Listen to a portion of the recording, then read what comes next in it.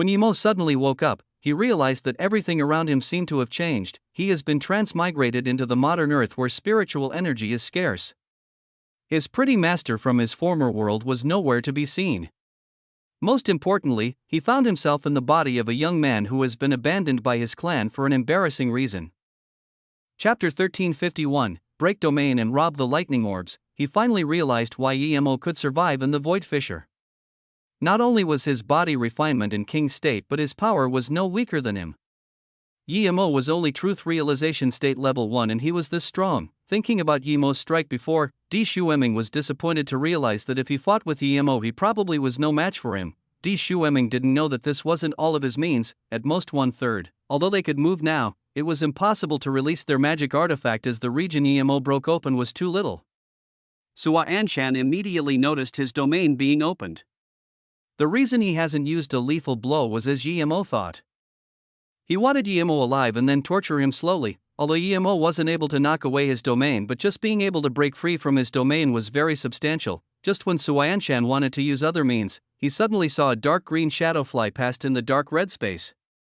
Just when it was about to leave, it was stopped by a windblade whirlpool and it began to struggle. Void Life Force Marrow, Di Shueming, and Suayanshan called out at the same time. Void Life Force Marrow could be the most valuable spirit item Yimo had seen other than Bitter Bamboo. But of course comparing Bitter Bamboo with Void Life Force Marrow was lowering Bitter Bamboo's status. Void Life Force Marrow wasn't worth 1/1000th of Bitter Bamboo. Void Life Force Marrow grew in the void. The deeper the color, the more precious it was. This Void Life Force Marrow was green. Its value was immeasurable. Ordinary cultivators who ate Void Life Force Marrow could live 100,000 years longer. Of course, there was no cultivator dumb enough to eat it straight away. They would usually concoct it into pills. The other use of it was to truly grow flesh from bones. Most spirit herbs in the world could only save someone with an essence spirit left, but the Void Life Force Marrow could save someone who didn't have an essence spirit. It could allow someone to grow a new essence spirit and recover his past memories and abilities, but only Void Life Force Marrow that reaches purple color can do this. Seeing this, Yimo immediately thought of Nia Shuangshuang. But Yimo also realized that it was impossible for him to get it as Sua Anshan already saw it. He didn't even know if he could escape from Sua Anshan, much less rob this Void Life Force Marrow. Seeing the Void Life Force Marrow, Sua Anshan's eyes lit up.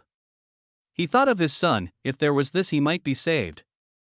Its quality was a little low, but it was better than nothing. Plus, it was such a large piece. Suayanshan glanced at Yimo and Di Shueming, whom he trapped, and didn't go up to take the Void Life Force Marrow. He shot out tens of faint blue flames surrounding the 12 lightning beads. This meant that even if Yimo and Di Shueming broke free from Suayanshan's domain and 12 lightning beads, they wouldn't be able to escape the blue flames. Seeing this, Di Shueming's face looked pale and he murmured, "Prison of Heaven Flame. I forgot this bastard had a Liming Flame." Yimo's eyes narrowed. Prison of Heaven Flame clearly was just a way of using Heaven Flame, trapping someone inside. There was no other way of escape other than charging through the Heaven Flame. But the Heaven Flame was blue color, that would be suicide. Of course Yimo wasn't afraid of this. He had a way to escape. It was simple: burn open the fire with the more higher caliber Mist Lotus Heartfire. The Heaven Flame prison was powerful, but it was just a method of using Heaven Flame. It was much weaker than his Heaven Flame 9 Suns. But he couldn't use the Heaven Flame 9 Suns well enough. If he could release 3 purple suns, Suayanshan could only wait to be melted. Yimo rejoiced that his Heaven Flame was also blue color and much higher rank than Suayanshan's flame, otherwise he would be in trouble. If he was willing, he could also use Mist Lotus Heartfire to trap someone, but he felt pity he could only at most take Suayanshan's 12 lightning orbs after breaking free of his domain. He wouldn't have the time to take Suayanshan's Heaven Flame as he would be back already. What do we do?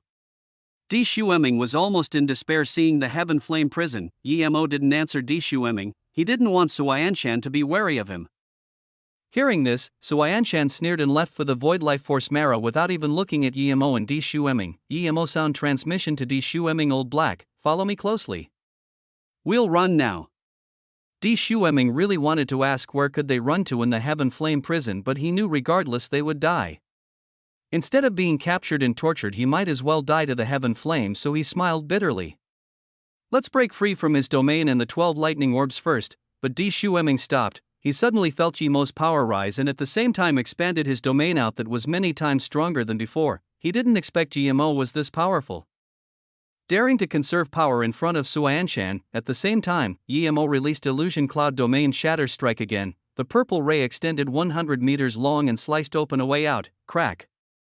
They could leave now. Di Shueming rejoiced and took back his seal, but at the same time he remembered the 12 lightning beads.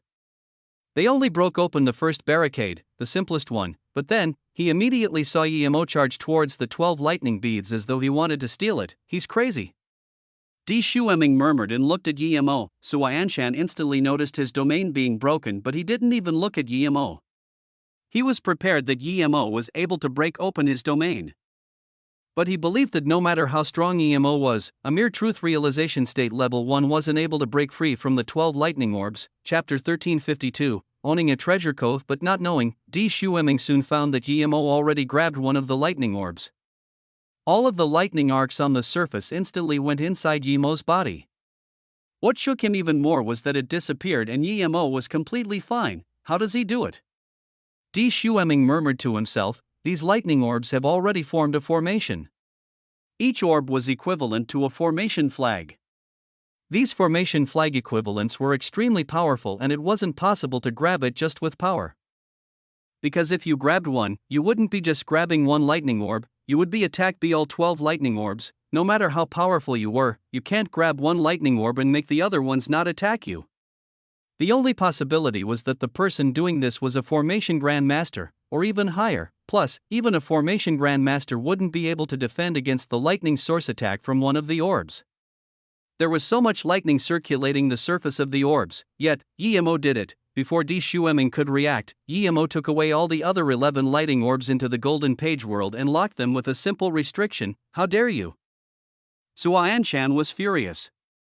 If it wasn't that he already controlled the Void Life Force Marrow, he would be coming over to teach Yimo a lesson. The Void Life Force Marrow wasn't so easily controlled, it had its own will and one mistake, it would disappear into the void. So, he didn't dare to leave before completely capturing it. The main thing was that he believed even if Yimo broke free from his domain and took his 12 lightning orbs, he wouldn't be able to escape from the Heaven Flame prison. Even a powerful cultivator would need a few days or even a month to break free. He only needed about half a minute and he would be able to completely control the Void Life Force Marrow and free himself to deal with these insolent brats. Quickly go, Suanshan is about to control the Void Life Force Marrow. Di Shueming suddenly stopped and his face was full of despair. He forgot about the Heaven Flame prison due to Yimo's magnificent show. He immediately realized that they still weren't able to break free. Yimo was watching Suanshan the whole time. Seeing that Suanshan didn't come over immediately, Yimo sneered that old thing still needs a few seconds. We have enough time. Then, Yimo waved out a blue flame with his hands. The flame burned onto the Heaven Flame that stopped them. Blue Mist Lotus Heartfire. Di Shueming looked at this in shock. Yimo's Heaven Flame clashed with the Heaven Flame prison, creating a sizzling sound. 3 seconds later, they burned a huge crack in the Heaven Flame prison. Before Di Shueming could say anything, Yimo said let's go. Di Shueming didn't need Yimo to tell him now. The two sped up and immediately disappeared. Even in the Void Fissure they raised their speed to the extreme. Even being swooped away by void dangers was better than falling into the hands of Suanshan. The instant the two escaped, Suanshan knew and he was so angry he almost spat blood. I'm going to tear you apart. Suanshan put away the Void Life Force Marrow but wasn't happy at all. He was angry to the extreme. The two insects ran and that truth realization state level 1 insect took his 12 lightning orbs. Suanshan put away his Heaven Flame but there was no sign of Yimo and Di Shueming in his spirit sense. The Void Fissure limited spirit sense greatly and even without the limit, he wouldn't be able to sense them after this long, but looking at the direction they ran, Suanshan sneered. These two were too inexperienced, he had already marked the 12 lightning orbs with his spirit sense. No matter how far they were, he could sense Yimo's direction based on it. No one could remove his spirit sense mark in such a short time. Even the most powerful cultivator would need at least a day, so he wasn't worried that Yimo got away at all. But when he extended his will, his face changed dramatically. He found that he couldn't sense the direction of his 12 lightning orbs at all. While running, Di Shueming was still shook at Yimo's endless means and his bravery to steal the 12 lightning orbs. Just how much balls did Yimo have? After a few thousand kilometers, Di Shueming said desperately to Yimo, Yimo, quickly throw those 12 lightning orbs away. I know it's good, but it's marked with Sua Anshan's print. He might be able to chase up to us based on that. Yemo smiled. Even if he comes, I won't throw it away.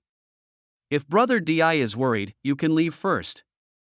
Di Shueming's face sunk. Who do you think I am? Even you don't fear that Sua Anshan. I'm a immortal ascension cultivator. How can I be afraid? Yemo didn't expose Di Shueming, but regardless, he was good enough to be a friend. What shook Di Shueming was that they had been running for nearly 10 days, but there was still no sign of Sua Anshan. This isn't right. Di Shueming murmured to himself, and then he said, Yemo, where did you put the lightning orbs at? There's no reason that Sua Anshan didn't chase up. Take it out and see. Of course Yemo wasn't going to take it out. If he took it out now, it was telling Sua Anshan where they were. So he shook his head without hesitation. Seeing this, Di Shueming didn't say anything. After all, they just met for a short time. Where is this place? Yemo looked at the densely clustered space ripples and lines. Is this where I practiced body refinement before? The center of a void storm is ahead? I've tried breaking through to disaster state before, but I failed many times. Di Shueming pointed at this place and said. Then Di Shueming sighed. Without high-level supplementary spirit herb, I'm probably stuck in monarch state. I've used up the spirit herb I had before. I don't even have a level 1 spirit herb now. Supplementary spirit herb? Yemo asked in confusion. He had never used some spirit herb from 1st to 6th state. Seeing this, Di Shueming asked with more confusion. Body refinement needs large amounts of supplementary spirit herb. Did you reach king state without using spirit herb? If so, you probably would have died countless times. Yemo didn't suspect Di Shueming's words. The reason he recovered perfectly each time after sustaining such injuries was due to the 3 birth chant. I took some pills. Yemo could only say. Di Shueming nodded. Body refinement is actually completely different to cultivation. If possible, just use spirit herb pills directly. It's much better than using pills. Su magic artifact, sword grass, blue blood are all great body refinement herbs. Of course, the best is high-level spirit beast blood. If there's a level 11 untransformed spirit beast, its blood would be the best. Yemo thought, what about the tens of drops of Koan blood he got? Thinking about this, Yemo immediately asked, what about God beast blood? Di Shueming laughed. God beast, huh, that's of the legends. If you really have it, I'll only need 1 drop, no half a drop, and I can reach disaster state and you can reach monarch state without any problems. Chapter 1353, Reaching 3 God States. Then, Di Shueming looked at the jade bottle that suddenly appeared in Yemo's hands. Don't tell me you have God beast blood in the jade bottle.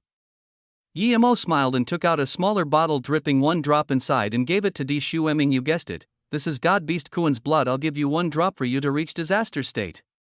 After dazing for a long time, Di Shueming took the bottle and sniffed it. Then, he looked at Yemo in shock. It really is God beast Koan's blood. How can you get the blood of such a royal god beast? Yemo smiled. I'll be honest with you, that god beast Koan is inside here too. Even Sua Anshan is probably not enough for a few casual claws from him. You need to be careful using its blood for body refinement. Di Shueming took a cold breath. And I find that the longer I stay with you, the more I don't get you. You can even get God beast Koan's blood and steal 12 lightning orbs from Sua Anshan. I really don't know what you don't dare to do. Yemo smiled. Go practice body refinement. I will do so as well. We'll talk later. Then you take me to the tunnel that can leave this place. Yemo threw Di Shueming a communication bead. Di Shueming took it and nodded seriously. Okay, after you reach 3 God states I will take you over. He knew that Yemo wasn't going to give up no matter what, so he might spirit artifact well go help him. Then he said the god beast blood should be used based on power. With our power we should only use half a drop, using more is a waste. But if you digest the blood, there won't be any marks. Even if God beast Koan stood before you, he wouldn't know. Okay, thank you. Yemo saluted with his fists and turned into the endless space lines. Seeing this, Di Shueming murmured, there's actually such person in the word. He can even get Koan's blood but give it out casually. Di Shueming changed a direction and disappeared. He wanted to break through into disaster state immediately. Yemo was very fast and left this place. He came next to a space wind blade whirlpool. He didn't jump in immediately. He came here not to body refinement but to spirit control the 12 lightning orbs. He needed to go into the golden page world to do that, and it wasn't convenient to stay with D. Shueming, EMO just into the space wind blade whirlpool and went straight into the golden page world. In the golden page world, EMO picked up the 12 lightning beads. The 12 lightning orbs were quickly thrown into the golden page world and they still had lightning circulating around them. In order to quickly spirit control these 12 orbs, EMO spat out essence blood. After the orbs were immersed in EMO's essence blood, they were quickly spirit controlled. As EMO kept spirit controlling more lightning orbs, the lightning arcs gradually disappeared from the surface of the lightning orbs. The 12 lightning orbs returned to longan-sized and their color went from a dull blue to an aqua color. The 12 beads were very pretty. After spirit controlling them, EMO realized that they weren't called lightning orbs but lightning sea magical orbs. There were supposed to be 36 orbs altogether and Sua Anshan only got 12. If there were 24 orbs, its power would increase countless folds, and when all 36 were gathered, there would be heaven-shattering power. This is a good thing indeed. EMO sighed after spirit controlling these 12 orbs. He put the lightning sea magical orbs away. No matter if he could find the remaining 24, he was planning to give these 12 to Yemo as a present. As soon as Yemo was done, Suanshan, who was still searching for Yemo and Di Shueming, sapped blood in the air. This was because he was so angry that Yemo actually spirit controlled his 12 LSM. How could he tolerate such insult? But he had to. Yemo wasn't going to care about what Suanshan felt. That had nothing to do with him. He came out of the golden page world now and left this windblade whirlpool. It could help him reach king state, but it wasn't enough for him to reach monarch state. Yemo wanted to go to the center of the space storm. He wanted to test if the Kuan blood really had that much benefit for body refinement. In the void fissure, there were countless space storms. The smaller ones were space string whirlpools, the larger ones were space sand and line whirlpools mixed together. There were some space sand, wind blades, chaos flow, and fissures mixed together. Ordinary cultivators wouldn't even be able to last long even if they were truth realization state peak stage there. Yemo found a middle grade space storm and took out a drop of Kuan blade and ate it. He had a lot of it, so he didn't need to listen to Di Shueming. He just ate one and had decided that he would go into this golden page world immediately if there was any danger. As soon as he drank it, Yemo felt his organs were going to be torn apart. Moments later, his skin went red. Yemo wanted to cut himself with a sword right now. Yemo was shook and jumped into the storm. He finally realized why Di Shueming told him to use half. This terrifying explosive power would have torn his organs apart if he wasn't king state body refinement. One could see that the Kuan beast would be fine as long as he didn't get caught in the scariest space disposition. Yemo's armor and clothes were instantly torn apart when he came into the storm. The countless wind blades, sand, and lines ravaged on his body. Yemo felt that the instant his skin was torn, they grew back out again rapidly. Yemo finally understood the use of the Kuan blood and didn't dare to waste time at all. He used the 3 birth chant and 3 god body refinement chant together. In a short while, he reached a state of self-unawareness. With the help of the Kuan blood, his skin and every part of his bone and muscle were being reorganized. 3 days later, there was gurgling sounds when his cultivation essence flowed. A week later, Yemo's cultivation essence soared to a breaking point and finally exploded in his body. Then in a heavy thud, the rustling sound broke the stopping barrier and cultivation essence flowed freely. Yemo felt easy. In that instant the scorching and tearing sensation disappeared. The space storm was like a tickle to him now. Yemo howled. He knew that he not only reached the monarch state of the 3 god states, and he also break through to truth realization state level 2. This was the first time he broke through without using time formation disk. Truth realization state level 2 and monarch state body refinement. Yemo knew that even in the Black Rock City, his power was ranked ahead. After changing a set of clothes, Yemo casually walked around the center of the space storm. In a short time, he walked everywhere in this storm that would have easily killed him before. Now, Yemo felt his power. He exclaimed, this void fissure was indeed an extremely good place for body refinement. Yemo was still in disbelief at the power of the Kuan blood. Making him reach monarch state in 10 days, Yemo didn't contact Di Shueming. He didn't know if he reached disaster state now, but he needed to reach that state. The tunnel of escape Di Shueming told him about was extremely dangerous. He had to bring his body refinement to the extreme. Black Rock City, there were tens of truth realization state peak stage cultivators at the door. Sua Anshan's face was sullen. The two beautiful women next to him were sobbing. Clearly the void life force Mara wasn't high level enough and thus was useless. Where is Vice City Lordshire? Sua Anshan asked coldly. Chapter 1354, Black Rock City Vice City Lord. The younger beautiful woman behind Sua Anshan bowed and said in a sad and soft voice, "Sure, Taa went into the void fissure alone to get revenge for Chuan." Swan Anshan sneered but said to the tens of truth realization state peak stage cultivators here, "Even if I flip over this void region, I'm going to find that insect." Yi Mo appeared in an even more violent space storm center. He wanted to reach disaster state here, but he knew that it wouldn't be so easy. He wasn't sure how much time he would need, but he wasn't sure if someone would come over while he was cultivating. In order to avoid being ambushed, Yi Mo spent a day to set up a level 9 Space 9 Illusions attack formation. This formation was based on his understanding of the space seal at Sand River and his illusion cloud. Other than him, no formation Grandmaster would be able to see through it quickly. This attack formation was hidden into the void. He learnt this from the Ice God Forbidden Grounds. Yi Mo believed that there wouldn't be a lot of formation Grandmaster who knew this. The only problem was Spirit Source, but this was the center of the space storm. There was very dense spirit chi. Yi Mo set up tens of extreme grade spirit stones and then the formation was erected. However, after reaching Monarch state, Yi Mo found that he could defend against the space storm easily. Was he already developing resistance? Yi Mo was speechless. He only used 1 drop of Koan blood and now there was resistance. So when 1 drop didn't work, he immediately ate a second drop. After 4 drops, Yi Mo felt he was still at the tertiary stage of Monarch state. Being used to the speed of cultivation, Yi Mo couldn't tolerate such slow speed, so he ate 10 drops at once. With this, Yi Mo immediately felt that terrifying scorching heat in his body. Strange spirit power ran rampant in his body. It was as though next moment, he would turn to dust. It was useful. Yi Mo was happy and used 3 birth chant as well as 3 god body refinement chant. At the same time, he started moving towards the center of the whirlpool. As he used his cultivation method, the scorching sensation was weakening and his skin was repairing faster. The meridians were being reorganized again and again. Even his blood started to change. It flowed very fast, and even after loss of blood, his wounds would immediately heal instantly without the use of pills or cultivation method. The space storm now was like a soft breathe on his body. It couldn't bring about any more gashes on his body.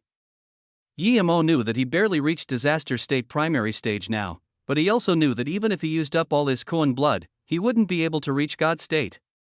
He might have a chance if we went into Space Disposition River, but Yi Mo wasn't going to do this. He can risk his life for cultivation, but he won't go suicide.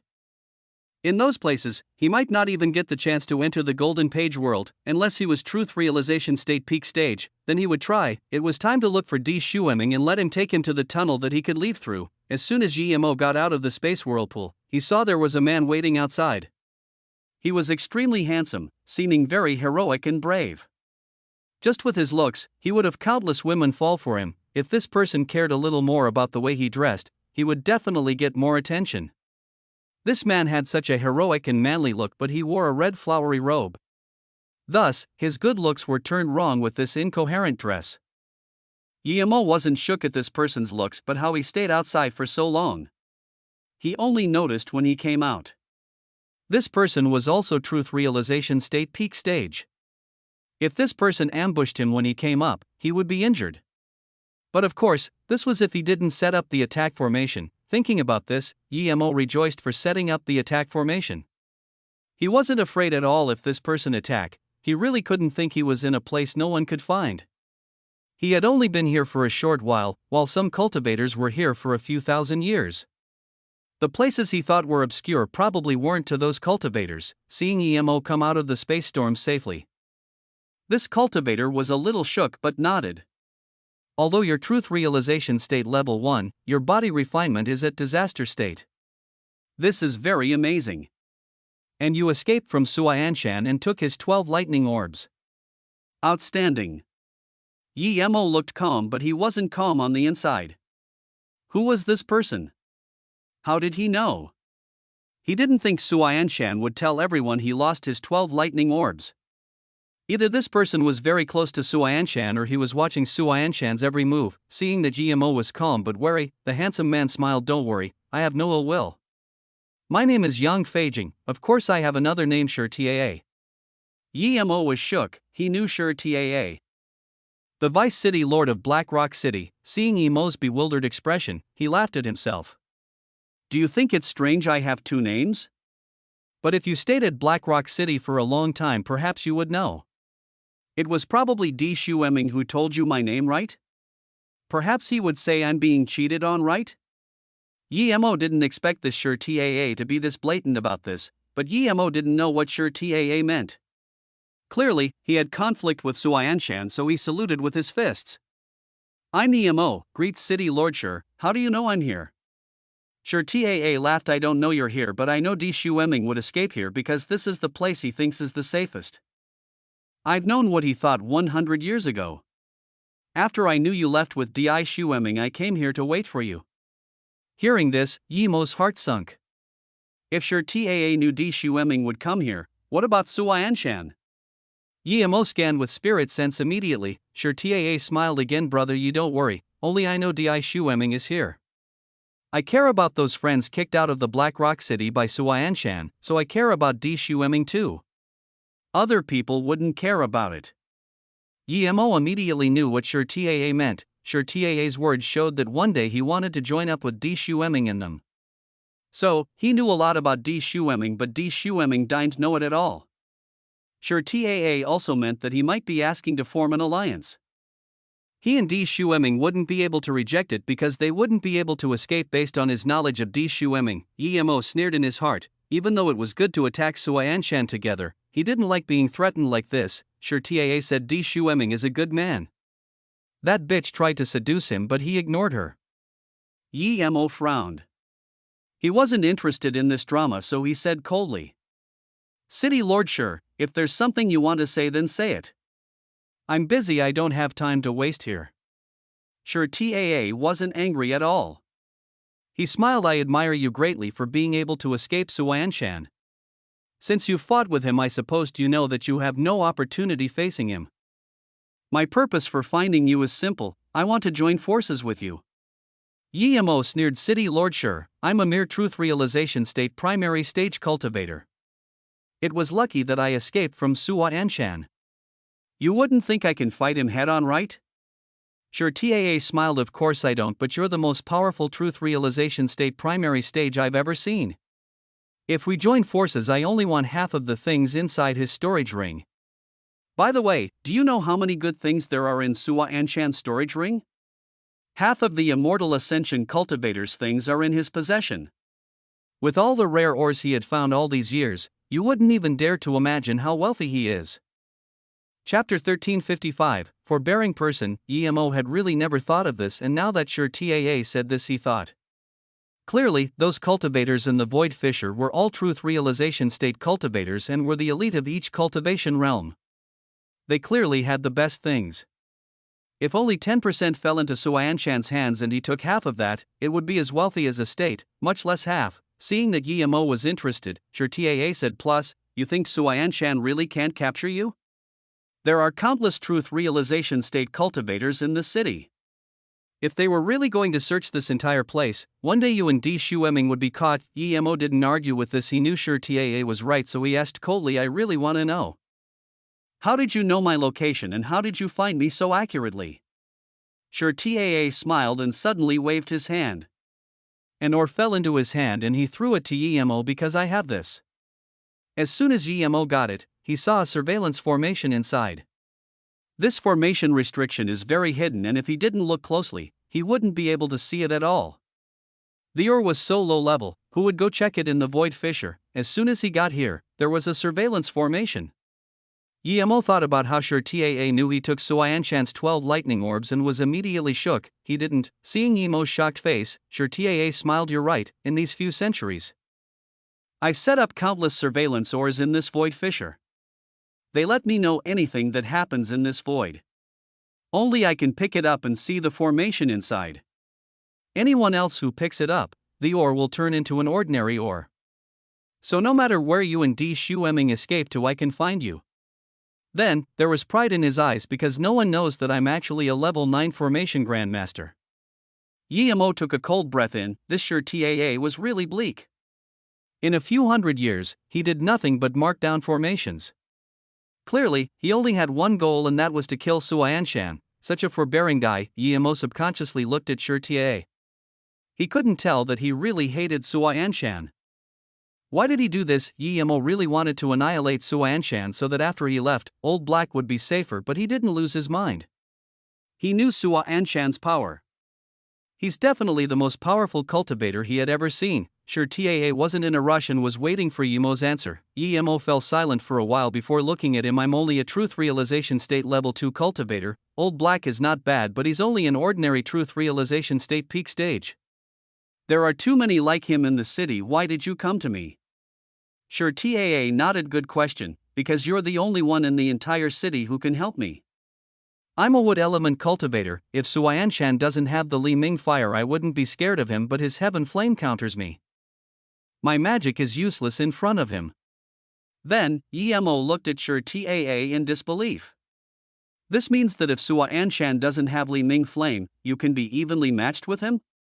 Sure TAA smiled pridefully. Even if we can't be evenly matched, he wouldn't be able to do anything to me. With my formation and your help, I believe that I can kill him.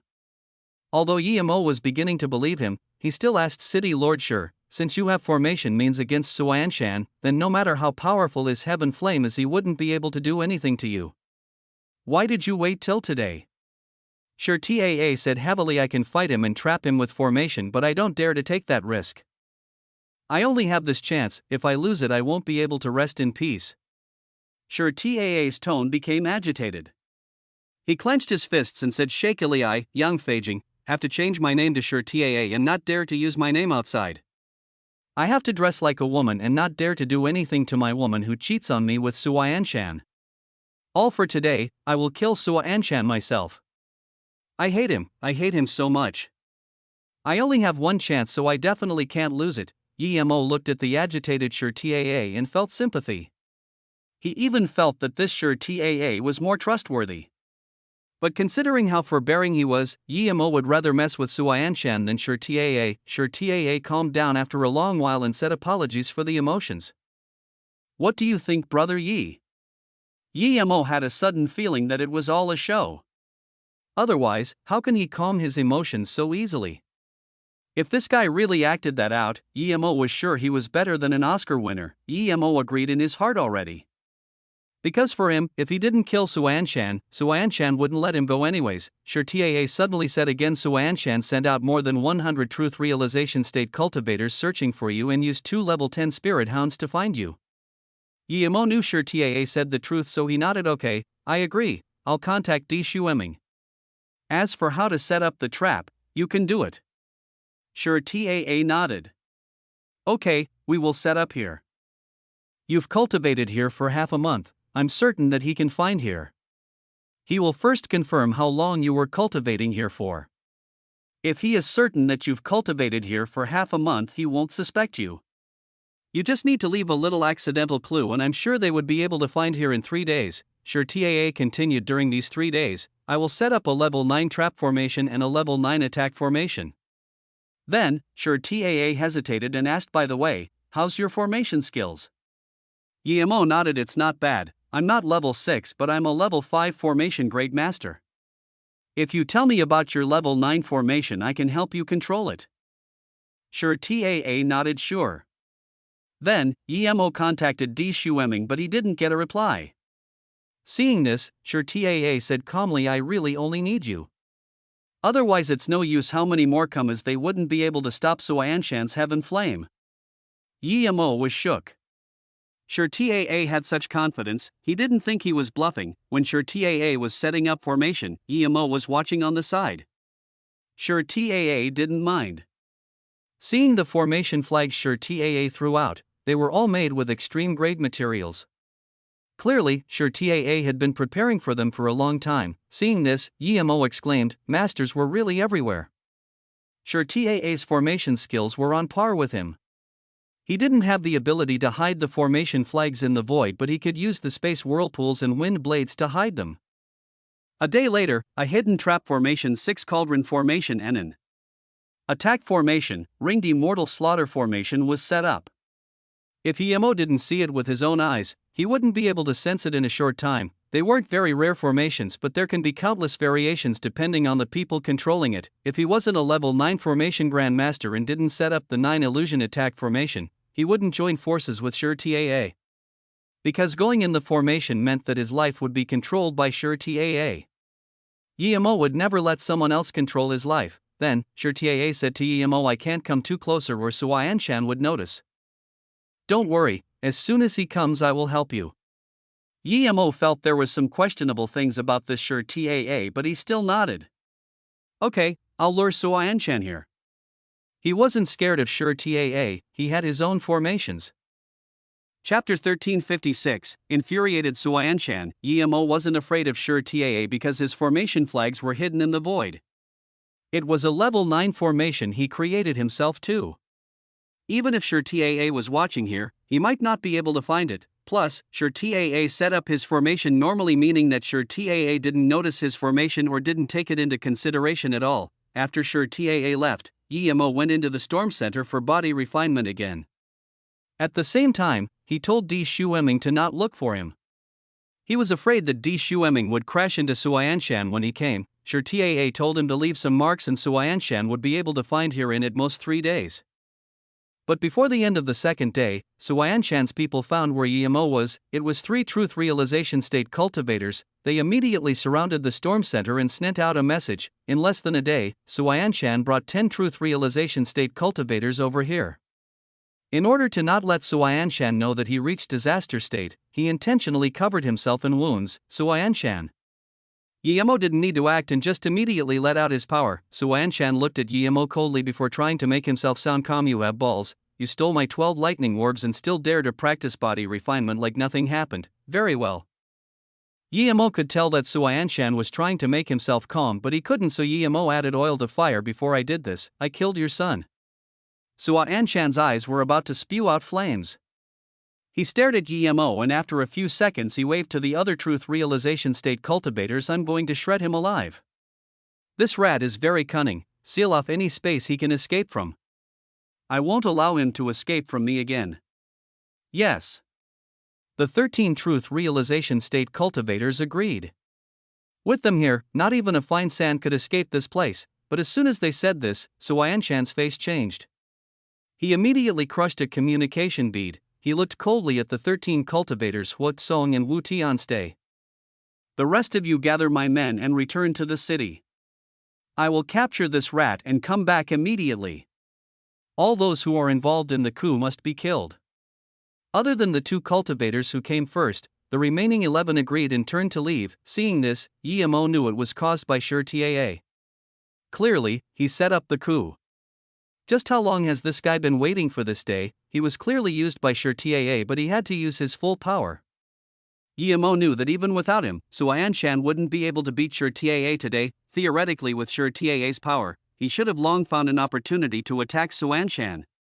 Why did he drag it on till today? EMO definitely wouldn't believe it was purely because of this Li Ming fire. As soon as the 11 cultivators left, Suayanshan's power rose drastically and even the space wind blades and sands were forced off by his power. Moments later, EMO, who was more than 10 meters away from Suayanshan, found difficulty breathing. Such a powerful force, EMO was shook. He just realized that Suayanshan didn't even use half his power last time. "Rat, if I still let you escape from me today, I'm not Suayanshan." Suayanshan said word by word as his force kept increasing. A cultivation essence force field whirlpool formed around him. It was as though being swooped in would result in defeat. A dark snake-like figure rose up next to him that grew larger and larger as it circulated around him. EMO released Octagonal Cauldron without hesitation. Seeing this, Suayanshan was surprised and said, great, you robbed quite some good things indeed. Not only do you have Blue Mist Lotus Heartfire but also this extreme grade defense magic artifact. It's not a waste for me to hunt you personally for a month." EMO was at a loss for words. Suayanshan was right, he really did rob the Octagonal Cauldron. Just when Suayanshan was about to attack, a laughter sounded. "City Lord Sua, who made you so angry?" "It's you? Sure TAA?" Suayanshan stopped and looked coldly at him. Since when did Vice City Lordshire have the courage to laugh in front of me? Did your balls get bigger after your daughter died? Sure, Taa said calmly. I have no daughter, but I heard City Lord Sua's daughter was killed, so I came to help. Suayanshan sneered. Vice City Lordshire, such a big heart, you don't even want your daughter. Sure, Taa said calmly. Ever since I began cultivation I severed off my genitals. How can I have a daughter? I didn't lie to you, I don't have a daughter. Hoof. Suayanshan sneered. Then Sure Yuchuan isn't your daughter. Suayanshan's face suddenly changed and he pointed at Sure Taa saying shakily, you're saying. You're saying. Sure Yuchuan is my. Sure Taa laughed. Sure Yuchuan's last name is Sure, but there's so many people in the world with that surname just like Sua. This isn't strange. Why does she have to be my daughter? If she changes to Sua Yuchuan, then wouldn't she be City Lord Sua's daughter? I also heard that Princess Chuan sleeps with young Master Sua every night. Suayanshan could no longer resist the horror and fury in his heart. He splat blood on the spat and his power roared, I'm going to eat you alive, young Feijing. The person he hated the most now wasn't Yimo but this Vice City Lord Sure. Sure Taa threw out a few formation flags and smiled. City Lord Sua still remembers my name, I'm quite honored. Before Suayanshan could even expand his domain, a truth realization state cultivator suddenly pulled out a 15 cultivation method black sword. But it flew towards Suayanshan. This was the truth realization state cultivator Suayanshan kept to help stop EMO, the other truth realization state cultivator dazed. He clearly didn't expect his pal would ambush City Lord Sua. Before he could react, the black sword had pierced Suayanshan's armor, injuring him. Suayanshan yelled and grabbed behind him. That truth realization state cultivator couldn't even resist and was grabbed at the head by Suayanshan. He spat multiple streams of blood and his essence spirit was crushed by the furious Suayanshan. Suayanshan threw and that body turned into a bloody mist. Suayanshan's eyes were red and said coldly to the other cultivator, Huatsong, Wu Tian ambushed me just then. Did you want to ambush me too? Speak. The other truth realization state peak stage cultivator said with a pale face. City Lord, I'd been with him the whole time but I've never wanted to ambush City Lord. I swear, if I want to ambush. Cold beam shot out of Suayanshan's eyes. I only trust dead people. Then, the black snake materialized, forming a 10-meter-long black snake. It ate the other truth realization state without hesitation. Chapter 1357, The Threat. Sure Taa didn't move and neither did GMO. Suayanshan calmed down after killing the two and waved his hand. He held the snake in his hand. Only now did GMO see clearly that it wasn't some black snake but a magic artifact. A snake-headed wand. This was the first time EMO saw a magic artifact that could devour people. Suayanshan looked coldly at Sure Taa and didn't move nor talk. EMO was feeling threatened, not by Suayanshan but Sure Taa. This person was too scary. Without hesitation, Huatsong and Wu Tian could find here because Sure Taa told Wu Tian, it wasn't hard to put a traitor next to Suayanshan nor make the traitor willing to die for him. The hardest was that he could predict Suayanshan would keep Wu Tian. What calculations and means was this? Yimo's heart was cold. What would happen if he offended Sure Taa? Yimo soon got the answer. He would kill Sure Taa at all costs or he wouldn't be able to sleep. You set up the coup in the city? Suayanshan asked calmly. Yes.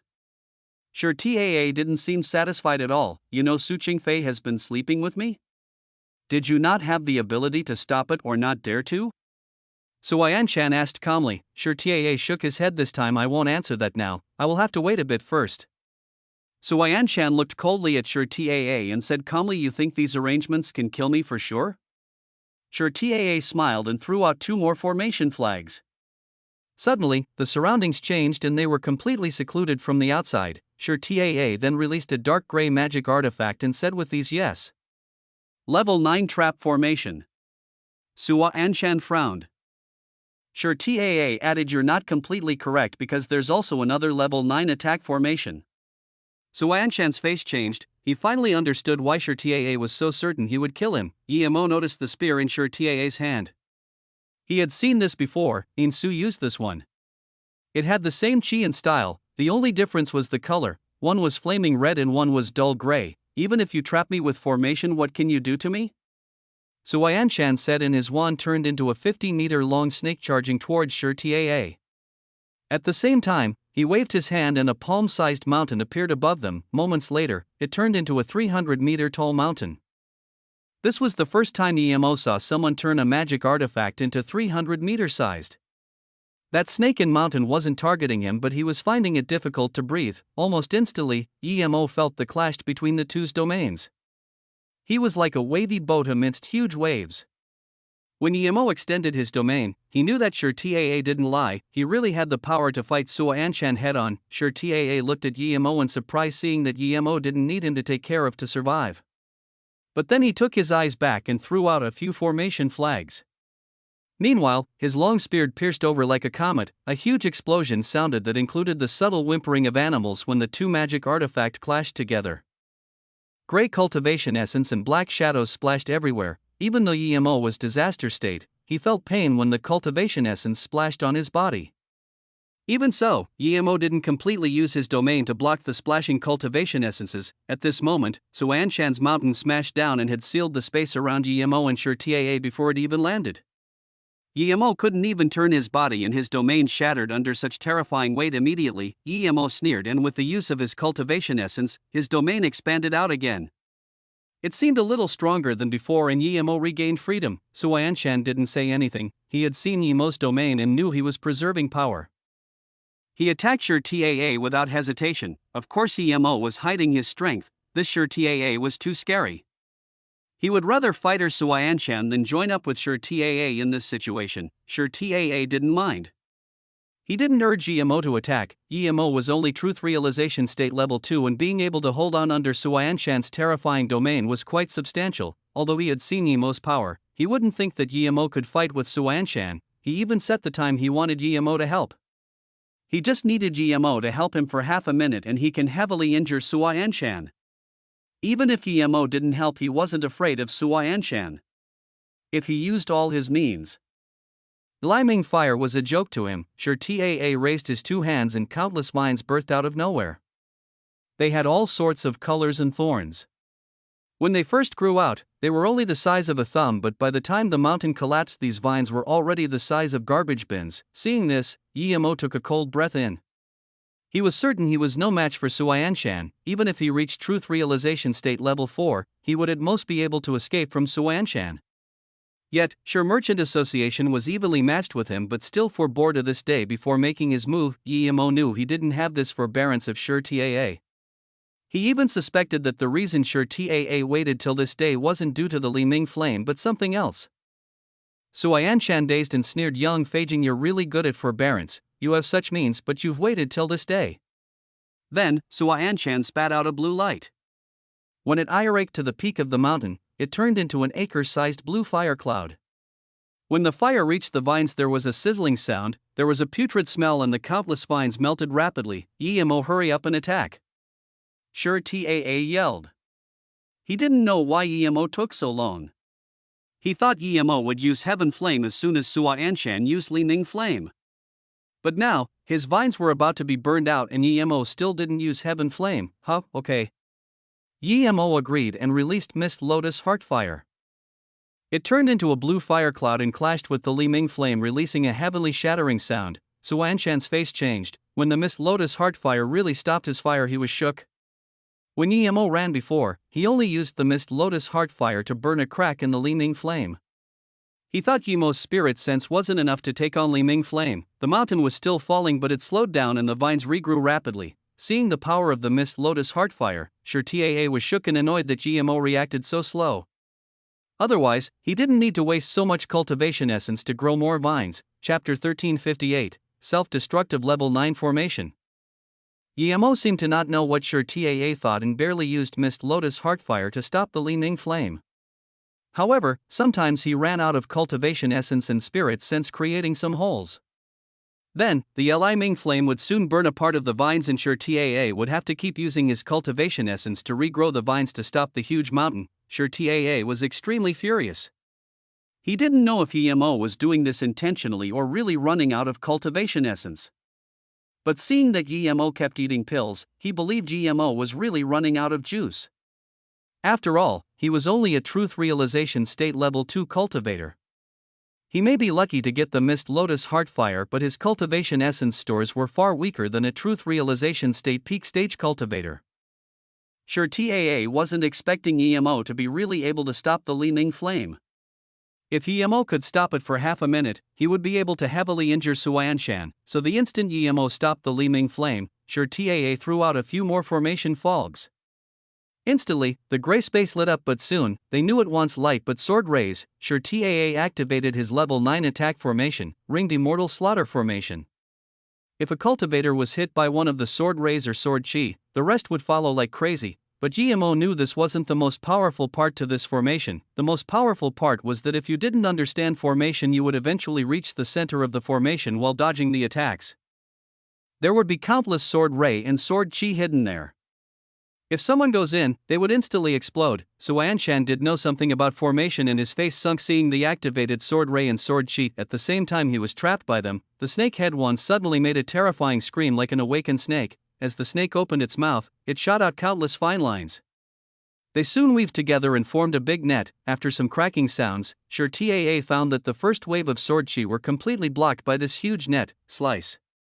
The net also became broken after stopping the first wave of sword chi, but Suanshan immediately spat some essence blood and the snake spat out more lines in a faster pace. You can cultivate space cracks. Sure TAA's face changed, but before he could react, the huge snake wand grew again into 100 meters long. The tail of the snake started waving, rumble, the tail flicked away the grew spear out. At the same time, Sure TAA spat blood in the air. EMO felt that his domain was shattering piece by piece and knew his cultivation essence wouldn't be able to stop this flick of the tail. Before it reached him, he flew up and landed on the side. Because he wasn't attacking with full power, he didn't have any difficulty in leaving. Sure TAA's eyes burst red at the same time and threw out tens of formation flags like crazy. EMO didn't go up now, he had never been using his full power. He felt Sure TAA was scarier than Suanshan. Sure TAA seemed to have lost his marbles throwing out this many formation flags. How could GMO not know what he was doing? He wanted to self-destruct the Ringed Immortal Slaughter formation. If that happened, not only would Suanshan be injured but so would Eva. Suanshan couldn't tell that Sure TAA was going to self-destruct the formation, but he noticed something was wrong. Before he could react, Sure TAA released that gray spear again.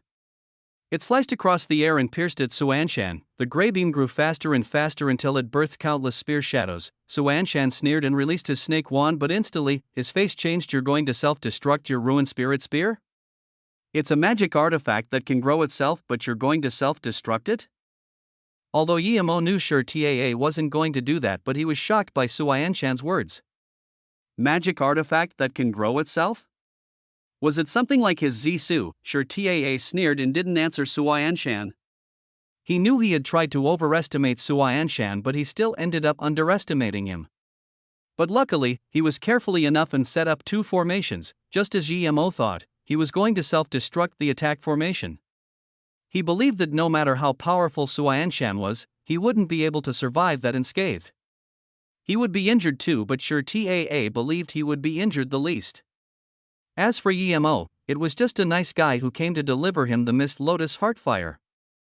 He just wanted EMO to be a bait to lure Suanshan over. Rumble, the wand and the spear clashed together, splashing cultivation essence everywhere and sending shockwaves in the void space. Suanshan noticed that the spear was fine while the space around him was getting volatile. That instant, he realized what was going on. He pointed at Sure TAA and yelled furiously, "You're crazy, you dare to self-destruct formation." Sure TAA spat a few mouthfuls of blood without hesitation. The entire space shook violently.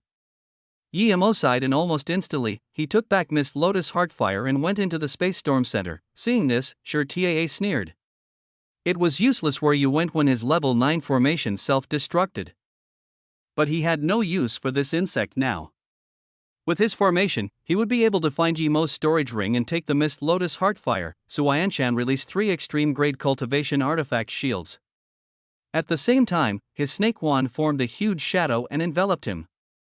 This wasn't it, he also used Li Ming fire to form a fire barrier to protect him. Rumble, rumble. This formation was Sure TAA's after all, so although he was in the center of the explosion, he was in a much better state than Suanshan. EMO instantly went into the Golden Page world in the center of the storm. The only reason he came here was to hide in the Golden Page world. The surveillance formations EMO threw out were instantly destroyed. One could see how terrifying this level 9 formation was. A few seconds later, Emo saw from the formation discs he threw out that the explosion eased up. He then went out of the golden page world and went invisible. If possible, he wanted to ambush Sure Taa. He knew Sure Taa wouldn't be killed by his own formation. He wouldn't even be heavily injured. As soon as Emo came out of the golden page world, the terrifying explosive force came. This instantly left countless sword chi marks on him, but they couldn't do much to him. There was only a few wounds. The space storm also became messy due to the explosion of the formation, so Anshan sat up shakily. His snake head wand was broken and the 3 extreme grade cultivation artifact shields were gone. Emo knew Sua Anshan was over. Even though he wasn't dead, it would take him about half a year to recover cultivation essence. Sure Taa wasn't going to give him this opportunity. Sure Taa spat some blood and waved the spear in his hand, saying coldly, "You asked me before why I didn't stop Su Qingfei sleeping with you? Now I can answer, she can sleep with you because I set everything up, but that bitch doesn't even know herself." Chapter 1359, Alliance Becomes Enemies. Hearing this, Emo was confused. Was the anger and excitement Sure Taa showing before fake? Now, he realized why Sure Taa didn't answer Sua Anshan's question, because if he did, then he would be suspicious of Sure Taa's emotions before. If he was suspicious of Sure Taa, he wouldn't help him fight Sua Anshan. Who is it? Sure Taa suddenly looked at Yemo's direction. Emo was shook. He just showed a little emotions and Sure Taa noticed it. Who can it be? It's me, of course, Vice City Lord Sure. Emo didn't need to hide himself anymore. At the same time, Emo threw out Shadowless just in case. You're fine? Sure Taa looked at Emo in shock, stating the obvious. Emo knew this was because this was too shocking to Sure Taa that he was completely fine. Emo looked at Sure Taa in surprise. Did Vice City Lord Sure want something to happen to me? Then, Emo blamed Vice City Lord Sure. You're really not nice. I at least helped you quite a bit, but you didn't even notice me when you let the fireworks out. I was so scared I almost forgot to block my ears. Sure Taa looked at Emo for a long time with uncertainty but didn't answer anything. How could he not know that Emo was being sardonic to him? He wasn't afraid of Emo, but Sua Anshan wasn't dead, and if he fought with Emo even for a few seconds, who knows what would happen. Now, he no longer dared to underestimate Emo. He was only truth realization state level 2, but he was a disaster state body refinement master. He could not only escape from Sua Anshan's trap but also from his level 9 formation self-destruction. That was in a rush and I didn't get to notify Brother Yi. Luckily Brother Yi is powerful and fine. Sure Taa realized Emo's threat and immediately said politely as though it was really all just an accident. Sua Anshan also looked at Emo with surprise. He suddenly said, "Yi, if you trust Sure Taa, what happens to me will happen to you. I'm exhausted of cultivation essence now and all my meridians are broken." That Sure Taa didn't have it easy too. If I were you I would attack him. Brother Yi, I'm injured but it's not serious. Brother Yi, don't listen to him, you killed his daughter and son, how can he let that go? Plus, we were in an alliance before. Sure Taa said slowly. Emo smiled. Of course he knew that Sure Taa really wasn't seriously injured. So before he fought with Sure Taa he had to get his payment. He then looked at Sua Anshan and nodded. Sua, you're right. I was invited by Sure Taa to fight you, not completely because you were hunting me. Hee, I'm not scared of being hunted because I'm used to it. I came to find you because I heard you have a lot of good things in your storage ring. I think if you give your storage ring to me I won't attack you. What Emo didn't expect was that as soon as he said this, Sua Anshan took off his storage ring and gave it to Emo. Yi, although you killed me son, I trust you more.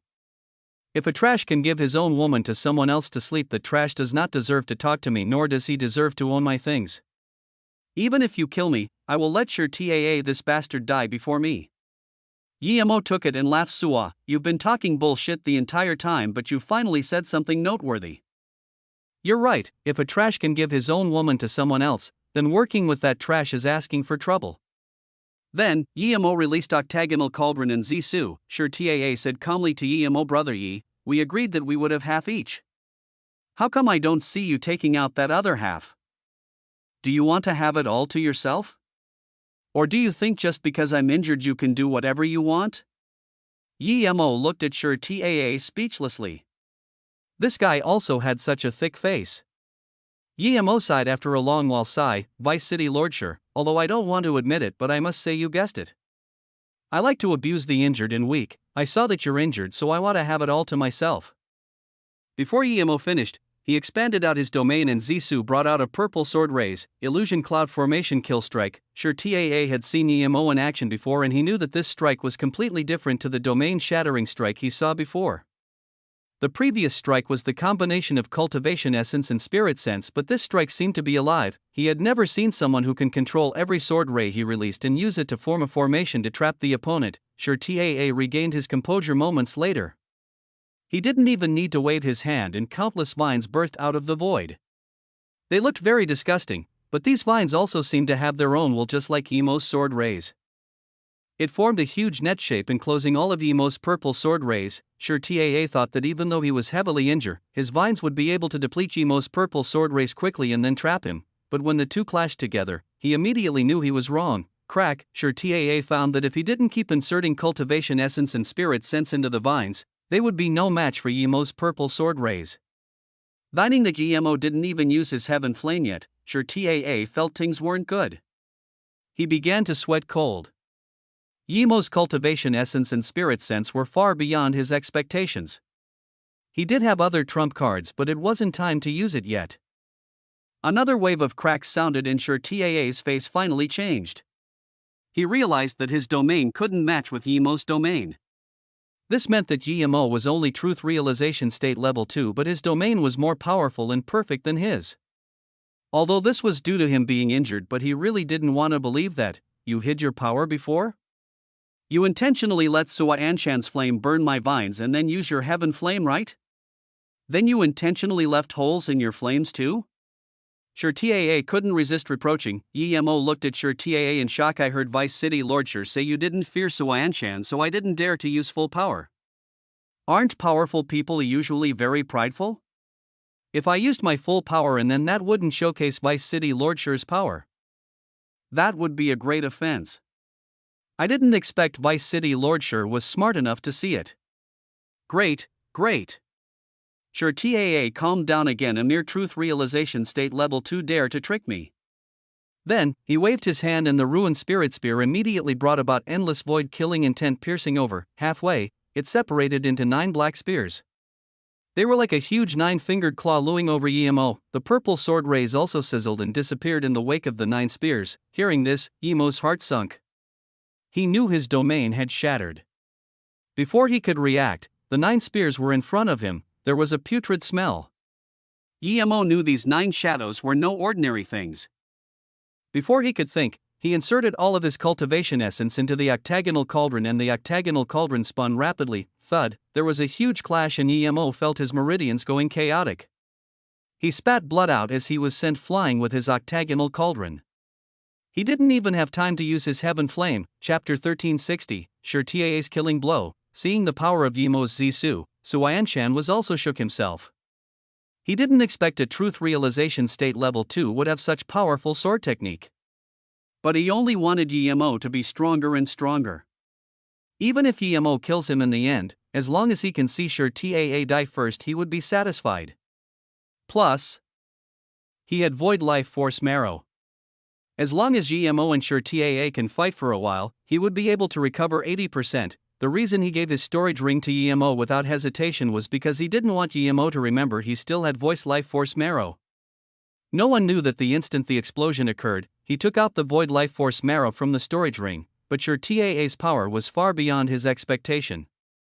He was injured in the explosion of the level 9 formation, but he was still able to send Yemo flying in one move. There was disappointment in his eyes. His hatred towards Sure TAA was inexplicable. This person knew Princess Chuan was his daughter but still let her sleep with his son. Comparatively, Yemo only killed his son and therefore the hatred wasn't that big. Unfortunately, Yemo had some power but he was still far too weak. Sure TAA wasn't going to let him go. Thinking about this, Sure TAA indeed charged at Yemo again. His hand sprayed out countless seeds. These seeds instantly budded in the air and countless buds sprouted. They turned into countless vines. If these vines joined together, Yemo wouldn't have the opportunity to attack again. Sure, TAA would only need to watch EMO being killed by these vines or keep spraying out seeds when the vines were being burned by the heaven flame. Seeing this, EMO was furious. This sure TAA didn't take him seriously at all. "Brother Yi, why do this? We agreed to cooperate, but you want to rob my thing," Sure TAA said calmly while forming the 9 spear shadows again. Seeing this, EMO sneered and hacked Zisu at the ruined spirit spear while releasing Mist Lotus Heartfire. Seeing this, sure TAA sneered. Suanshan's heaven flame was ranked lower than Yemo's, but the difference wasn't huge. And Suanshan was truth realization state peak stage. If he wasn't afraid of Suanshan's heaven flame, why would he be afraid of Yemo's heaven flame? Even if heaven flame can really counter his vines, he still had other means to easily kill Yemo. What shook sure TAA was that Yemo didn't form a fire cloud with the heaven flame. Instead, the heaven flame formed into a huge blue sun that hung mid-air. The sun emitted countless blue rays that instantly covered this entire space. Moments later, this area turned into a blue world. If they didn't see EMO release the sun, they would have thought they went back to solid land, back to the cultivation realm. Seeing this, Suanshan's eyes narrowed. He was already the peak of the cultivation realm. How could he not know that this was Yemo's heaven flame cultivation method? This was a true method of using heaven flame. He had been searching for countless years and couldn't find a heaven flame cultivation method. Yet today, he saw this on a young truth realization state cultivator. This made Suanshan sigh. Just how many good finds did this cultivator have? The terrifying blue rays didn't give him time to think anymore. He barely released his Li Ming flame, forming a heaven flame barrier to block the blue rays, but sure TAA didn't have it so easy now. Yemo didn't even need to use the fire cloud to burn his vines. Just releasing this sun put him at the complete lower hand of the battle. Sizzle. The putrid stench grew and the endless vines were all turned to dust under the heaven flame 9 suns. Sure TAA was shook. He didn't expect the pawn he found to be able to use the heaven flame better than the original opponent. Rumble. Zisu and Ruined Spirit Spear clashed together. The 9 spear shadows were scattered. Yemo flew back more than 10 meters back into the storm center before. Yemo knew there was still a huge difference between him and sure TAA in terms of cultivation essence and spirit sense. Both of their powers were beyond truth realization state peak stage. One could call them a fake immortal. Sure TAA wasn't happy at all striking Yemo away. He knew that he was stronger than Yemo in cultivation essence, but because of his injuries and overexertion of cultivation essence, he might not be able to finish Yemo off quickly. He really didn't understand why Yemo was fine when he self-destructed his level 9 formation. Sure TAA didn't understand, but he didn't have time to think about that. He looked coldly at Yemo and said, "You forced me, I will let you know true despair." He waved his hand again and countless shadows appeared in the air. Then, he spat many mouthfuls of essence blood into it. Then, the shadows started to move. When Yemo saw them, he was shook. Corpse puppets, truth realization state corpse puppets. Corpse puppet was an extremely cruel cultivation method. The practitioner would capture other cultivators alive and bind their essence spirit. Then he would sink the cultivator into a special fluid for 100 years. But the cultivator wouldn't die and his body would become extremely tough. At this time, the cultivator would pull the puppet out and burn him with his own cultivation essence fire for 100 years. During this time, the puppet would be conscious. He would have to endure inhumane torture and endless horror. 200 years later, their conscience would be devoured by the puppet master, but their essence spirit would be kept. At this moment, they would just be a puppet, but they would be stronger than they were alive. Their levels are based on their cultivation level when they were alive. These corpse puppets were clearly made with truth realization state cultivators. Seeing this, Suanshan pointed at sure TAA and shock you. So all those missing cultivators were turned into corpse puppets by you. Sure TAA's face was pale too and he looked coldly at Suanshan. You will be my 931 truth realization state corpse puppet. Then he looked coldly at Yemo, forcing Mai to use this. You will be my weakest corpse puppet. Yemo had annihilated all the vines and didn't want to waste his spirit sense, so he took away the Mist Lotus Heartfire and ate a few spirit recovery pills. Then he looked at sure TAA and said coldly, "Sure, you have such power, but you waited till today to attack and asked me to help. I don't think you're afraid of the Li Ming fire. And your acting skills are quite good, I almost thought it was real." Sure TAA ate a few pills and looked snarly at Yemo. "I wasn't acting, I'm really furious. I did give her away, but am I not allowed to be angry?" He then said coldly, "Do you know why I haven't turned Dai Shueming into a corpse puppet yet? Because she's the only woman I've ever loved. Before I turn her into a corpse puppet, I will satisfy her wish. I know Shui Qingfei doesn't really like Suanshan, but I know she really did fall in love with Di Shueming. I will turn her into a corpse puppet with Di Shueming. Pity, it's too early to show my corpse puppets today. Sure, Taa calmed down, psychopath. Yi Mo sneered. Both of them were recovering their spirit sense and cultivation essence. I know why you waited till now to attack. You didn't wait for Yi to stop my aligning fire. Even if he didn't appear, you were planning to attack in these 2 months because you're waiting for. Sure, Taa suddenly roared, shut up. Then, Sure Taa waved his ruined spirit spear and those few hundred corpse puppets rushed at Yi Mo. Chapter 1361, Instant Kill Corpse Puppets. Yi Mo wasn't even shook. A few formation flags suddenly appeared in his hands and he threw them out. Sure Taa saw this and sneered, no wonder you were being so sneaky here before. You were setting up a formation. But you're quite capable to hide it from me. But even if you set up, as Yi Mo threw out the last formation flag, Sure Taa was dazed. There was extreme shock in his face. He didn't even believe what he saw. How could this mere truth realization state level 2 cultivator hide a level 9 formation that even he didn't see? Sure Taa realized that not only did he not recognize this formation, he didn't even know when it was activated. You're a level 9 formation Grandmaster too. Sure Taa stared at Yi Mo in shock. He was certain that Yi Mo was not only a level 9 formation Grandmaster but one that was better than him. When he was setting up his formation, Yi Mo was trapped inside but was very calm. Clearly, he wasn't scared of his formation. Even when he self-destructed his formation, Yi Mo wasn't hurt at all.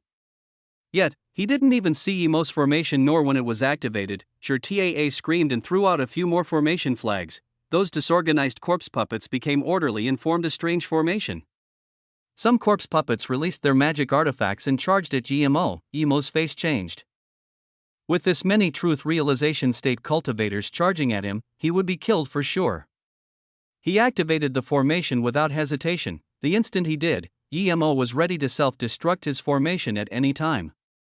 Yi Mo really couldn't think of another way to stop all these truth realization state corpse puppets other than detonating his formation. Countless illusion cloud sword ray and sword chi filled the space. The most powerful thing about this formation was that there were countless sword ray and sword chi that was hidden from both the eyes and the spirit sense. If one was hit by one sword ray, their momentum would be stopped, and this momentary stop was enough for countless sword rays to swoop over. How do you dodge something you can't see with your spirit sense nor eyes? Yi Mo was enlightened of this attack from Ji Ziyuan's invisible sword chi. This was also because Yi Mo cultivated the 3 birth chant. Anything he saw he could make into his own if he wanted to. Sure Taa mobilized 100 corpse puppets to protect him without hesitation. They all released defense magic artifact, making the place he was at impenetrable, but Yi Mo was shook to find that of those few hundred puppets, they didn't all use magic artifact. Most of them just charged it in dazily. Yi Mo looked back at Sure Taa and immediately knew what was going on. His face was pale and he kept eating pills, clearly. He didn't control all of the puppets, so his spirit sense and control over the puppets weren't perfect. Realizing this, Yi Mo felt assured, if he didn't have formation or other means, he really wouldn't be able to escape if he was trapped by these puppets. But he was in his formation, and Sure Taa used most of his spirit sense to control 100 puppets to protect himself. The rest weren't a threat to him. No wonder Sure Taa didn't use these puppets to attack Suanshan. If he did, then he would be heavily injured in both spirit sense and cultivation essence even if he killed Suanshan. Spirit sense injuries were much harder to treat than meridian or bodily injuries. Sure Taa was exerting quite some spirit sense controlling these puppets. If he lost control, these puppets might come back to bite him instead, but soon, Yi Mo found that although these puppets didn't even use 1% of their power, they weren't afraid of his sword ray. Whenever the sword ray struck them, it would only make a metal striking sound. Yi Mo also found that if he was trapped by these puppets, then their aggressive instincts would be activated and they would kill him without Sure Taa's command. Regardless, Yi Mo knew he must not be trapped by them. They were fast, but this formation was Yi Mo, so instantly, Yi Mo left their surrounding. He raised his hands and tens of lightning swords shot out, rumble. These lightning swords were as powerful as truth realization state divine damnation, but Yi Mo found that only one of the 10 puppets he struck was turned to dust. The rest only lost an arm or leg, some were completely fine. This meant that he would need to use hundreds or even 1,000 lightning sword to kill all these puppets. Yi Mo took a cold breath in. He would be over himself before he killed all those puppets. Yemo threw tens of lightning swords at Taa, but before they reached him, they were blocked by the nearly 100 puppets raising shields. Thud, Yemo was speechless. Luckily Taa couldn't completely control them or he wouldn't be able to stop them for a bit. He couldn't think of any other way of escaping other than self-destructing the formation. Yemo was unhappy, but he didn't know that Taa was so shocked he was speechless. Yemo's performance before was magnificent, but now, releasing such terrifying lightning sword, this completely dumbfounded him. If he wasn't scared of Yemo detonating the formation like he did and protected himself with 100 puppets, he would have been injured by the lightning swords already. At this moment, Taa truly began to fear. He had used all his means. If this maniac truth realization state level 2 cultivator still had other means, he might really not be able to survive today. Even if Yemo didn't have much means left, he wouldn't be able to last very long. It was exerting his cultivation essence and spirit sense trying to control these puppets. Yemo was planning to get Shadowless to help when there was a stalemate, but now that Shadowless saw Yemo had the complete upper hand, he charged out at a puppet instead. Moments alter, Shadowless flew out and charged to another. Just when Yemo didn't know what was going on, those puppets that Shadowless flew into fell to the ground. Without a doubt, Shadowless devoured the essence spirit of those puppets. Seeing them fall, Yemo realized these puppets were powerful, but their weakness was also obvious. If there was a way to devour those essence spirit without consciousness, these puppets would turn into rocks. But just as this moment, Yemo suddenly felt cold. There was this unforeseen killing intense surge into his consciousness. Chapter 1362, Immortal Ascension Tunnel, Suanshan. Yemo thought of this name instantly and went into his golden page world. Exposing the golden page world to save his life was worth it. Rumble. A terrifying explosion sounded. 100-meter-tall explosion waves rose at where Yemo was. Nothing existed in that place anymore. The space wind blades and space fine sands weren't blown away by this explosion. They were all bound in a domain. A black snake head swept past and they were all devoured by the snake. If Yemo didn't go into the golden page world and wanted to dash out, he would also be devoured by the black snake head. From the formation disc Yemo threw out, he could only see the explosion wave and that huge snake head. The instant he came out of the golden page world, Zisu brought a purple ray towards at the snake head. Whimper. The snake head didn't expect there would be someone alive in the space where the burst truth bead exploded. This strike hacked right into its head, splashing black blood everywhere. Suanshan in the distance spat blood again and had a piece of green without hesitation. Then he looked at Yemo in shock. How did you dodge the burst truth pill? How did you know? How did you disappear? The burst truth bead plus the explosion of space was much more powerful than ordinary burst truth pills. Yemo looked coldly at him. Sua, I forgot you had void life force marrow. No wonder you found your life back so quickly. Didn't you say you hate Vice City Lord Sure the most? Why did you ambush me immediately? Are you farting with your mouth? Suanshan's face was green. If people dared to say this to him usually, he would have cut that person into pieces. Soon, Yemo knew why Suanshan was attacking him. Sure, Taa could protect himself now in his formation. He kept throwing out formation flags, clearly wanting to set up a defense formation in his Space 9 illusion attack formation. But Sure Taa didn't know his formation at all. Even if Sure Taa could set up a defense formation, it wouldn't be able to be accomplished quickly. Shadowless was flying wobbly. There were a few hundred truth realization state corpse puppets on the ground. Yemo knew Shadowless was at its limit. He took Shadowless back. There were still a lot of puppets left, but Sure Taa couldn't even protect himself now. He just needed to keep using lightning sword at Sure Taa. Sure Taa realized this too and his face was scarily pale. He kept eating pills wanting to control the corpse puppets. Suanshan sneered and didn't say anything. He waved and that huge mountain appeared in his hands again. Clearly to him, killing Yemo was the most important. He didn't dare to attack Yemo first as he knew Yemo wasn't easy to mess with. He had great worry towards Yemo. If Yemo would let him leave now, he would leave without hesitation. The octagonal cauldron spun above Yemo's head. Suanshan had recovered his cultivation essence, around 80%, just when Yemo was about to fight Suanshan. Suanshan's face changed and he had the look of surprise and joy. He saw the void open up again. There was suddenly the view of the sky. It was getting closer to them but narrower near them and wider near the Black Rock City. It's as though someone tore apart the void near Black Rock City. With this, it meant that they could leave here. Yemo rejoiced and charged over without hesitation. However, he was stopped by a powerful force.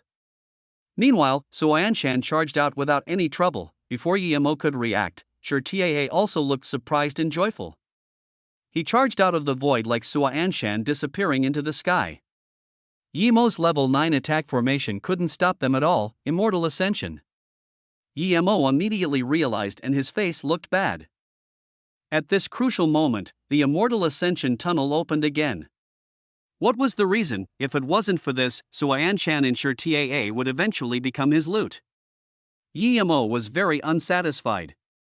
He couldn't leave through that Immortal Ascension tunnel. Only Truth Realization State Peak Stage could leave through there. Taa left in such a hurry that he didn't even take a single corpse puppet. Now, they were all running around frantically like flies. Seeing that his formation wasn't able to do anything to these puppets, he just took it away, and without the formation binding, they all dashed out into the endless void. He didn't know puppet control and didn't want to take these puppets that were so cruelly created. Just when Yemo wanted to contact Di Shueming, he charged over and quickly threw out a jade slip at Yemo. The reason is in here. I'm going to Immortal Ascension. Brother, will meet again in the immortal realm. Then, Di Shueming instantly disappeared in the cracked open void. Yemo quickly took the jade slip and felt at loss. His friend left and so did his enemies. He was the only one left in this void. Scanning his spirit sense in, there was Di Shueming's desperate voice. My friend told me that there was internal conflict at Black Rock City.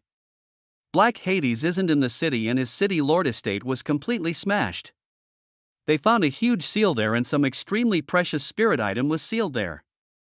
When someone broke the seal, they found that the Immortal Ascension tunnel was opened. There was also another map behind the words.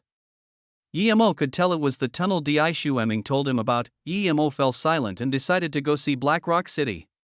If all the Truth Realization State Peak Stage cultivators ascended, then there was no threat for him at the city. Thinking about this, Yemo dashed quickly towards the city. Halfway, he heard the rumbling sound in the sky.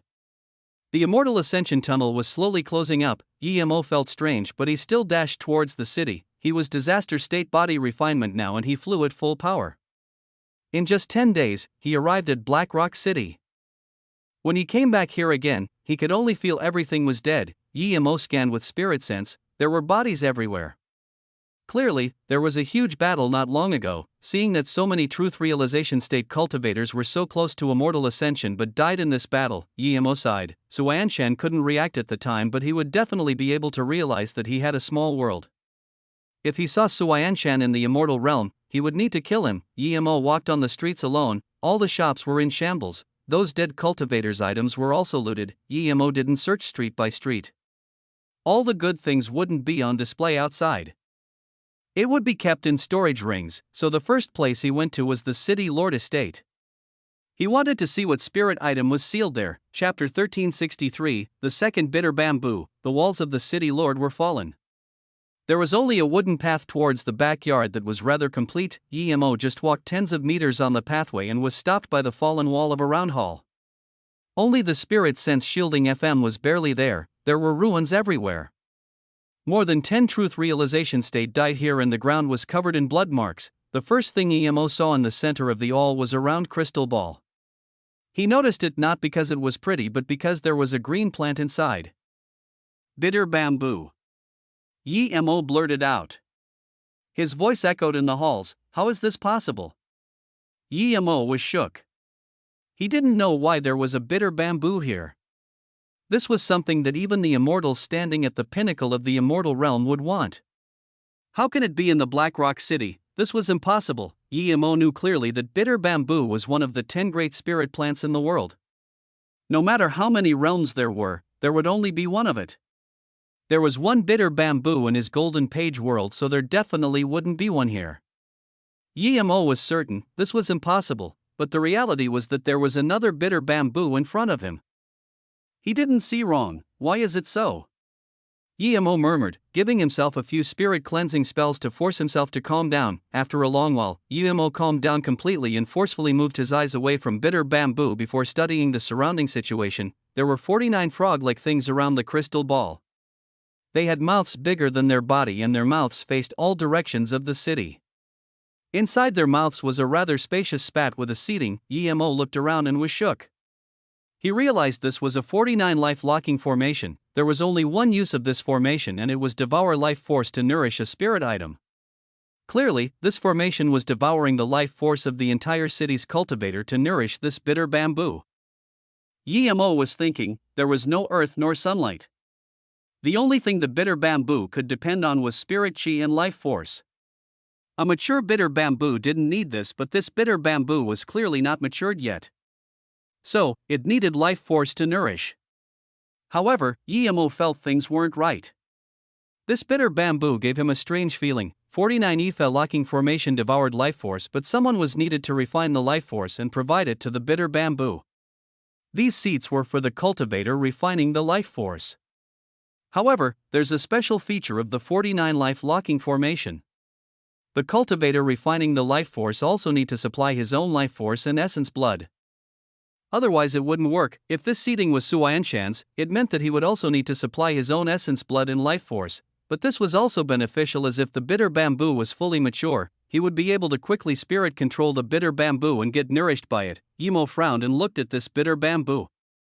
He wasn't sure if the 10 great spirit plants need to be spirit controlled, as his bitter bamboo recognized him as the master automatically. Emo took out thing again and flipped to bitter bamboo. It said clearly there was only one of each top 10 spirit plants. This means that since he got the bitter bamboo, there wouldn't be any more in the world. Why was there another strange feeling bitter bamboo here? Emo carefully walked to the seating and picked it up. He saw words below it: bitter bamboo, one of the 10 great spirit plants in the world. It can be nourished by the 49 life locking formation. Once the number of leaves becomes 9 times 9, the spirit plant would serve the nourisher as its master.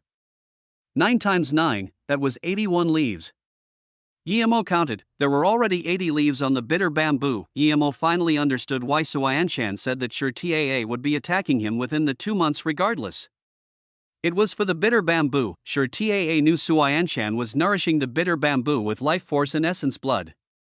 He left Suanshan do the hard work for him, and when the bitter bamboo was about to mature, sure Taa would kill Suanshan and take it for himself. Instantly, Emo also understood why sure Taa gave his woman to Suanshan. Su Qingfei was his woman, they must have dual cultivated together.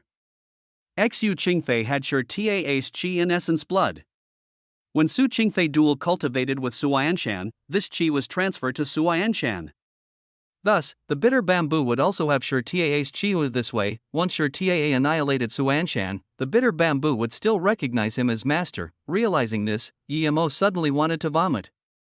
This sure Taa was too disgusting. Su Qingfei clearly liked a heroic warrior, so sure Taa intentionally wore flowery robes to make himself seem feminine. Then, with sure Taa's secret planning, it was not hard for Su Qingfei to get together with the heroic warrior-looking Suanshan. Although Di Shueming was black and skinny, he also seemed like a heroic warrior. No wonder Su Qingfei liked him. Just as sure Taa said, she didn't truly like Suanshan but Di Shueming. She only got with Suanshan because she was disgusted of that feminine sure Taa. Looking at this bitter bamboo, Emo suddenly felt very disgusted. Although he didn't like it, he didn't destroy it. It was a priceless treasure of the world, but Emo knew that the 49 life locking formation definitely wasn't something Suanshan could set up. Since someone else set it up, why was Suanshan refining it? Did Suanshan not know that the 10 great spirit plants couldn't be spirit controlled? They could only willingly serve you as master. Emo didn't think much. He scanned his spirit sense along the wall and dazed. Instantly, he came to a broken wall. There were a few huge claw marks. They were very fresh and Emo recognized them. This was God Beast Koan's claw mark. Perhaps during the riot, Koan also joined, but something happened and the fight reached the city lord estate. Did all those truth realization state think of the crystal ball as the seal, and when Koan came, they joined up against Koan? After all, anything on it was a treasure. There was a huge battle and countless truth realization state cultivators died. As for the immortal ascension tunnel, perhaps Koan tore it open in fury. If Koan tore open the space, then things would be easy to explain. Due to the tear in space, these cultivators all sensed the immortal ascension calling. They all chose to immortal ascension without hesitation. Old Black was quite a good friend to leave a message first. Just how much will was needed to do that when being trapped here from immortal ascension for a few hundred to thousand years? Chapter 1364, Hunted by Ghoul. Emo sighed. Old Black flew into the immortal realm. Although he was truth realization state level 2, he was still far from immortal ascension. Without adequate resources he could be trapped in the same state for a few hundred years, but this bitter bamboo. Emo looked over. If it was some spirit plant fed with life force, it wouldn't be far from withering without the life force supply. Wait, Emo was shook. He thought of Cohen. These god beasts were the most sensitive to these spirit plants. If it really was bitter bamboo, why didn't it take it away? This was impossible. Emo thought of those few fake items that Shui Yufeng made in the all-herb mountain ranges. Was this bitter bamboo fake too? How could the 10 great spirit plants could life force to survive? Doing this was something against nature. How could it happen on the 10 great spirit items? Realizing this, Emo immediately knew that this bitter bamboo was quite possibly fake. He stood outside the crystal ball and studied this bitter bamboo carefully. After careful perusal, Emo found that this bitter bamboo was similar to his bitter bamboo, but it gave off completely different feels. The bitter bamboo leaves gave people a very comfortable look. Even if you didn't grab it in your hands, it had this serene feeling. Meanwhile, this bitter bamboo leaves only had a messy life force chi. Emo frowned. If this wasn't bitter bamboo, what was it? Emo suddenly thought of a possibility. Could it essence blood that the truth realization state cultivators who came to Black Rock City were specifically arranged to do so and supply life force for this fake bitter bamboo? If this was true, then this person would be too scary. Emo looked at this bitter bamboo. He couldn't guess what it was, but that uncomfortable feeling was still there. No matter what, he would destroy it first. Thinking about this, Emo released formation flags without hesitation. He still had the formation flags for his Space 9 illusion attack formation. It would take him long to set them up into the right place. After that, he added a simple trap formation outside. He was scared there was something in here. Then, Emo released the Mist Lotus Heartfire and was about to destroy the bitter bamboo, but suddenly, he heard a bleak voice rat, "You're so evil. I thought you were setting up the formation to take the bitter bamboo, but you're going to use a blue heaven flame to burn my ghoul's essence spirit. Who is it?" Emo was shook. He then immediately realized that the voice came from inside the crystal ball. Then, the bitter bamboo inside the ball disappeared and the crystal ball cracked. A dark bleak figure appeared before Emo. It didn't look like the bitter bamboo at all. Emo immediately released his octagonal cauldron and looked vigilantly at this bleak shadow. "Are you a ghoul kept here by someone?" The dark shadow said hatefully, "That's right, I'm a ghoul, but I'm not kept by someone. When I was about to succeed, that bastard broke into the space here, making the entire city's cultivators immortal ascension. Now I don't have life force to feed me. I wanted to devour you, but I didn't expect a mere truth realization state level 2 cultivator can recognize that I'm not bitter bamboo." Emo was shook. If it wasn't that the real bitter bamboo was in his hands, he would definitely think this is a bitter bamboo. If he did and tried to take it, wouldn't he fall into the hands of this ghoul? Ghouls were the clones of powerful cultivators. Emo had never heard of anyone in the cultivation realm being able to separate out a ghoul clone. This ghoul said he wasn't kept by someone, meaning that he was either born naturally or he had already killed his main body and had his own will. No matter what, he didn't want to mess with it. "But even so, do you think you can escape from me?" The ghoul said and turned into a huge shadow sweeping at Emo. Before it landed on Emo, Emo felt he couldn't move at all. He was shook. This ghoul was so powerful, he was much more powerful than Suanshan. This domain wasn't something he could fend off against. He definitely was no match for his ghoul. Emo burst his cultivation essence like crazy, and just when the ghoul was about to reach him, he broke free. At the same time he threw out many formation flags and yelled, "Explode." At the same time, Emo went into the Golden Page world and controlled the Golden Page world to flew to the life gate of the formation. Lee then left the Golden Page world immediately, fearing that it would be exposed. As the huge explosion sounded, it was more devastating than TAA's formation's detonation. Even though this formation was Yemo's and he knew where the life gate was, the terrifying power ripped apart all of the armor on his body.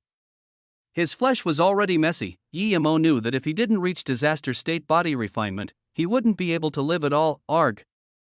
A sharp shriek sounded and Emo immediately knew it was the ghoul. His level 9 formation detonation didn't even kill this ghoul. His life force was too powerful. Emo didn't dare to stay here at all. He charged out without hesitation. He didn't even dare to look back, leaving the Black Rock City. He didn't even dare to look back and charged into the void fissure. He brought his speed to maximum. He had only heard of ghouls' terrifying power. Its attacks were invisible and it's all too easy for them to possess someone. Usually after possession, they would devour the essence, blood and life force of that cultivator and then move on to a new one. Today, he saw a ghoul that was fed by countless life force. If he didn't detonate his level 9 formation, he would be in the hands of that ghoul. The ghoul's domain was beyond that of Truth Realization State Cultivator. Luckily, EMO had been running for his life in the void fissure quite often and he knew where to go to hide his chi. 5 days later, that faint sense of danger was gone. Only then did GMO breathe easy. He knew that only now did he finally escape the threat of the ghoul. He didn't get anything going to the Black Rock City but instead messed with a ghoul. EMO took out the map Old Black gave him and immediately changed a direction. No matter what, he didn't want to stay in this void fissure anymore. He reached Disaster State here and got Sua Anshan's storage ring. What else would he be staying here for? EMO even suspected that now, there was only him and the ghoul living. That god beast Cohen was probably gone. After running for 6 days, even his body was covered in wounds. On the 7th day, he stopped looking dazedly at a dark red void. He couldn't believe that this was the only tunnel. Old Black told him in the jade slip that the tunnel to leaving the void was here. This dark red was the heart of the void flame. Void flame is a type of flame marrow in the void. It has no value and can't be spirit controlled, but its temperature could melt anything. How can he leave? He was still a few kilometers from the void flame, but that heat was already unbearable. If he charged in, how could he live? EMO carefully reached his spirit sense out, but before it even neared it, the space flame blade severed his spirit sense and the spirit sense disappeared. This flame could even melt spirit sense. Rumble. There was suddenly a huge explosion and a void flame whirlpool mixed with countless space flame blades spun, just when EMO didn't know what to do. That ghoul appeared in his spirit sense again. Chapter 1365, Level 9 Forgery Grandmaster. In just a moment, that ghoul would reach him. EMO didn't dare to hesitate at all. He threw down a few formation flags and charged into that dark red void flame. Before he even got in, the armor and clothes on him completely vaporized. EMO didn't dare to use Octagonal Cauldron. He immediately went into the Golden Page world. He just hoped that the Golden Page world would be fine in the void flame. Inside the Golden Page world, EMO found that even his skin turned hot red. This void flame was so powerful, EMO took a cold breath in. Such terrifying heat, even if one reached God state. It would be hard for the body to not break down. EMO ate a few pills and started carefully watching the Golden Page world. After a while, he noticed it was fine, so he breathed easy. His Golden Page world was a primordial artifact birthed along with the universe. If it was so easily burned by the void flame, it wouldn't be deserving of such name. Then, EMO started watching that ghoul. Its color turned dimmer after the formation exploded, but it was still extremely fast. That ghoul spun outside the void flame a few times. Such terrifying speed, it spun around a few times and didn't seem to want to give up like this. It tried going into the void flame. EMO was scared. The ghoul wouldn't be this powerful, right? But soon, EMO realized his worry was extraneous. He couldn't hear sound outside, but that ghoul probably made a painful scream. Green mist popped out of the ghoul's shadow. EMO rejoiced. It would be best to burn this guy to death. The ghoul immediately retreated to a safe area but didn't want to leave like this. It still circulated the void flame. Knowing that the ghoul didn't dare to go in here, EMO couldn't be bothered watching him. He threw out a few formation discs. It would disappear immediately, but it still allowed him to see the situation. He seemed to be inside a whirlpool tunnel of the void flame. There were countless void flame blades spinning and the Golden Page world kept falling in this whirlpool endlessly. Was this the only tunnel out? EMO began to suspect Old Black's words. First of all, coming to this place wasn't 99.9% chance of dying, it was certain death. EMO sighed. It seemed he could only rely on himself. Suddenly, EMO thought, if Suayanshan came here and used HF to set up a barrier, would that be able to stop the void flame? Thinking about this, EMO even wanted to go out and test with his Mist Lotus Heartfire, but what happened to the formation disc made EMO give up the thought. The void flame was too terrifying. If he didn't even have enough time to go into the Golden Page world, he would be dead for sure. EMO cleansed himself and changed into a new set of clothes before picking up Suayanshan's storage ring. His greatest accomplishment in the void was reaching disaster state in body refinement. The second was getting Sua Anshan's storage ring. He had great hopes for this. The restriction was very complicated on the storage ring, but for Emo, it was only a matter of time. Emo carefully removed the restriction and scanned his spirit sense inside Sua Anshan's storage ring. He was immediately dazed. It wasn't because Sua Anshan's storage ring was much larger than Fangizong's, but because there were more than 100 extreme-grade spirit ranges stacked together like a white dragon. All sorts of rare ores were stacked in mountains. What shook Emo the most was that in one corner of the storage ring, there was a stone stool. Emo immediately took it and saw there was the character fire on it. Seeing this, Emo was overjoyed. This was one of the 5 element stools he needed. Now, his golden page world only needed one more stone stool. Clearly, Fangizong and Sua Anshan both knew that this stone stool was a rare treasure but didn't know what it was exactly. Perhaps putting these stone stools in other small worlds could also birth the 5 elements?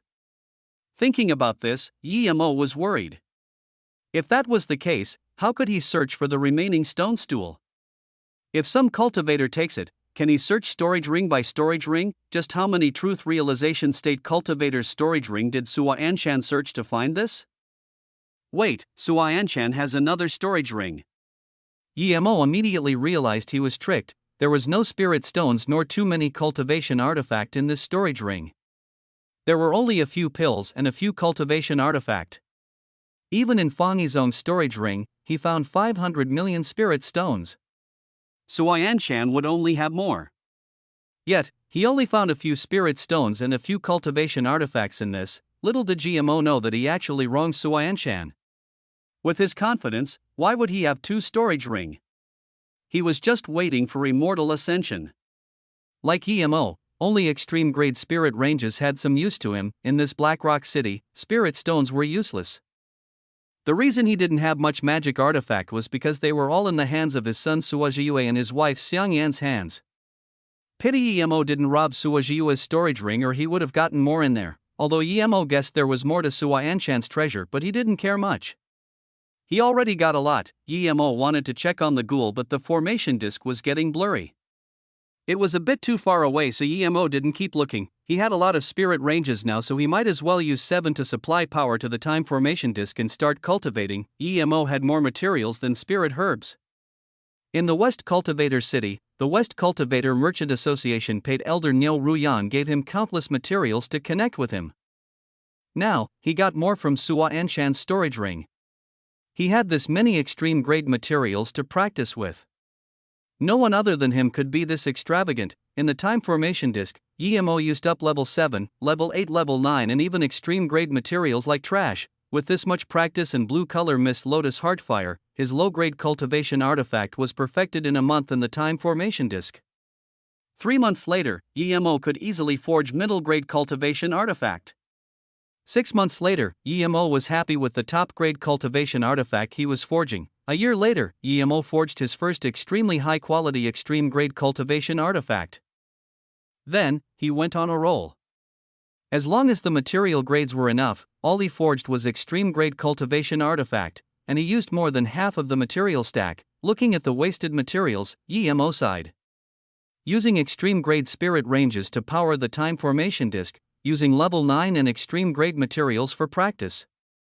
Owning the 3 birth chant in the Miss Lotus Heartfire, if he still couldn't become a top grade forgery grandmaster, he can give up. At this degree, Emo knew there was no point in continuing practice. 1 grade above would be immortal artifact. Even if he found the materials for it, he wouldn't be able to do it in his golden page world. There were divine damnation for immortal artifact in the cultivation realm.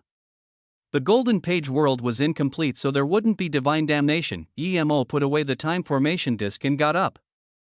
He was pondering, a level 9 pill king, level 9 formation grandmaster and level 9 forgery grandmaster. Was this something a cultivator could achieve? Perhaps I should start learning runemaking. Emo shook his head. Of course, he wasn't really going to do that. His side cultivation means all reached the peak, yet his cultivation level was still truth realization state primary stage and his body refinement wasn't even at God state yet. He had been in the golden page world for a month. Emo threw out a few more formation discs out, wanting to know where the golden page world was at. Chapter 1366, Reach God State. This time, EMO found it was better than before. He could look through it a little longer.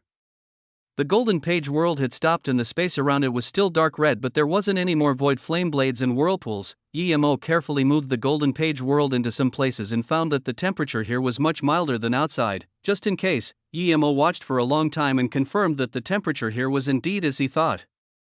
It was much lower. There was dark red everywhere and no exit. EMO knew if he didn't leave the golden page world, he wouldn't be able to find an exit for sure. Thinking about this, EMO took the golden page world to the place where the formation disk lasted the longest. Drank half of the Kuan blood before gritting his teeth and leaving the golden page world. The instant that he left, he felt the explosive power of the Kuan blood. Before he ate drop by now he ate more than 10 at once. EMO was about to use octagonal cauldron or Miss Lotus Heartfire for a barrier first. However, EMO felt that the temperature was much lower than above and the rustling Kuan blood spirit power made him want the void flame to burn his body. EMO used the 3 birth chant and 3 god body refinement chant to strengthen his meridian's body. Meanwhile, he was thinking of an article he saw in a university library. It said that the inner flame has the lowest temperature and the outer flame has the highest temperature. Outside the void flame he wouldn't even be able to survive for a second, but here, he could defend against the power using the Kuan blood. Time passed second by second and EMO went from being tortured to defending against the void flame. He once again sunk into a state of zero self-awareness. His skin, meridians and bones were being torn, strengthened, reorganized again and again. EMO even felt that the essence of the Kuan blood completely turned into nourishment for his body. He reached disaster state middle stage without trouble, disaster state tertiary stage, disaster state peak. EMO just realized that body refinement had nothing to do with power. The reason he relied on power before was because practicing body refinement in a place that was tougher than his body by tens of times, he might easily be ripped apart. But now, he was completely just refining his body and setting his cultivation level aside. EMO suddenly woke up at disaster state peak. He felt that the pressure on him seemed to be reduced. It could only burn his skin. Now, EMO realized that only those who reached God state body refinement was a true king. Thus, EMO's eyes flashed with certainty as he drank all of the remaining Kuan blood without hesitation. If he didn't enter God state, he wouldn't be able to go around here easily nor find a real exit. The Kuan blood ravaged inside his body again, but this time, EMO was prepared. He rose up slowly. He even felt that this place was the perfect place to reach God state. His skin and meridians were being torn and rebuilt again and again. If he wasn't disaster state peak, he wouldn't be able to endure this inhuman torture, but EMO didn't retreat at all. He knew clearly that body refinement was a process of sadistically torturing his body. Compared to others, he had all sorts of pills and the best body refinement cultivation method. If he still couldn't reach God state in the heart of the void flame, EMO felt he would be stuck in disaster state forever unless he ascended into the immortal realm. This was because he wouldn't be able to find a place like this again. So what if his power reached truth realization state peak stage? Would he be able to find a place like this again? Crack! EMO was happy when he heard this cracking sound. Before, his bones only broke a little but didn't break on a large scale. Large-scale breaking meant his bones were being rebuilt. Indeed, the 3 god body refinement chant made his bones heal in a very short time. Crack! EMO suddenly felt comfortable. The terrifying void flame didn't feel as scorching as before. When it flew past his body, it was like tepid water. EMO suddenly got up and checked his bones and skin. His meridians were very distinct and cultivation essence flew in the wide but solid meridians. The broken bones had formed again, emitting a faint golden color. EMO reached out his hand. It was flawless and his skin was smooth like silk but very white. EMO was speechless. He didn't like being too white. His body was too perfect. He didn't expect reaching God state had such benefits. Now, he was more certain that no one could reach God state in the Black Rock City. Even Sua Anshan's God state was fake. Only his God state was real. Now, EMO knew how terrifying God state body refinement was. If Suayan Shan reached God state, he wouldn't sustain such heavy injuries in the level 9 formation detonation. He said he was God state to fear the cultivators of the city. EMO didn't go up to feel the temperature above. Although he was God state body refinement now and would be able to survive, he still didn't want to do this. He didn't need to go up anymore. EMO changed into a new set of clothes and started searching for an exit at the bottom. A few days later, EMO felt hardship. He had completely searched this place over. It was as Old Black said, a place to leave to the void, but Guillermo found he had to tear open the dimension to leave. Guillermo tested and found that this place was indeed the weakest part of the void. He wasn't afraid that he couldn't tear open space. Even if he couldn't now, he had this many spirit range, and if he reached truth realization state middle stage in the golden page world, he would be able to tear open the dimension by burning essence blood. What troubled him was there were many directions of tearing open space. If he didn't tear a dimension opening to Luoyu and went to some other realm instead, how would he get back to Luoyu? Guillermo thought for a few days and decided to increase his power first. In the golden page world, Guillermo sat in the spirit gathering formation made with extreme grade spirit range and devoured spirit chi like crazy in the time formation disc. The spirit chi was so dense that it was raining down. The spirit herbs grew rapidly. This time, Guillermo's cultivation motion was too huge. Such terrifying spirit chi whirlpool, even Shadowless was woken up. Shadowless changed colors again. This time it didn't turn gold but faint blue. It was many times faster than before. It flew up and spun around Guillermo before landing on the bitter bamboo. After cultivating in the time formation disc for a year, Guillermo stopped. He came out and barely reached truth realization state level 3.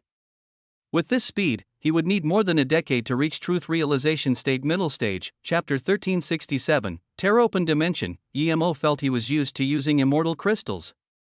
He wasn't used to using immortal crystals anymore. It wasn't very effective for him. Truth realization state level 3 was this hard to reach. Reaching truth realization state middle stage and above would be 10 times harder. Truth realization state tertiary stage would even worse. If he didn't have immortal crystals, Guillermo estimated that even if these 100 extreme grade spirit range could let him reach truth realization state peak stage, it would take 100 or even a few hundred years. Guillermo sighed. He just wanted immortal crystals to power the time formation disc, but he knew this was something that an entire cultivation realm couldn't satisfy. Immortal crystals was something of the immortal realm. If it was everywhere in the cultivation realm, it wouldn't be called immortal crystals. Guillermo regretted the most that he didn't get more immortal crystals from the Sand River. If he could get a few hundred, he wouldn't be troubled like this. Truth realization state level 3, Guillermo knew that he might stay at this cultivation level for a long time. He came out of the golden page world. He had to make a decision now. He went around the bottom for a long while before choosing two directions. He felt both were fine. After thinking again and again, he chose the one closer to him. Then, Guillermo used all the cultivation essence in his body and ripped at the space in front of him. The powerful cultivation essence caused the dimension to destabilize. But this didn't have any effect. He didn't rip open the void. There was no place to exert this cultivation essence, and it came back at him, making him spit blood. Guillermo was shook. He realized with his current power he wouldn't be able to open up this void, even in the weakest place in the entire void fissure. His power was still too low. The void was stronger than he had thought, but Guillermo didn't give up. He had another way, that was to self-destruct level 9 formation. He felt he was really influenced by Sure TAA. This was the only way he could think of now. This time, Guillermo set up a level 9 trap formation. After the trap formation detonated, the explosive power would be gathered in one spot. This would help him greatly in tearing open space. As a level 9 forgery grandmaster and level 9 formation grandmaster, Guillermo used 3 days to set up a top grade level 9 trap formation without holding back on the materials he used. In order to make the explosion more powerful, Guillermo even threw in half an extreme grade spirit range. Half an extreme grade spirit range. Not even an ordinary 9-star sect might have this in Luoyu continent, but Guillermo just threw it out like that. After getting ready, Guillermo spat some essence blood at the life gate and detonated the formation he just set up. Guillermo didn't even go into the golden page world in order to find the weakest part in the void dimension. Rumble. Terrifying explosion sounded at the bottom of the void flame. The entire void flame seemed like an annoyed beehive and burst out. Streams of void flame shot everywhere, and the ghoul who was still around here didn't expect this terrifying event would happen. Even though it left in time, it was still splashed by countless void flames. The ghoul grew dimmer and dimmer, not daring to stay around here anymore. It shrieked and ran into the endless void. The flame marrow also splashed out and immediately smashed on Guillermo's body, bringing up large pieces of skin and flesh. Guillermo once again felt a tearing sensation. He was about to faint. He was certain that if he wasn't God state, he would turn into dust immediately. Guillermo, however, instead charged towards the center of the explosion. He burned many mouths of essence blood and once again tore with all his power in the weakest part, screech. Yemo felt his hands lighten and a dark space appeared before him. Yemo didn't care what this dark space was and just charged inside. As soon as he did, the void fissure healed up. This was less than a second. If Yemo went into the golden page world the moment the formation detonated, he wouldn't be able to make it out in time. What Yemo saw was a dark night sky. He could only charge into the golden page world before falling unconscious again. The damage of the formation and the burning of his cultivation essence used up all of his power. The golden page world seemed like a golden dot in the starry night sky flying everywhere in the air currents. A meteor smashed into the golden page world, taking it with it as it shot into the atmosphere. Shooting star. I saw a shooting star fall into the sea. By the beach, a young girl screamed, "Don't lie, shooting stars come out at night." Even if there were shooting stars in the day, why would it fall into the sea? The young woman reproached. The girl said stubbornly, "Mom, I really saw shooting star. It really fell into the sea." "Okay, you're not allowed to watch TV tonight, sleep earlier." The woman said unhappily. When Yemo woke up, he immediately ate a pill and threw out a formation disc. He saw the large amount of seawater and immediately rejoiced. This meant that he wasn't in the void anymore, he was on land. There was no earth, water, nor mountains in the void fissure. Although Yemo's injuries were serious, it was nothing compared to the torture he went through reaching God's state. In a short time, he had completely recovered. Yemo gave himself a few clear water spells and changed into a new set of clothes. At the same time he left the golden page world, he formed a cultivation essence barrier on the surface of his body so the sea water wouldn't drench his clothes. Yemo couldn't wait to see where he was. As soon as he went out of the ocean, he scanned his spirit sense out. Moments later, Yemo was dazed on the beach. He took back his spirit sense. He knew he was back, but no on Luoyu but back on Earth. Yemo frowned, but he soon calmed down. He was happy. He could go back and check on things. If he got the fishtail from the fish jump through Dragon Gate, he could go back to Luoyu at any time, where he could use the teleportation formation at Duanhang mountain ranges and go to the small world. Then he would go to Luoyu from there. The only pity was that Su Jingwen and Ning Qingxue didn't come with him. They missed Earth much more than him. Yemo sighed. If he could cultivate to a point where he could tear open the space between Earth and Luoyu easily, then it would be so great. When Yemo came back to his senses, he saw a little girl standing not far from him. She looked at him with big bright eyes. "Big brother, your clothes are really strange. Is this your filming costume?" The girl asked, but then she asked again, "No, you're not an actor, I just saw you come out of the sea. How come your clothes aren't wet? Are you an immortal?" Thinking about his cultivator robes, Yemo quickly changed the subject. "Why are you here alone? Where's your parents?" Chapter 1368, Misunderstanding. "My mom is over there." The little girl pointed at a row of houses near the beach and said, "I saw a shooting star fall into the sea during the day." Mom said I lied to her. She said that when you see a shooting star you can make a wish. I came to make a wish. Yemo was speechless. Her parents were too irresponsible. They didn't even know that the kid came out of the house. Seeing there seemed to be lights flashing at where the girl pointed, he immediately knew someone was looking for her, so he said quickly, "Go back, I need to go." The girl didn't go and asked instead, "I haven't made a wish yet." "By the way, big brother, are you that shooting star?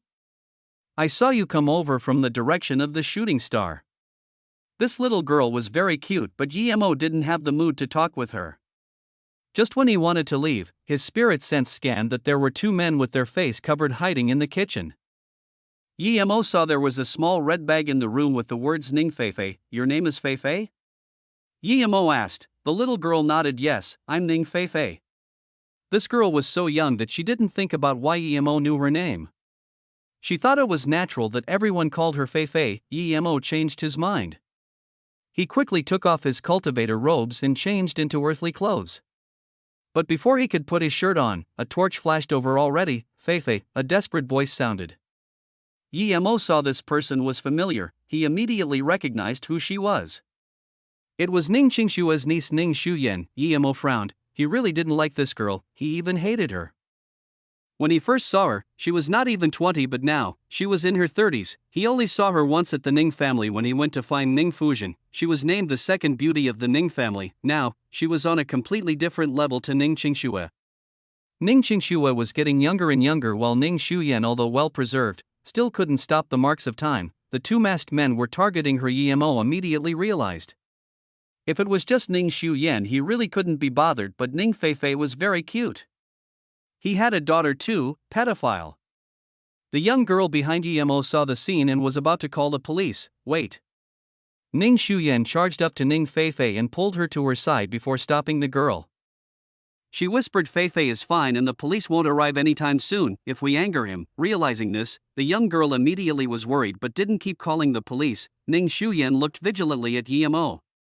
She couldn't see Emo's face clearly without the moon. The young girl also pointed at Emo. Feifei is so young and you dare to do that? Are you still a human? There are so many nightclubs outside. If you don't have money, I'll give you some. Why do this to a little girl? Emo was shook at these words. This girl was really imaginative. She probably didn't say worse things for fearing he would attack, Emo thought, and immediately realized what was going on. Their touch probably flashed on him when he wasn't wearing his shirt. Sis Wong, let's go back first. Ning Shuyan quickly said as though not wanting to offend Emo. The young girl nodded and didn't dare to say anything. After all, this was by the sea in the middle of the night. Emo was shook. He saw how cocky Ning Shuyan was before. She was going to push Emo's friend Ning Lan out of the Ning family mansion and was going to slap her, yet after these years, she changed so much. Feifei, let's go back first. The young girl said, MHM. Feifei nodded and said to Emo, immortal big brother, come with us. We live next to the sea, it's very pretty. The young girl immediately began to frustrate hearing this and quickly whispered to Feifei's ears, Feifei. This person isn't a good person. He tricked you here so he can sell you. Luckily me and your mother came. Ning Feifei immediately rebuked, onto you're lying. Big brother is an immortal. He transformed from that shooting star in the day. How can he be bad? If you keep saying that, I'm not going to like you. Ning Shuyan and Sisuang frowned. The young girl was scared of Emo but still said coldly to him, is there a point to trick little kids like this? Don't think you have us for sure. I'll call the police immediately. Sis Wong, stop, let's go. Ning Shuyan stopped the girl. Emo was speechless. He wasn't planning to go to Ning Feifei's place. There were two masked guys there, but he had countless ways to take them away. He still wanted to ask Ning Fujian if he got that fishtail back. Emo hesitated for a long time before giving a defense bracelet to Ning Feifei. This is for you, I'm going. Emo thought even if the thing is somewhere else, it is all too easy for his spirit sense to find Ning Shuyan. With his spirit sense, he can scan anywhere on Earth. Finding someone was much easier than finding the fishtail. Emo only had to scan roughly with his spirit sense to find someone, but in order to find the fishtail he would have to scan every corner. That would use up a lot of spirit sense. Even Emo didn't want to do that. The worst quality thing on Emo was a top-grade spirit artifact bracelet. Thank you, immortal big brother, you must go to my place. You can see the sea from the window, it's really pretty. Ning Feifei already put the bracelet on her wrist. Even Ning Shuyan and the young girl realized that they probably wronged Emo. Clearly Emo wasn't the type of person they thought him to be, otherwise how can he be so calm now? Realizing this, the young girl said to Feifei quietly, Feifei, how did you come here? Ning Feifei raised her lips. I said I saw a shooting star in the day and you guys didn't believe me.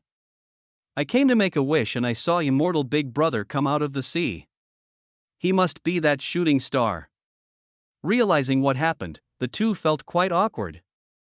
The young girl apologized to Emo. Sorry, big brother, we misunderstood you before. Thanks for taking care of Feifei. That bracelet is too precious, Feifei can't take it. Then, the girl was going to take it off. Emo waved his hand and smiled. It's fine, I just needed some fresh air so I came out for a walk. Then I met Feifei. I feel we're quite fated, so I gave her a bracelet. Ning Shuyan also apologized. Thanks for taking care of Feifei. We live in the sea view house over there. Do you want to come in for a cup of water? Ning Shuyan was just being polite, but Emo immediately nodded. Okay, I'm a bit thirsty too. Hearing this, the two dazed. They thought Emo would reject for sure. The two looked at each other and showed some vigilance. But they already invited Emo and he agreed. They can't just say we don't want you over anymore. Leave. Chapter 1369, The Sudden Extra Sister-in-Law. Ning Shuyan forced a smile and said let's go. How could GMO not know what she thought, but he pretended he didn't know and came with them to Ning Shuyan's place. It was a holiday resort but wasn't open to public. It was only open to people with status. Ning Shuyan calmed down instead now. Regardless, Yemo had come in. As for Siswang, who intentionally left the door open, Yemo ignored that. He had two purposes here, one to take away those two masked guys and another to ask about the fishtails. "I'll help you get some water." Ning Shuyan just wanted Yemo to leave after drinking water, so she said desperately. She didn't even dare to look at Yemo and hurry to get water. Meanwhile, the young girl was dazed after seeing Yemo's face in the light. She had never seen a man with such aesthetics. The edges on his face was very distinct. Perhaps he wasn't the most handsome, but he was the most perfectly shaped. The only thing was his skin was a little too white. What shook him was that this man was filled with this immortal temperament. This made her want to get close to this man. In fact, cultivators do have a faint spiritual temperament. Any cultivator had this. Cultivators saw it every day, so they were used to it, but this girl saw it for the first time. Most cultivators were very promiscuous and just slept with whoever they liked. Those cultivators would have lesser spiritual temperament and more of a mixed chi. Yemo's life was very strict. Other than his wives, he never touched another woman. Plus, he has been cultivating beside the bitter bamboo, so comparatively, Yemo had much greater immortal temperament. Ning Shuyan was just about to pass the cup of water to Yemo, but the moment she saw Yemo, she was extremely shook. Her hands shook and the cup fell out of her hands. No matter how perfect Yemo's body was, his looks were still there. It looked exactly the same as before, but with more temperament. Yemo smiled and didn't move, and that cup was somehow in his hands. Ning Shuyan said dazedly after a long while, You're Yemo. Yemo put the cup down and smiled. That's right, I'm Yemo. Ning Shuyan heard this and her eyes went red as she knelt down in front of Yemo. Tears covered her face. Yemo frowned and pulled her up. If there's something, just say it. No need to be like this. Meanwhile, the young girl screamed at Yemo in surprise. Enjoy your Yemo?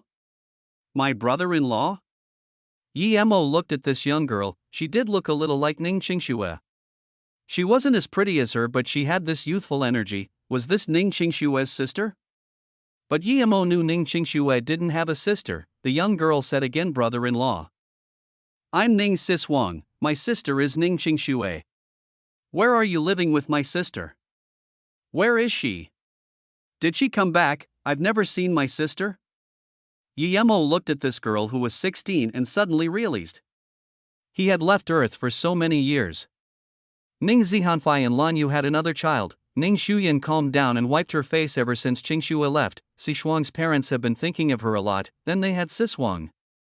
The name means, keen to see frost, as when frost came Shui would hear. Shui means snow, Yemo exclaimed. Time really flew by.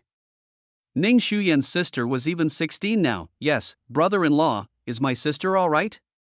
Ning Siswang said again, Xuyan, and I saw you not wearing clothes before and we thought you were a bad person. Then Ning Shuyan poked out her tongue and quickly closed the door and added, locked it. Yemo wanted laugh. Putting that lock on only meant they couldn't escape, but Yemo felt warm at heart. Ning Siswang clearly considered him as family, but Yemo knew that Ning Shuyan's family and Ning Zhongfei's family had great conflict. Why were the two together now and seemed very close? But Yemo wasn't interested in asking, by the way, brother-in-law, why are you still so young? Is my sister as young as you? Ning Siswang asked. Yemo waved his hand. Shuyan, what did you want to say? If I can help you, I will. Ning Shuyan nodded and sniffed because there was no outstanding talent in the Ning family and the great-grandpa knows this. So he gradually changed the focus of the family to business. Because we still have quite a solid foundation, in a few years we're a world-renowned family corporation. Ning Siswang nodded yes. Shuyan, like my sister, is a business prodigy. There wasn't anyone skillful in the Ning family, so Grandpa gave the Ning family's business authority to Sister Shuyan. Under her management, in a few years the Ning family light energy electronic products swept the world, becoming the second biggest in the industry after Luo Yu. Then, Ning Siswang looked carefully at Yemo. My grandpa wanted to settle at Luoyu City, but City Lord Huang didn't dare to agree, saying that he didn't have your order. Eventually, my grandpa passed away unhappily but put more than 80% of the Ning family's assets under Shuyan's name. Ning Shuyan intervened. Great-grandpa said, think about calamity and live peacefully and die. He said more than once that the reason the Ning family didn't have someone like was that they lived too peacefully. So, great-grandpa wanted everyone to go out and fight. As for putting the assets under my name, it's just for me to manage. But I upset great-grandpa's expectations. Ning Shuyan sniffed and couldn't even speak anymore. With Yimo's experience, how could he not know that business went wrong under her management? Ning Shuyan said again after calming down a little. I was managing grandpa's business, so it was fine. At the prime of our Ning family electronic business, I met Fong Chong. He came back from Cambridge University. He was much better at managing business than me. He eventually became my assistant and took the Ning family electronics to a higher level. I wasn't planning to marry soon, but Fong Chong was too nice to me and I can't leave him. We married and had Fei Fei. Mom, Fong Chung is my dad, right? Ning Fei Fei asked. Ning Shuyan quickly said to Fei Fei, go watch TV first. Fei Fei was obedient and went to watch TV. Ning Shuyan continued. Fong Chong agreed to everything I said, but after having Fei Fei, he wanted Fei Fei to have the Ning last name and let the second child have the Fong last name. Chapter 1370, Ning Family's Decline. Perhaps this was a long time ago and Ning Shuyan calmed down. Then there was news from Luoyu that light power electronics were gradually being replaced by bioelectronics and Luoyu's bioelectronics were mature. Even the world-renowned electronic corporations were beginning to research bioelectronics. Once the technology became mature, light electronics would be soon replaced. Fong Chong was very worried and we were planning to invest large sums of money to research bioelectronics. Bioelectronics? Yi Mo frowned. He could understand light electronics, but this bioelectronics was something he didn't understand at all. Ning Shuyan nodded. Light electronics need light to work. At night, it wouldn't work, so it would need light storage devices to kickstart. Light storage was inconvenient and more costly than electricity. Meanwhile, bioelectronics can work at any time. It can even use the physical particles in the air to work. Yimo frowned. He definitely wouldn't believe that technology had this huge of a leap in a decade or so. This was an era-defining evolution, Yimo immediately said. You believe that? No matter how fast technology advances, it can't be this fast. Ning Shuyan nodded. I didn't believe it, but Fong Chang's friend stole out a bioelectronic rice cooker from this bioelectric company. It didn't have any light storage device or other energy sources but could work non-stop no matter where. It could cook rice anywhere. Even all the engineers in the company confirmed that it was indeed bioelectronics. There's such thing? Yemo asked in disbelief. Ning Siswang said yes, brother-in-law, this bioelectric rice cooker was broadcasted on news too. Ning Shuyan sniffed, but she continued after that. Everyone was discussing the bioelectric rice cooker. Although bioelectric products haven't come out yet, the sales of light electronic products have reduced greatly. Everyone was waiting for the arrival of bioelectric products. I was very worried as our Ning family's main source of profit was light electronic products. If bioelectronic products were invented and other companies sold it, then our Ning family business would collapse if we didn't have the technology too. So you agreed to Fong Chang's request to invest in bioelectronic research? Yemo asked. Ning Shuyan nodded yes. Fong Chang told me to invest less at the start, but I was desperate and didn't listen to him. We invested more and more, and just when I didn't dare to invest more, Fong Chong suddenly told me that the bioelectronic research was complete. But at this moment things happened. We were sued by the company who made the rice cooker. They said that our Ning family stole their model and their research product. They requested that we compensate for their loss and hand over all bioelectric research results. Ning Shuyan said, because bioelectronics was a new technology. The compensation they asked was astronomical. Even if we sold everything, we would barely be able to pay it. Fong Chong felt he owed me as he caused this. If he didn't find his friend to steal that, this wouldn't happen. He left behind his last words and took all the blame, saying this had nothing to do with the Ning family electronics, and then he suicided. Ning Shuyan sniffed again. Ning Siswang picked up some tissue and comforted Ning Shuyan. Yemo had never seen Fong Chong and didn't know what sort of person he was, but his meticulous habit in the cultivation realm made him realize at least two holes in her words. First, how discreet was bioelectronic product research? How could Fong Chang's friend steal it? Plus, it has been stolen for that long and the rice cooker even went on TV. The Ning family also completed the technology research and then that company reacted? Second, if the technology was so developed, why hasn't mature products gone on market yet? Emo asked. Are those bioelectric products on sale in the market yet? Ning Shuyan shook her head. Not yet. That company wanted to, but due to the court case with our Ning family, the police announced that only when the copyright to the technology was distinct could these products go on markets. So all the critics helped that company as everyone wants this to end so the products would go on the market. Ning Siswang said. I saw Shuyan being very confused, so I came with her and Fei Fei to the seaside to loosen up. In a few days, when all the Ning family assets are gone, I'm planning to let Shuyan come with me to Luoyu City. How's Luoyu City? Emo asked casually. Ning Siswang nodded. It's very good, it's very pretty, and city Lord Huang is very nice. He often visits my parents.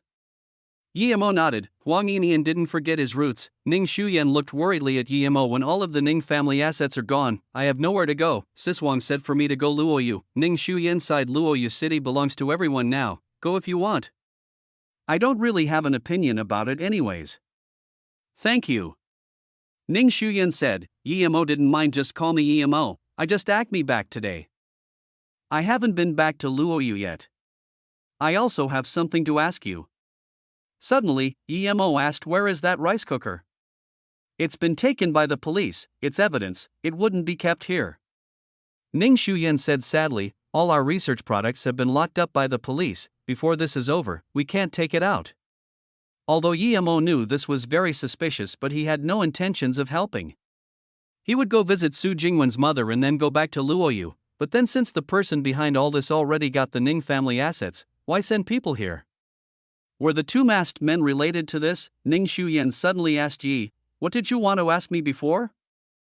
Emo nodded and said to the kitchen. You two can come out. Before the two realized what Emo meant, two masked men came out from the kitchen. One of them had a knife. Ning Siswang screamed. She didn't expect there were two people hiding there. Ning Shuyan's face changed drastically and ran up to Fei Fei, protecting her. But then, the two's eyes were full of shock as though they didn't dare to believe. When Emo told them to come out, they weren't planning to listen to Emo, but their bodies moved out on their own. They can't move at all other than walk. The two girls looked dazedly as the two masked men walk up to Emo and kneel on the ground, pulling down their masks obediently. What are you guys doing here?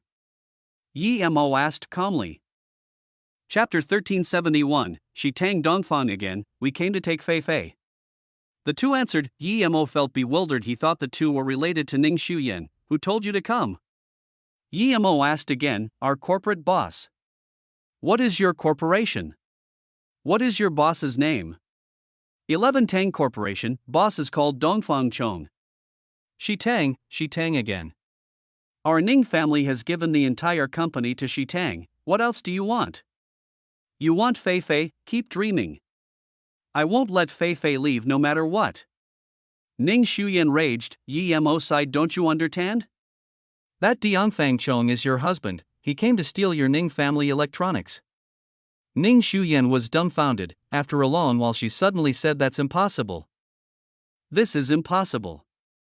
Fang Chong was that nice to me and even gave up his life for us too. Emo said no more. It didn't matter if Ning Shuyan believed it or not. Shi Tang Corporation, clearly this was related to the Dongfang family again. Dongfang Chong spent many years stealing the Ning family wealth. According to his knowledge of Dongfang Wang, this wasn't his style. Even if this fortune was given to Dongfang Wang for free, he would at most nod. If Dongfang Wang planned this, Emo was certain it would be less than half a year and the Ning family wealth would change name. Ning Siswang comforted Ning Shuyan, don't get agitated, let me ask clearly. Ning Siswang asked the two men. Is Dongfang Chong Fang Chong? Was he at the Ning family corporation before? But Ning Siswang's words had no power. Emo grunted and the two men shivered. Reply. Yes, we were at the Ning family corporation with boss before. Ning Shuyan's face went pale immediately, but she soon calmed down. When she saw clearly the two men's faces, she pointed at the two. You were the electronics specialists that Fang Chong brought to research bioelectronics? Emo sneered. The two's hands were full of calluses. They were clearly killers. No, we didn't invent bioelectronic products. Hearing this, Ning Shuyan realized what was going on. She didn't know why Fang Chong tricked her, but she realized she was tricked. Emo released the two's binding.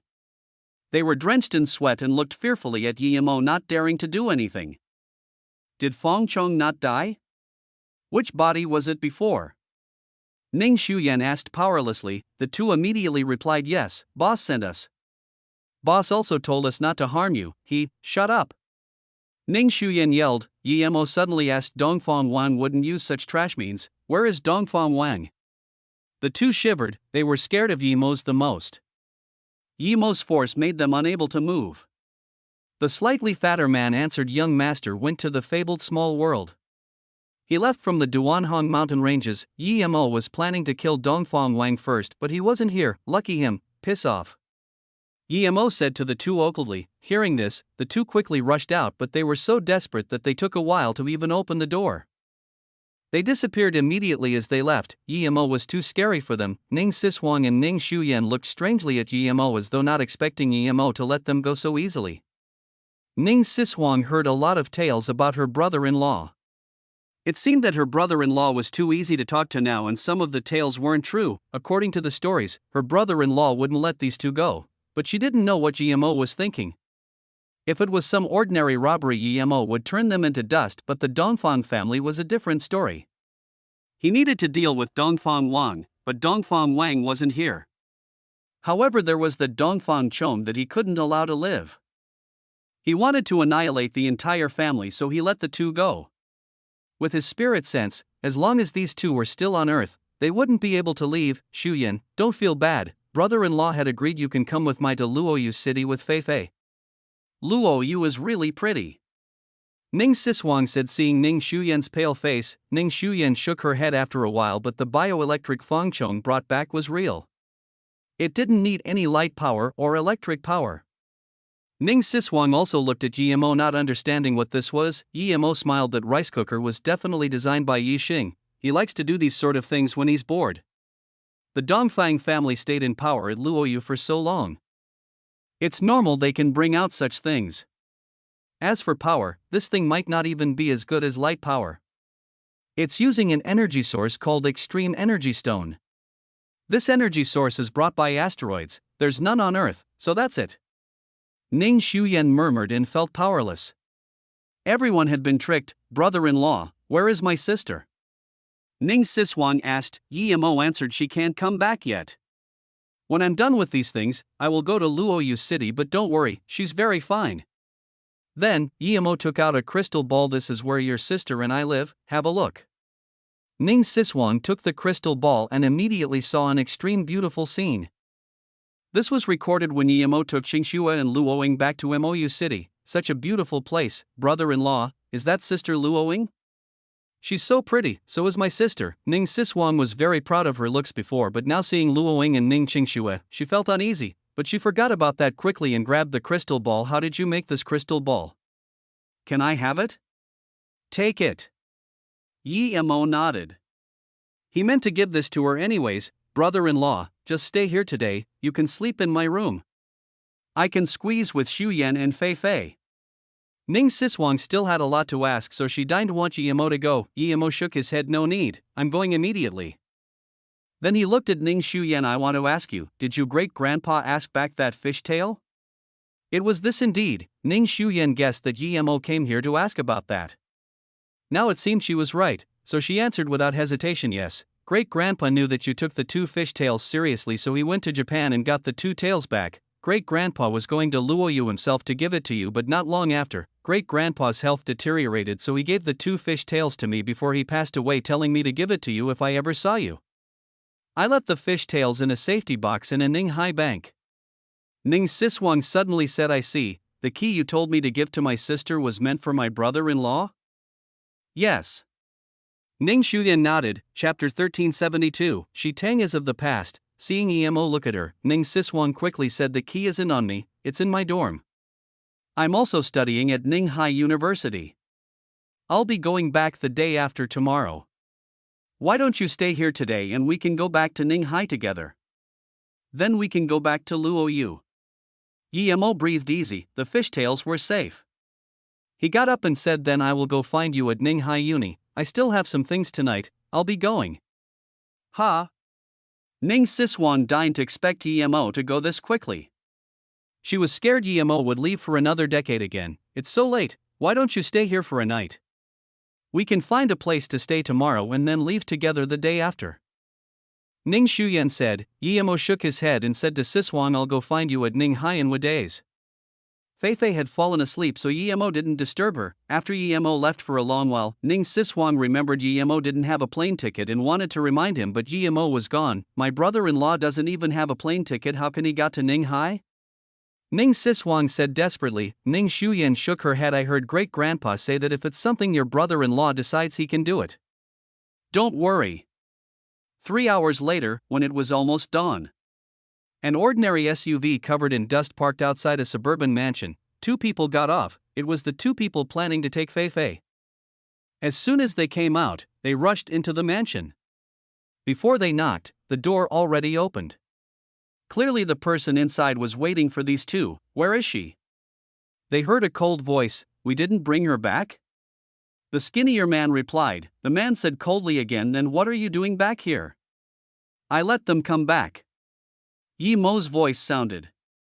Yi Mo saw there were already 3 people inside the mansion sitting around a round table as though waiting for the 2. The 2 men turned back in horror and said in shock, it's you?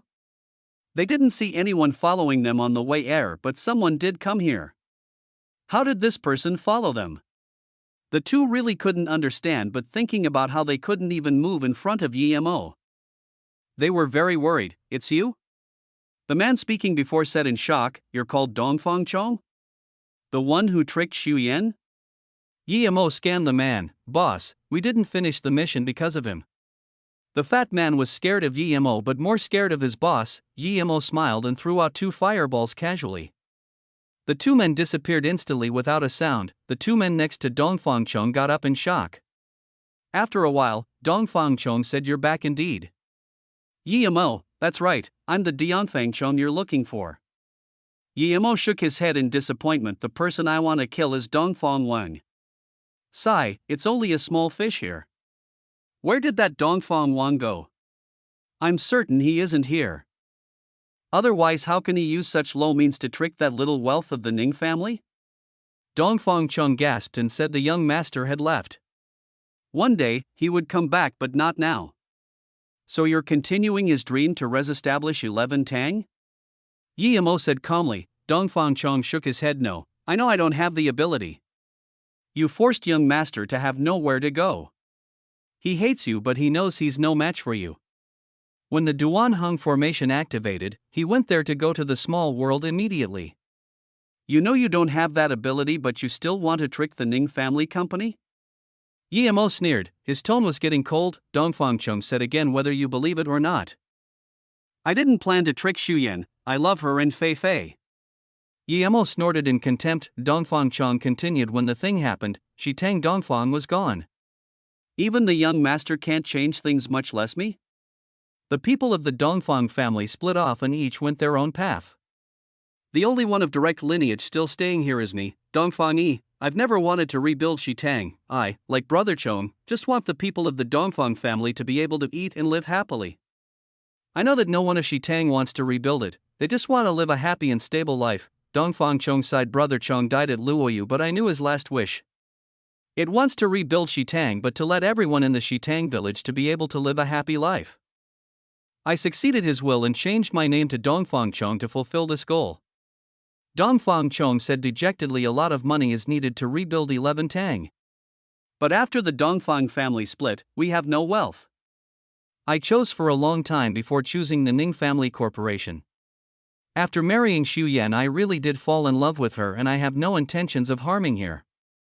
I was planning to bring her here. So you went to abduct your own daughter? Yi Mo sneered. Dongfang Chong shook his head. Other than Feifei, I have no other way to persuade Xu Yan to come to Shi Tang. When they come to Shi Tang, I will let them live a happy life. Yi Mo shook his head speechlessly. You tricked and took the Ning family assets to build Shi Tang, and you still expect Ning Xu Yan to live a peaceful life with you? Did the Ning family get their wealth for free and they should give it to your Shi Tang?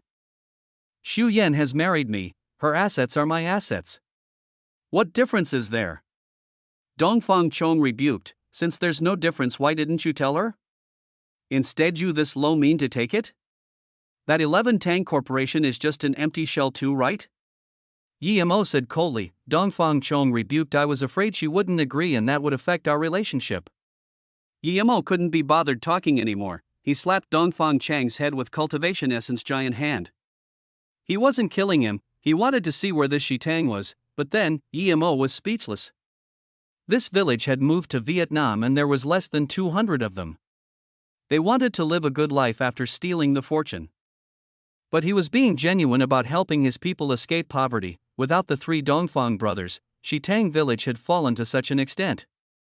Yemo knew that from now on, 11 Tang would be history. Yemo killed the rest except for Dongfang Yi. He still had some things for him to do. The second day, Dongfang Chong suddenly had a press conference saying that he discovered his conscientious. He was of the Shitang Corporation, but he played dead and went into the Ning family to steal their fortune. As for the bioelectronics, it was bullshit. With this, everyone was shocked out of their eyeballs. The most absurd thing was that after making this news press, Dongfang Chong jumped off a building, ending his life in front of everyone. No one believed Dongfang Chong found his conscientious, but this really did happen. Why is it like this? Ning Siswan looked at the news report in disbelief. Chapter 1373, same things but different people. Ning Shuyan saw Dongfang Chong jump and her eyes went red. Luckily Fei Fei didn't see this. Regardless, this person was her father. Ning Shuyan knew that this all happened because Yemo came back. She had heard of how decisive and cruel Yemo did things from her great-grandpa.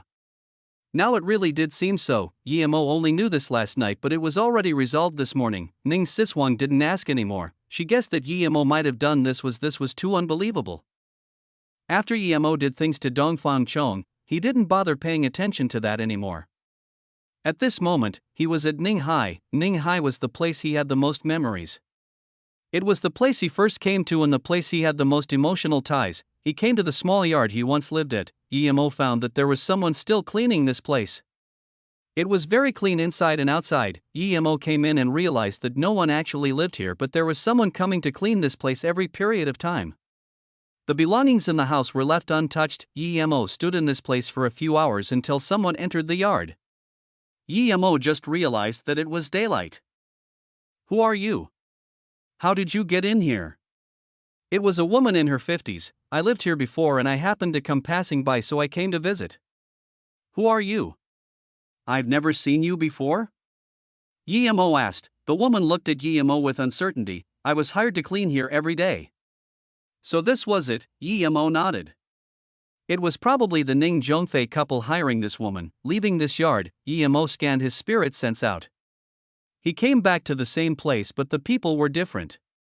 Jingwen and Qingxue weren't here. He wanted to go visit Jingwen's mother and then go back to Luoyu City and see the old friends there before he went back to Luoyu continent. Although this was where he lived before, he missed Mou City more. His family was there, but when Yemo scanned his spirit sense out, he didn't find Su Jingwen's mother in the entire Ninghai city. Soon, Yemo saw a familiar person on the streets. It was that Su Mei he didn't like. She wasn't the young girl like before and seemed more like a mature married woman. There was a woman in her 30s next to her and the two were walking on the streets. Yemo quickly came and stopped in front of her. Sume frowned, but when she saw Yemo she screamed. Sume pointed at Yemo. It's you, you're Yemo. How can you not have changed at all? The eyes of the woman next to Sume lit up immediately upon seeing Yemo, seeing that Sume knew Yemo. She was even more happy. She didn't expect there to be such a perfect man. His temperament and body was exactly what she was looking for. Mimi, you know him? Introduce us. The woman pushed Sume. Sume quickly said wait. Yemo didn't ask anything. He waited till Sume calmed down completely before asking politely, Sume, I want to ask, where is Jingwen's mother? Hearing this, she raged. Yemo, where did you get Sister Jingwen to go? Tell me, where is she? Yemo frowned. He didn't want to talk to her, but he had to ask her about Su Jingwen's mother. Realizing this, Yemo resisted the urge to leave and just wanted to speak when the woman next to her said, Mei, don't get so excited. Talk slowly. Is he called Yemo? Yemo saw this woman help him and studied her. She was on par with Sume in looks and her body was even bustier than Sume. Her eyes had a peachy look. Yemo frowned. This woman's chi was very mixed.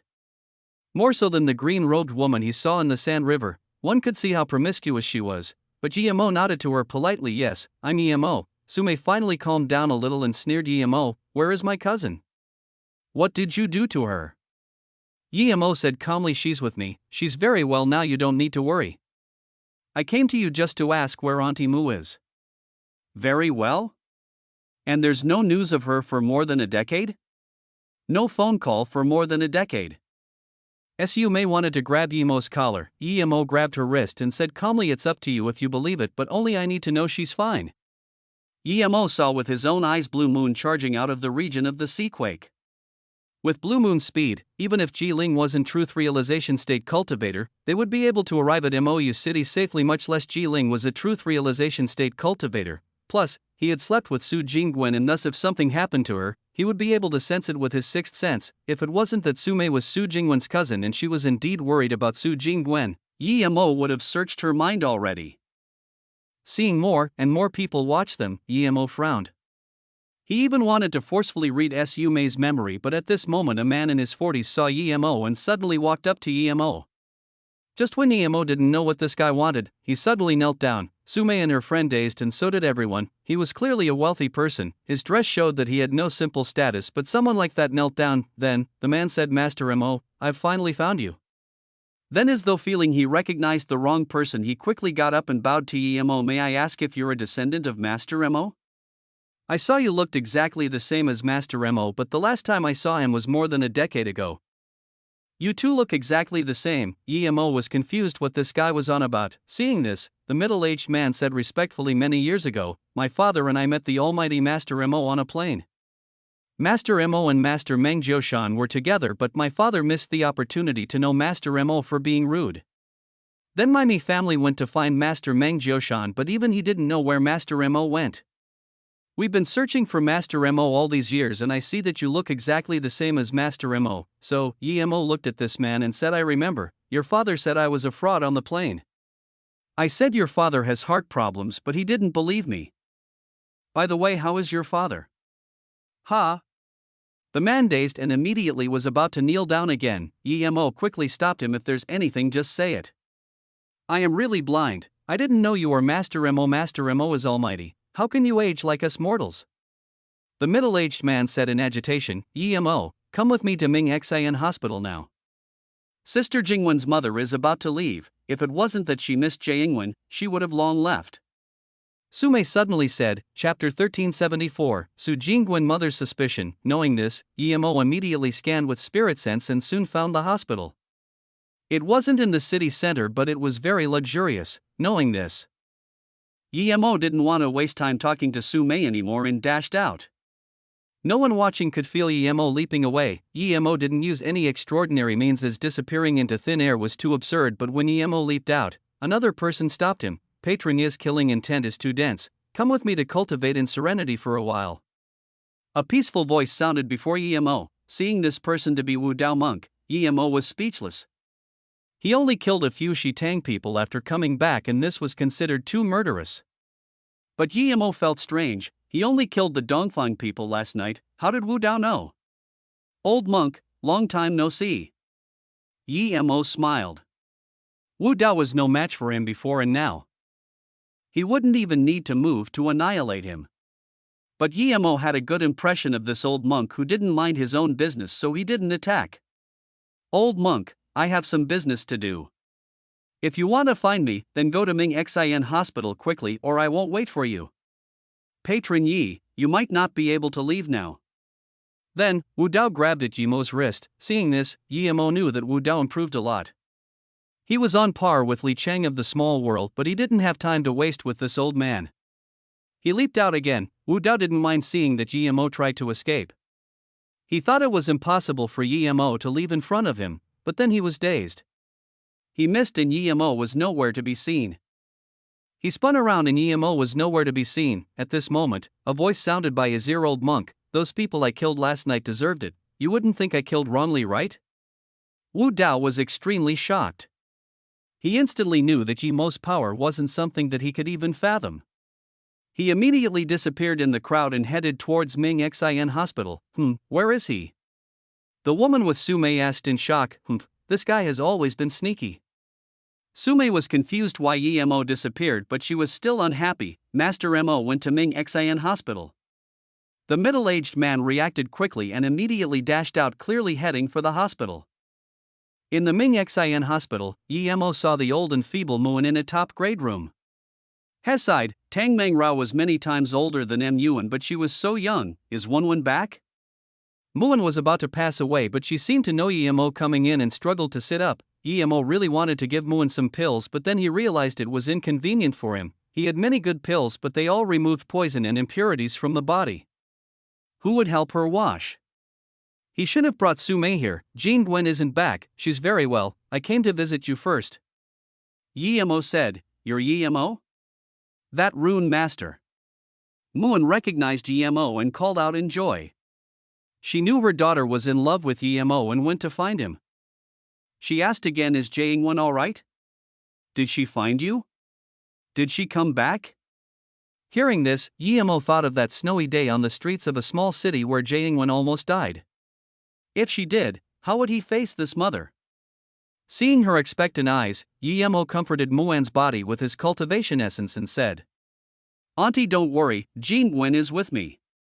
She didn't come back this time, but she will come back and visit you in the future. There was a sliver of disappointment in her eyes, and she said, you need to treat her well. She's a little emotional and very stubborn on some things. Then, she said again, I heard you have 2 wives? Emo nodded awkwardly. He had more than 2. Muan sighed, Jingwen has to like you. She came later on, don't look down on her, sigh. Where is Jingwen? I'm going, I really want to see her. Muan couldn't resist asking. Emo could only say Jingwen is in a place cultivating to become an immortal. When her cultivation is ready, she can come and visit you. You? Even though she knew Emo had the ability to make runes, she was still so angry she fainted upon hearing this. Emo could only wake her with cultivation essence as he said helplessly, Auntie, everything I said is real. Emo quickly said, don't you feel much better than just then? This is treatment with cultivation essence. He also quickly took out the crystal ball of when Su Jingwen reached hollow spirit state, Auntie. If you still don't believe me, look at this. It's when Jingwen reached a milestone in cultivation. Looking at Su Jingwen flying around in the sky after the divine damnation, she was dazed. Her daughter was younger than before and even prettier. Was there really immortals in this world? Was her daughter an immortal? But then, she realized she was tricked and said melancholically to Emo, don't trick me with these computer-synthesized images. Jingwen is my baby, tell me, where is she? Emo was speechless. Auntie, see if I have aged. I've been cultivating too, so I look very young. Ha! Muan just remembered that the last time she saw Emo was many years ago and he was still this young now. Was he really an immortal? But then, she realized that Emo was a rune master, he would have the ability to keep himself looking young. She tried to calm herself and said to Emo, I just want to know where my daughter is. Don't lie to me saying it's cultivation. Okay, even if she's cultivating, I think it's fine for me to see her, right? Seeing that Emo was speechless, Muan said with despair, you say you're an immortal. Then treat my illness and make me look young again. If you can't even treat me, why lie to me that you're an immortal? I know you're a rune master and I have this energy now to your treatment before. But I really miss my daughter. Emo, please, I beg you. Let me see my daughter. Emo's heart was aching hearing this. He knew that Su Jingwen was very close to her mother while her father was focused on his career. If possible, he really would like to bring Muan to see Su Jingwen, but he couldn't. Emo said seriously, Auntie, I can make you a few decades younger and treat your illness in less than an hour. But I can't do it here. If you regain your youthful look, it would cause an uproar. Muan smiled, but there was no real smile on her face. It was like her watching the show of a liar cure me. If you can really cure me in an hour, then I will believe you. Otherwise, please tell me if Su Jingwen is alive or dead. Chapter 1375, Heartless Sea Disaster. Emo could only say, I was thinking that too. Come out of the hospital with me and then go home to eat the pills. After you eat the pills, there will be waste expunged out of your body. You need to wash it in time. When Sume is back, she can help you. Muin's eyes didn't even flinch and she said calmly, according to what you say, if I can turn youthful I would need someone to help me? Plus, you would tell me that pill would only work after a long time, right?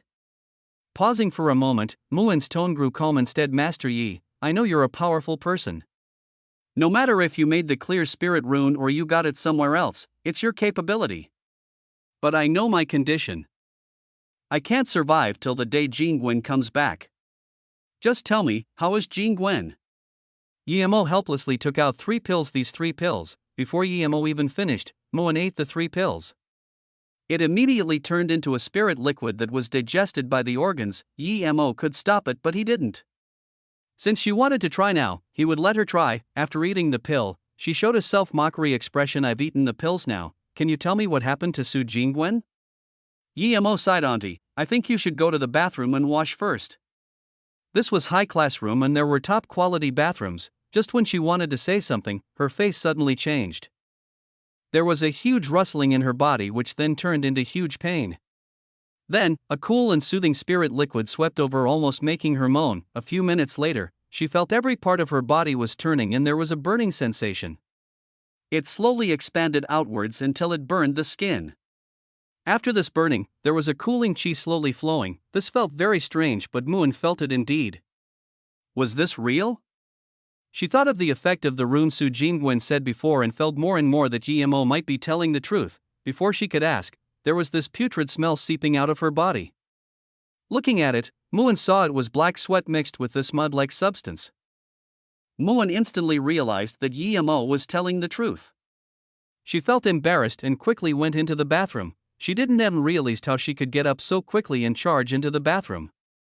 She couldn't even get up before water splashed in. Just when Yemo wanted to leave, a nurse came in with a trolley. She immediately asked, "Who are you? Why are you here without permission?"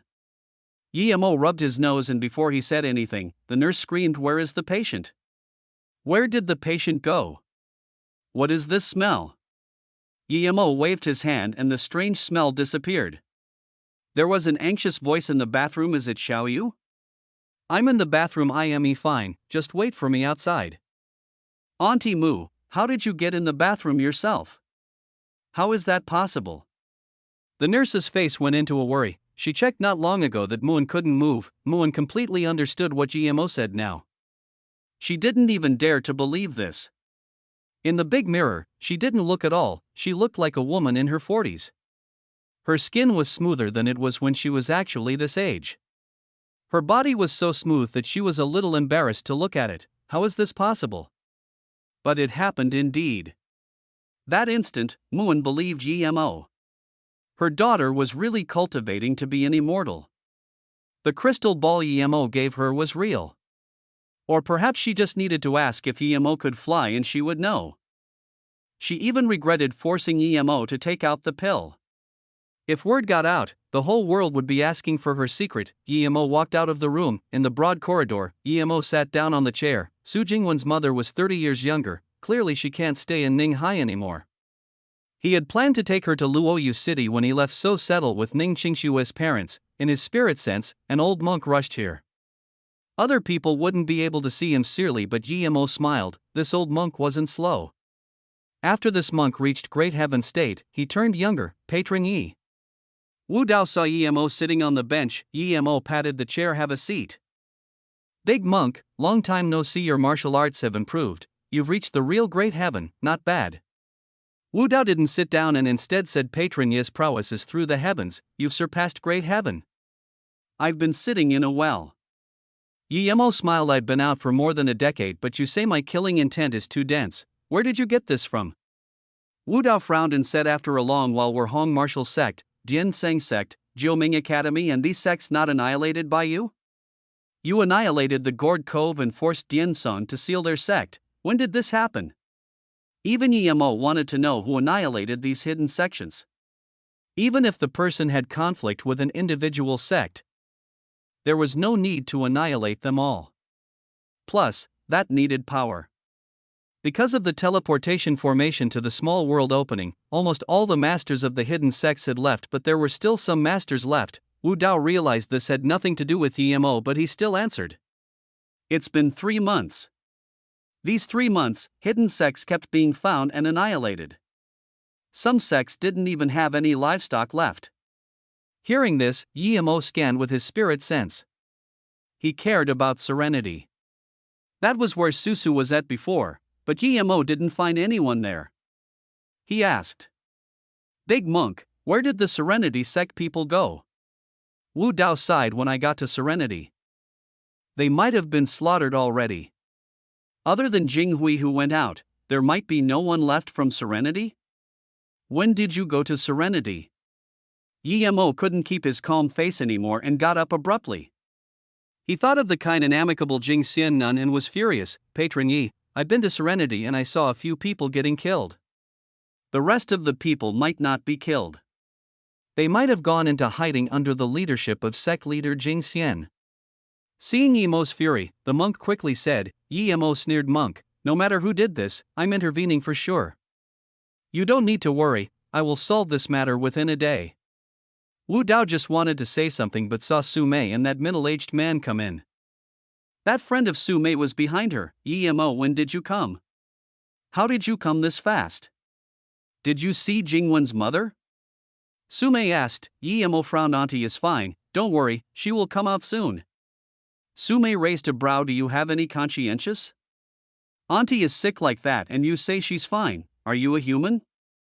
Chapter 1376, The Grey-Robed Man in the Ancient Town. "Xiaomei, I'm really fine, don't blame Yemo." Muan said shakily and the nurse behind her was still full of shock. "You?" Su Mei like the nurse looked at Muan with extreme shock. After a long while, she said, "Your auntie?" Muan nodded to Su Mei and said, "Xiaomei, it's not convenient to talk here, let's go back first.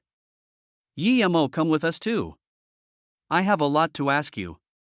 Yemo nodded to Su Mei. "Su Mei, go back with Auntie first, I'll come over in a bit, I still have some things here."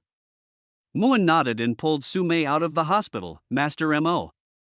The middle-aged man came up and asked carefully. Seeing this, Yemo said, "Is your father still alive? You want me to treat your father?" Yes.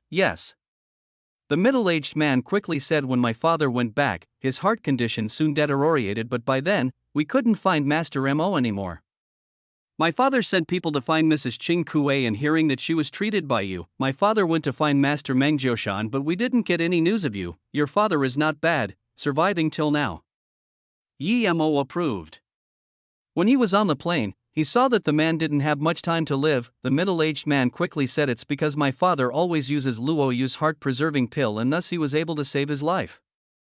Yemo nodded, being able to use the heart-preserving pill so frequently. They weren't just ordinary wealthy people.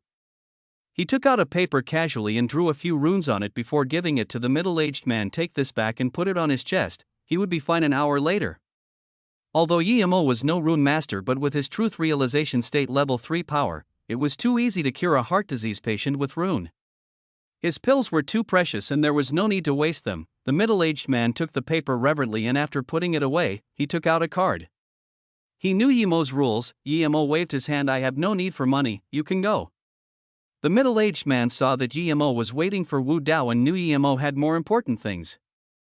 He quickly put away the card and thanked Yemo again before leaving. Then, Yemo asked Wu Dao, "Do you have any clues on the culprits for annihilating the hidden sects?" If there was any clue, Yemo would be able to find it with his spirit sense no matter where these people hid. Wu Dao shook his head. "No clues." A surviving black-level ancient martial artist from the Jiuming Academy saw they wore grey robes. They are very powerful and have extremely powerful weapons. "Do they have marks on the clothes?" Yemo asked. This would help him find them faster. Grey clothes were useless clues to other people, but for Yemo, this was enough. "No." Wu Dao answered. Yemo nodded and didn't talk. Wu Dao sighed. He knew that Yemo's power was far beyond his. Something that he wasn't able to do might truly be done by Yemo. He suddenly really wanted to ask Yemo what was above great heaven, but just when he was about to ask, he realized, what was the point of asking if he wasn't at that state? Realizing this, he didn't disturb Yemo and disappeared into the streets. Yemo stood in the hallway of the hospital and closed his eyes. His spirit sense expanded out. It was hard to search for one grey-clothed man, but it wasn't hard to search for a group of them. Yemo stood in the hallway with his eyes closed, not moving at all. Many people felt this was strange. But no one would ask Emo anything. Only a nurse bit her lips waiting by Emo's side. Xiaoyu, what are you doing there? Another nurse asked. Xiaoyu quickly said, wait for me, I'll come soon. The nurse looked at the two and nodded in confusion. Xiaoyu was the nurse in Muen's room.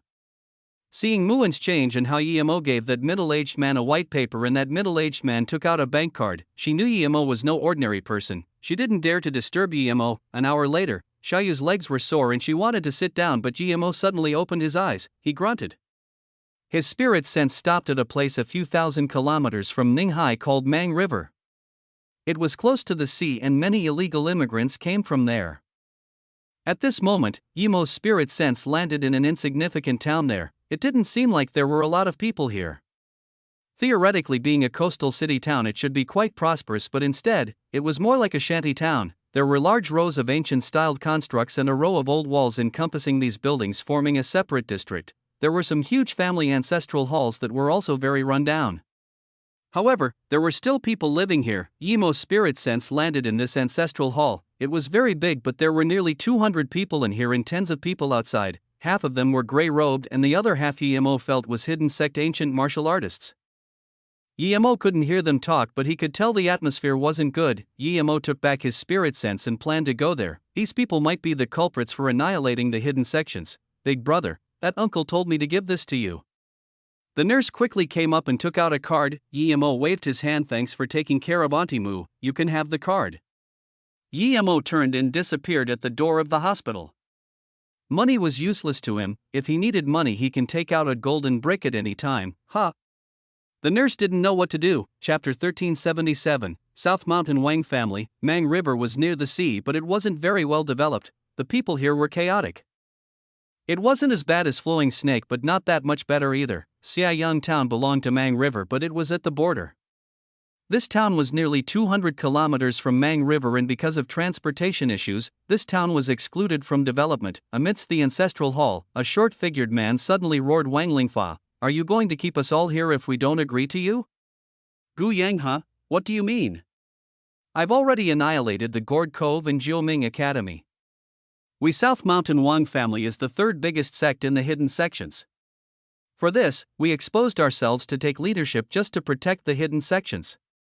Otherwise, it would be difficult for us to even remain. A skinny man in his 50s sneered. Then sect leader Wang, who do you think is attacking so many of our hidden sects and using such bloody means? A middle-aged woman said. Wang Lingfa said slowly, I think everyone knows who annihilated Gourd Cove. It's Luoyu City Emo, and then he made Din Sun Seal sect. Now that this is happening again, do we really need to guess? The woman sneered. Sect leader Wang, I think it's because Emo killed your brother and didn't leave a single person of the Wang family at Broken Top Mountain, and that's why you hate him so much. Wang Lingfa said hatefully, that's right, that Emo has great enmity with my Wang family, how can I let him go? But now, this bastard is this crazy, he wants to annihilate us hidden sects, thus we Wang family need to stand out. Jiu Yanghe was quite close to Emo and approved of Emo's character at the hidden sect tournament. Hearing the undermining words against Emo, he helped Emo again. Sect leader Wang, I was there when it happened. I won't talk about who's right and who's wrong. Emo went to the small world through the teleportation formation. Everyone knows this, but sect leader Wang still wants to say that Emo did it. Is this because of the conflict between you two? Wang Lingfa immediately reproached. Did you see with your own eyes that Emo went to the small world? I know Emo helped you before and you can help him make excuses, but please don't put the fate of the hidden sects at risk. Plus, who else other than Emo can annihilate so many hidden sects in such a short few months? Oh, then what do you mean, sect leader Wang? Another middle-aged man got up and asked coldly. Wang Lingfa said many hidden sects were tricked to go to Luoyu City by Emo, and now the remaining hidden sects were attacked. I think we should join up against Emo, including the hidden sects that went to Luoyu. Attack Emo? The middle-aged man sneered. Emo represents Luoyu City. Luoyu is just a city, but it's more powerful than some countries? Sect leader Wang, your ambitions are really great. Wang Lingfa also sneered. Of course it's not enough with just us, but we can also join up with other people. Large amounts of hidden sect masters left through the teleportation formation to the small world. We have more than 90% of the hidden sect masters gathered here. Plus, we're not fighting against the entire Luoyu. Yimo representing Luoyu is the past, now, Luoyu is a democratic city. I just want the hidden sects to have a place to survive. Yimo annihilated so many of our hidden sects, is it wrong to ask for a place to stay in Luoyu? The middle-aged man didn't fear Wang Lengfa at all and yelled, Wan Lengfa, don't think of everyone as idiots. Don't think we don't know that you annihilated Hong Martial Sect, Dian Son, and Jiuming Academy. If Yi Qianbei is still in Luoyu, would you dare to call for an attack against him? If Wang Yijin and Zhang Zhengxia and these Qianbais were still here, would you dare to be this cocky? Wang Lengfa took out a soft sword and pointed at the middle-aged man. Zhang Hua, Yimo saved your life in the hidden sect tournament and thus you can't even tell the difference between right and wrong. Now you dare to undermine the Wang family. No matter how powerful we are, how can we annihilate Dian Son and Jiuming Academy? Today, I'm going to experience the power of masters from the Guangyao Temple. Zhang Hua pulled out a thin blade from his back and said when the teleportation formation was opened, your Wang family was still in Sect Seal.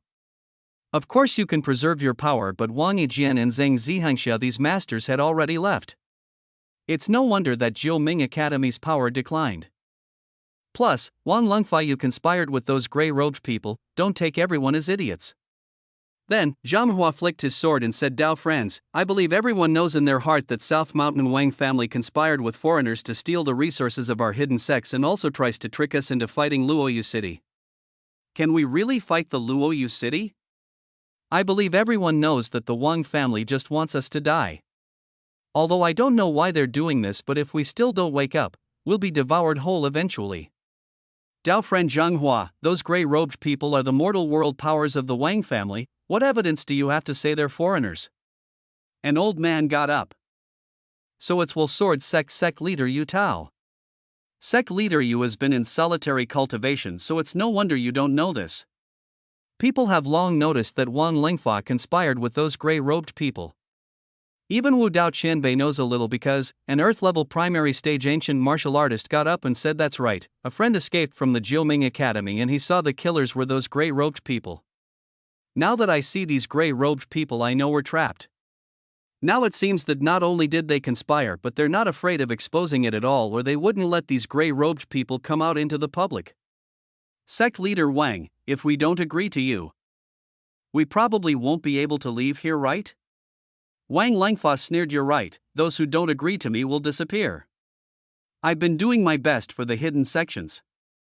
Then, Wang Lengfa took a step back and the two gray-robed men next to him raised their weapons. Two dark rays flew out extremely rapidly. It wasn't even able to be seen, much less blocked. Black level can dodge ordinary pistol bullets and Earth level can dodge custom-made pistol bullets, but these two rays were many times faster than bullets.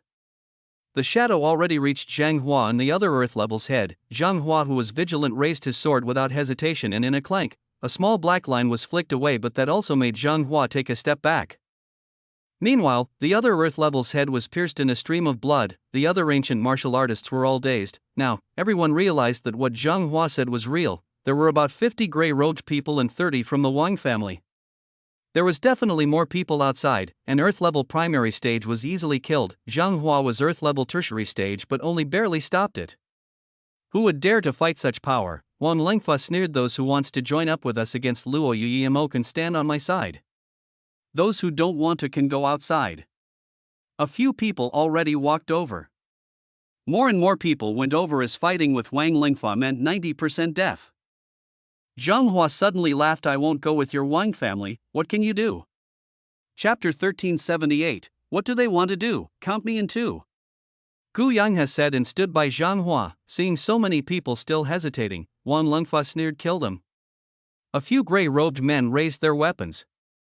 Gu Yanghe and Zhang Hua wanted to charge out of the hall, but as soon as they turned, they saw the entrance was filled with gray-robed people, each having the same weapon. Zhang Hua and Gu Yanghe's heart sunk. Thud thud, this was the familiar sound that killed the Earth level before. With this many sounds, it was obvious that Gu Yanghe and Zhang Hua couldn't live at all, but after the sound Gu Yanghe and Zhang Hua were completely fine. But an extra person appeared here, Brother Yi Qianbei. City Lord Yi. Many people knew Yemo, but many didn't as well. Yemo was a judge for the hidden sect tournament before Yemo. Wang Lingfa's eyes narrowed. That hatred was unable to be hidden. Thank you for saving me, Yi Qianbei. You've saved me twice already. Zheng Hua said. Yemo also recognized this middle-aged man and nodded. Not bad. It's only been this long and you reached Earth tertiary stage from yellow level. Ha, brother Yi, do you still remember me? Gu Yanghe laughed. Yemo saluted with his fists. Of course I do. You've improved quite a lot, brother Gu. Gu Yanghe knew Yemo didn't say that his cultivation level increased, but his courage increased. His power almost didn't increase at all, but the way he did things changed a lot. Wan Lengfa shook. He just remembered that the bullets that shot towards the two were gone and Yemo suddenly came. Could he catch those bullets? Ancient martial arts can be powerful to this extent. If Yemo was this powerful, how could he fight him? Didn't he go to the small world? How is he here? Wang Lengfa immediately got the conclusion that he must kill Yemo immediately or everyone else here would fight against him. All of you attack, kill this man. Wang Lengfa said, thud thud. This time, it was much denser than before. These grey-robed people were well trained and some were even above yellow level, so as soon as Wang Lengfa ordered, they attacked at the same time. This was a new type of firearm. It was much more powerful than guns. Yemo didn't move. He just reached out his hand and looked at the green pea-sized things in his hand. They were black, but Yemo's spirit sense scanned that they had an explosive substance. If he didn't control it with his cultivation essence, these things wouldn't exploded already. Everyone saw Yemo look at this hand and thus all turned to look at his hand. Immediately, they realized that Yemo's casual grab caught all those bullets shooting at him at that speed. What was this power? Zheng Hua looked dazedly at the Yemo's hand. He took a step out wanting to block a few bullets for Yemo, but in such a short time, Yemo caught all of them. At this moment, Zheng Hua felt dejected. He swore that he would reach Yemo's height one day, but when he saw Yemo again, he realized that the gap between them was getting bigger and bigger. Yemo sneered and flung the bullets in his hands out. Splurge, another densely cluttered wave of sounds and bullets shot out from the head of those grey-robed men. Some bullets even exploded in their heads. When they fell down one by one, only then did the ancient martial artist realize that Yemo did this. They all took a cold breath in. Cultivating ancient martial arts to the extreme can be this powerful? Or was Yemo truly a great heaven, after what happened at the Jingming Academy? All the ancient martial artists realized that above earth level was heaven level and only surpassing that was truly great heaven. The ancestral hall was covered in blood and some timid ancient martial artists were feeling nauseous. Yemo killed 70 people just then. The only grey-robed alive was the one next to Wang Lengfa. Even an idiot knew that Yemo intentionally left him. Wang Lengfa's face was pale and his back was drenched in sweat. Those few ancient martial artists who went to Wang Lengfa's side quietly came back to Yemo's side. Yemo didn't seem to see this and looked coldly at Wang Lengfa. You're from So Mountain Wang family? I killed Wang Lenchan and a few people from his family, and I heard that the Wang family was going to Seal Mountain for 50 years. How long has it been and you guys popped out again? Yemo didn't intend to ask Wang Lengfa properly. His power rose. All the ancient martial artists here couldn't even breath, much less Wang Lengfa, who was targeted by Yemo. However, Yemo didn't even use 1/10,000th of his real power. Tell me your purpose. Who are these grey-robed people? Yemo asked plainly. Wang Lengfa didn't want to talk, but he found he couldn't resist at all. I only know a little about those grey-robed people. They come from a big organization and have powerful weapons and military might. Their sole purpose of cooperating with us is to move into Luoyu City with the hidden sections. Yemo sneered. If Luoyu City was so easily taken over, it wouldn't need to exist.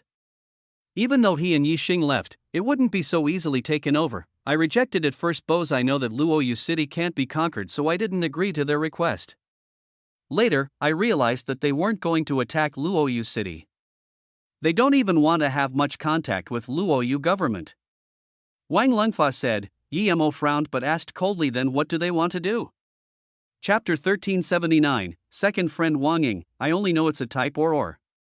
Our Wang family is responsible for gathering the power of the hidden sects and use pressure or some other way to make the Luoyu government give the forest outside the city as the hidden sect grounds. Then we are to give these grounds to them. Wang Lengfa said.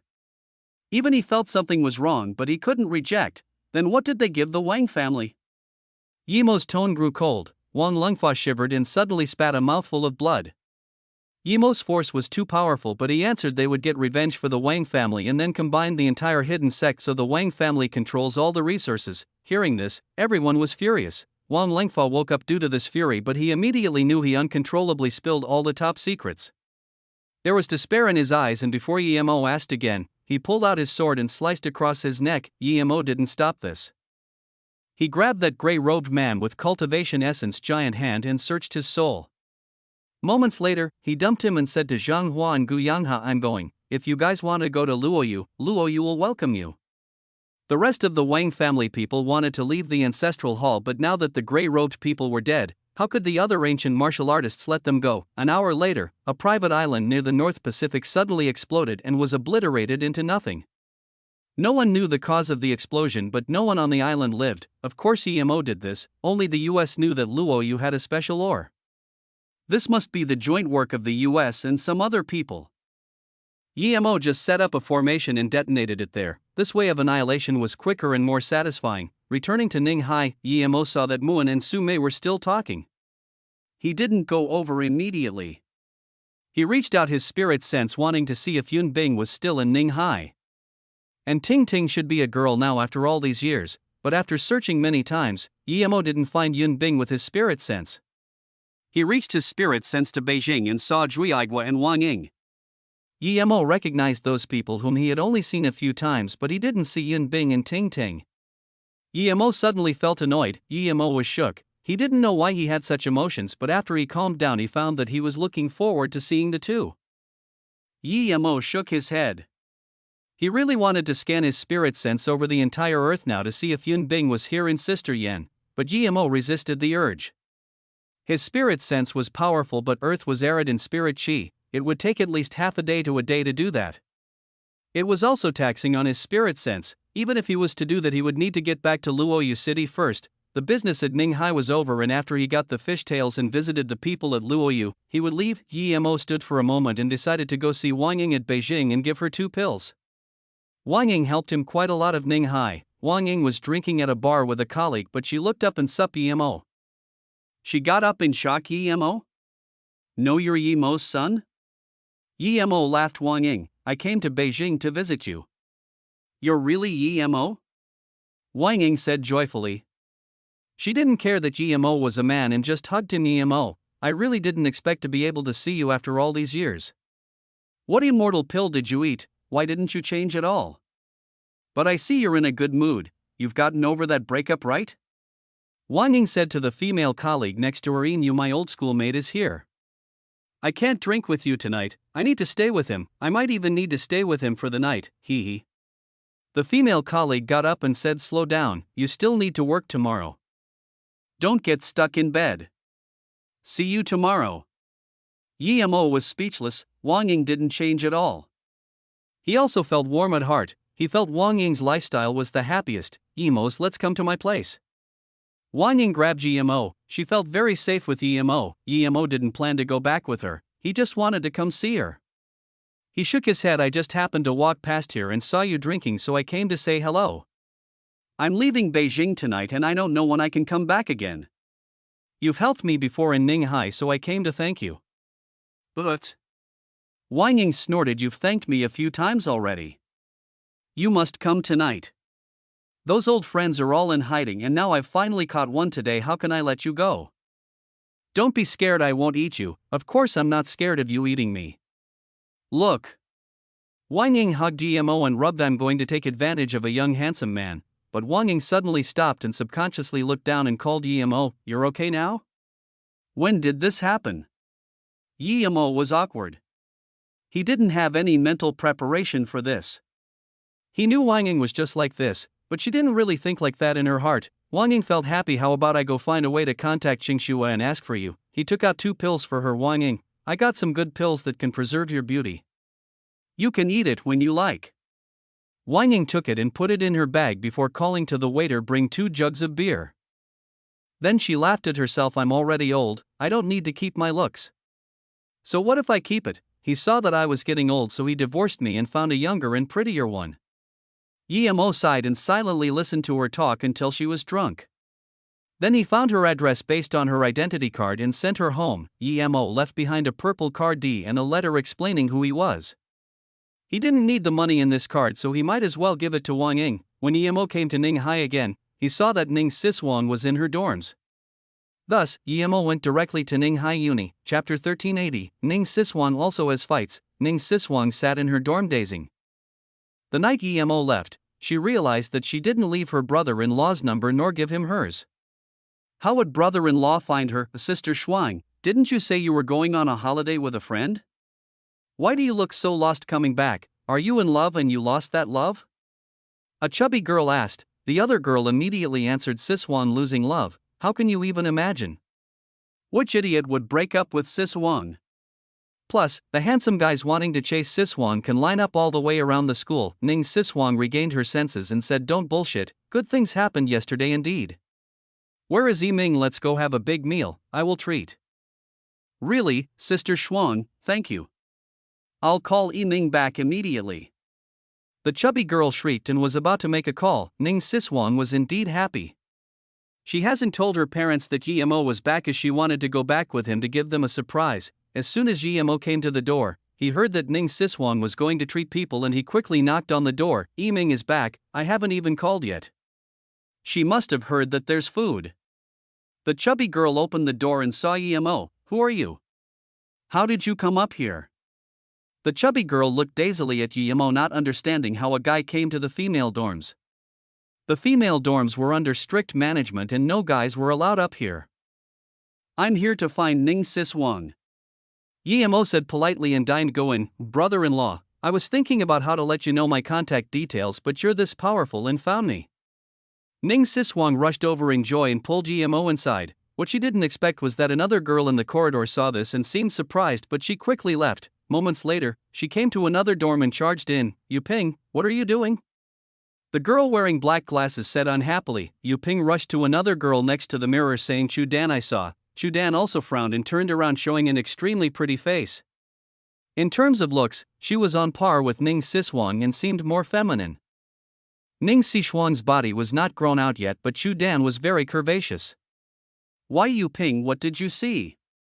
Yu Ping calmed herself down first and said, Chu Dan, I saw a man being dragged into Ning Siswang's dorm by her. Chu Dan immediately threw down her makeup pen and said in surprise and joy, Yu Ping, are you serious? Of course. Yu Ping said, Yu Ping, hurry up and call the school management and the Mei School News. Tell them to bring cameras immediately. Chu Dan said desperately. Then, Chu Dan's beautiful face showed a smile. Little slut, can't keep your pants on, how dare you fight with me? Brother-in-law, you're really powerful. As soon as I came back, you're back. How did you find me? Who did you ask? Ning Siswang couldn't control her joy. Emo smiled but didn't say anything. Wow, Sister Shuang, you're not nice. You found a boyfriend but you're hiding it from us. Brother-in-law, so cringe, but I like this title. If I find a boyfriend, I'll call him brother-in-law too. Ha ha ha. The chubby girl joked, but immediately she thought about the big meal.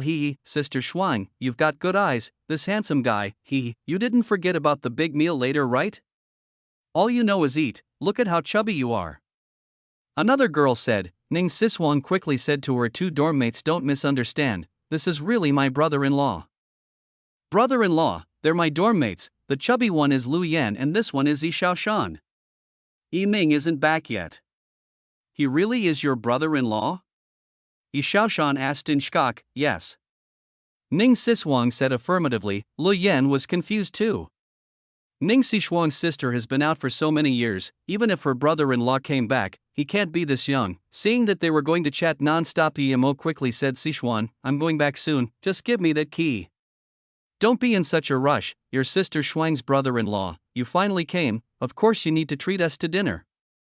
We've been exhausting our brains helping Sister Shuang recently. Lu Yan said. Seeing this, Emo knew he couldn't get away from this, so he nodded. In that case, let's go eat. Siswang remembered to bring the key. Just at this moment, Yi Shaoshan looked at her phone and quickly said, Siswang, the student management department people are here in the school news department. We should quickly go, it must be that Chu Dan. She saw you bring your brother-in-law and wants to look for trouble. Ning Siswang said in contempt. So what if they're here? I'm not scared. So what if my brother-in-law is here? I don't have about being an image representative. Yimo's spirit sense scanned two groups of people going up the stairs coming towards their direction and asked what's image representative. Lu Yan immediately said being the image representative for Ning Hai. There's only 2 spots and one of them is in our school. Your identity and status will. The dorm doors were open and more than 10 people were hustled towards with all sorts of flashlights. Ning Sishuang's hands were still clutching Yimo's arm and these were all caught by the cameras.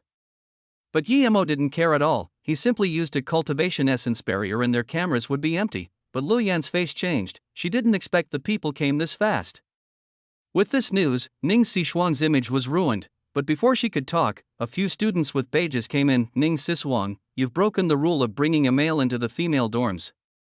Please come with us to the Student Management Center. The student saw Yimo and his eyes flashed with jealousy. Can't my family come to visit me? Since when did the school rules say that family members aren't allowed to visit? Ning Siswang said in contempt. Another student argued. We'll know if he's your family member after going to the Student Management Center. Even if he is family, males aren't allowed in the female dorms.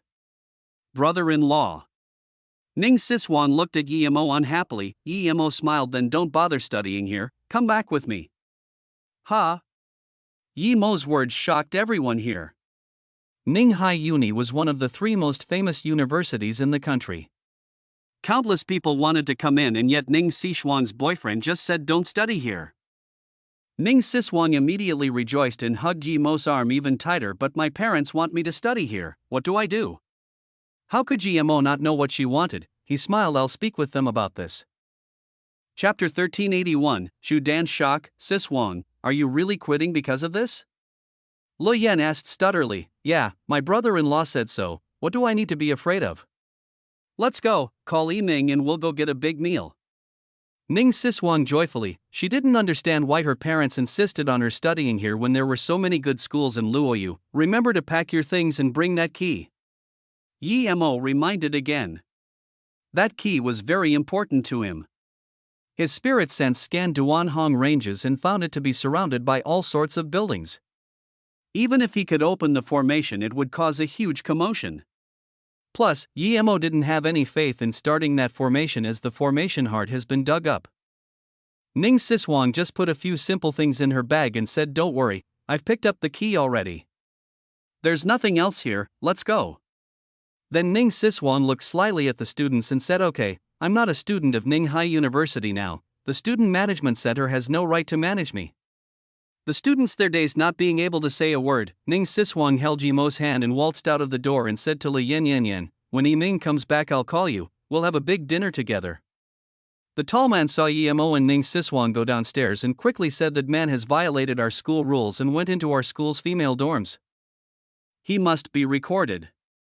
Then, he took a step forward to grab Yimo, but as soon as he got to the stairs, he fell down. The stairs were very wide, but he eerily rolled a few times before spitting out a few teeth. Then, he was paralyzed on the stairs. Everyone who saw this were shook. The stairs were so wide and smooth and yet he fell like that. The rest of the people couldn't care about Yimo and Ning Siswang. They quickly helped the student up and sent him to the hospital. Ning Siswang laughed and felt very satisfied. Yimo shook his head and sped out of the dorms, coming into a small road outside the school. Brother-in-law, wait for me. Ning Siswang rushed up and grabbed Yimo's arm. Io, brother-in-law, such intimacy. I heard you're quitting uni. Ning Siswang, I even feel a little guilty. Shu Dan spun out. I thought you were going to the Student Management Center and specially walked around BTU. I still saw you. Sigh. Shu Dan sighed. Yimo frowned but didn't talk. Ning Sishuang's tone suddenly went cold.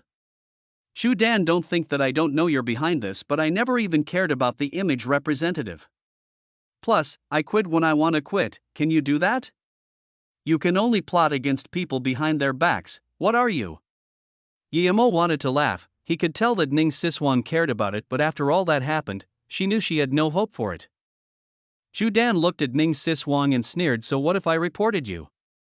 Dropping out of school first year in uni, what can you do? At most there would be an extra. Ning Sishuang's face burst red. I'm going back with my brother-in-law. What does that have to do with you? I'm not even going to stay here. Of course I know you're not going to stay here. Brother-in-law, what a nice name. After I graduate, I need to learn with you, Chu Dan said in contempt. What can you do with your brother-in-law? Little did Ning Siswang know that Chu Dan was cursing her for being lucky enough to find a man this handsome, but she would never say that. Ning Siswang was always better than her, and that made extremely uncomfortable. Yi Mo could tell that Ning Siswang was no match for Chu Dan in an argument, so he pulled her, signaling her to stop talking. Then he said, Siswang is going to cultivate to be an immortal with me, is that okay? Brother-in-law. Ning Siswang was speechless. Why not leave if we can't beat her in the argument? Why talk about some immortal cultivation? She would have no face to come back. Chu Dan dazed and suddenly laughed. She realized she didn't envy Ning Siswang anymore. Her boyfriend was good looking, but he was an idiot. He was nothing compared to her cunning boyfriend. At this instant, she felt very satisfied. She finally beat Ning Siswang. Let's go. Yi Mo suddenly felt annoyed and took Ning Siswang. Cloud appeared beneath his feet and they floated into the sky on this cloud in front of Chu Dan, soon disappearing. Chu Dan's laughter suddenly stopped. She looked dazedly at Yi Mo and Ning Siswang and suddenly rubbed her eyes and patted her head. After a long while, she screamed. Flying, it's really flying. Chu Dan, what happened to you? Two girls heard Chu Dan scream and came over. Chu Dan pointed hysterically at the direction where Yi Mo and Ning Siswang disappeared. You Ping frowned. Chu Dan, what happened to you? What is flying? Ning Siswang, she's quitting university. Regardless, you've succeeded. What are you worrying about? Chu Dan suddenly said to Yu Ping and Mimi, did you see Ning Siswang? And the guy next to her? Did you see that they flew away? Dan, you're too good at acting. Your expression seems so real.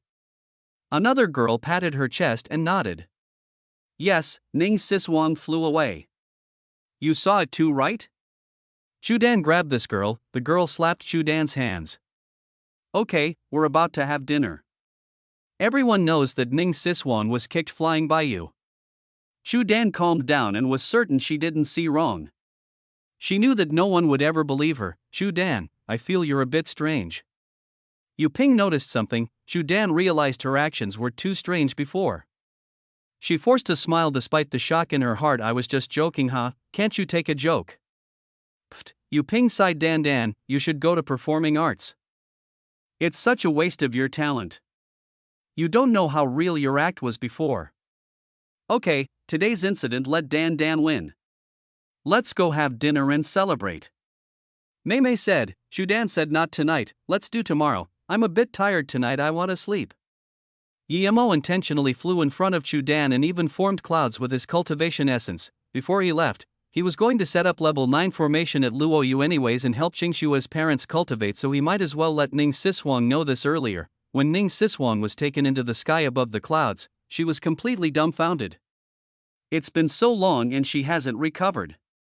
She felt scared right now. Not surprised. Chapter 1382, Return to Luoyu City. Yi Mo gave Ning Siswang a clear mind spell and only then did she wake up. She grabbed Yi Mo's hand and asked nervously, brother-in-law, we're flying? Yi Mo nodded. Yes, this is the cultivation I was talking about. Your sister isn't here so she can't come see you, but if you want to learn I can teach you. Of course I want to. Ning Siswang reacted and said in surprise and joy. She realized why her brother-in-law told her to quit. If she could cultivate, why would she go study? Chu Dan thought for an entire night in her dorm, and the next morning, she ran to Ning Siswang's dorm. Lu Yan got up and saw it was Chu Dan and immediately looked unhappy. She said coldly, Chu Dan, Siswang was moved away because of you, what else do you want? Chu Dan had an apologetic face. I came to apologize to her. I regret what I did yesterday. Give her number to me, I will apologize to her personally. Hearing this, everyone in the dorm was dazed. Chu Dan had always been very dominant. It was absurd that she came to apologize. Li Yan reacted quickly. No need for apology. After we ate with Siswang and her brother-in-law, they probably left Ninghai. So you have Siswang's number, or do you know where her house is? Chu Dan asked hopefully. Li Yan was more vigilant. She shook her head. I had her number, but she doesn't use that phone anymore. She told me that if anyone called her, just let them know that she had already left. As for her house, I don't know. Ha! There was disappointment in Chu Dan's eyes, but she didn't fuss about it. She thanked Lu Yen and left. After Chu Dan left, Lu Yen said, "Do you think this Chu Dan isn't very normal? I won't believe someone like her would apologize. Would this woman be jealous of Ning Sichuan's boyfriend and want to steal him?" Yiming asked. Yi Shaoshan crawled up and suddenly said, "That might really be possible. Chu Dan isn't a good person and she would never talk to us in such a low manner." Lu Yen rolled her eyes. Siswang already said that it was her brother-in-law. PFTTT, Chu Dan didn't go back to her dorm but instead called her father Chu Hang. "Father, do you think there are immortals in this world?" Chu Dan didn't like people being stronger than her, but she respected her father a lot. Chu Hang was just ready to go to his office and received this strange call. Dan, why are you thinking of something this strange in the morning?" "There's a meeting at the company, I'm busy." "Dad, just answer me, are there people who are able to fly on clouds?" Chu Dan interrupted. Chu Hang frowned but didn't reproach his daughter. "You can't say it's impossible. Our Chu family ancestor seems to be involved in cultivation. Our Chu family dragon door disc is passed down from our ancestor." Chu Hang said, "You only need to know it's possible, focus your efforts on studying. It's not something you should be caring about now." "Then Dad, you taught brother to meditate and practice Qigong, is that passed down from ancestor?" Siyu Dan asked. Chu Dang agreed, "You don't even want to learn those things, why are you asking now?" "That's right, it's passed down from our ancestor, but it's only some Qigong to strengthen the body. It's very different than ancient martial arts and rarely do the people in our family get sick. We live long lives also due to this. If you're interested, I can teach you when I come back." "Dad, if I told you I saw someone fly on the clouds yesterday, would you believe it?" Chu Dan suddenly felt her Chu family wasn't ordinary. Blasphemy. "I'm going to have a meeting, don't think too much. It's going to affect your studies. We can talk at night." Chu Hang hung up. Chu Dan was dazed for a moment before saying to herself, "I knew you guys wouldn't believe it."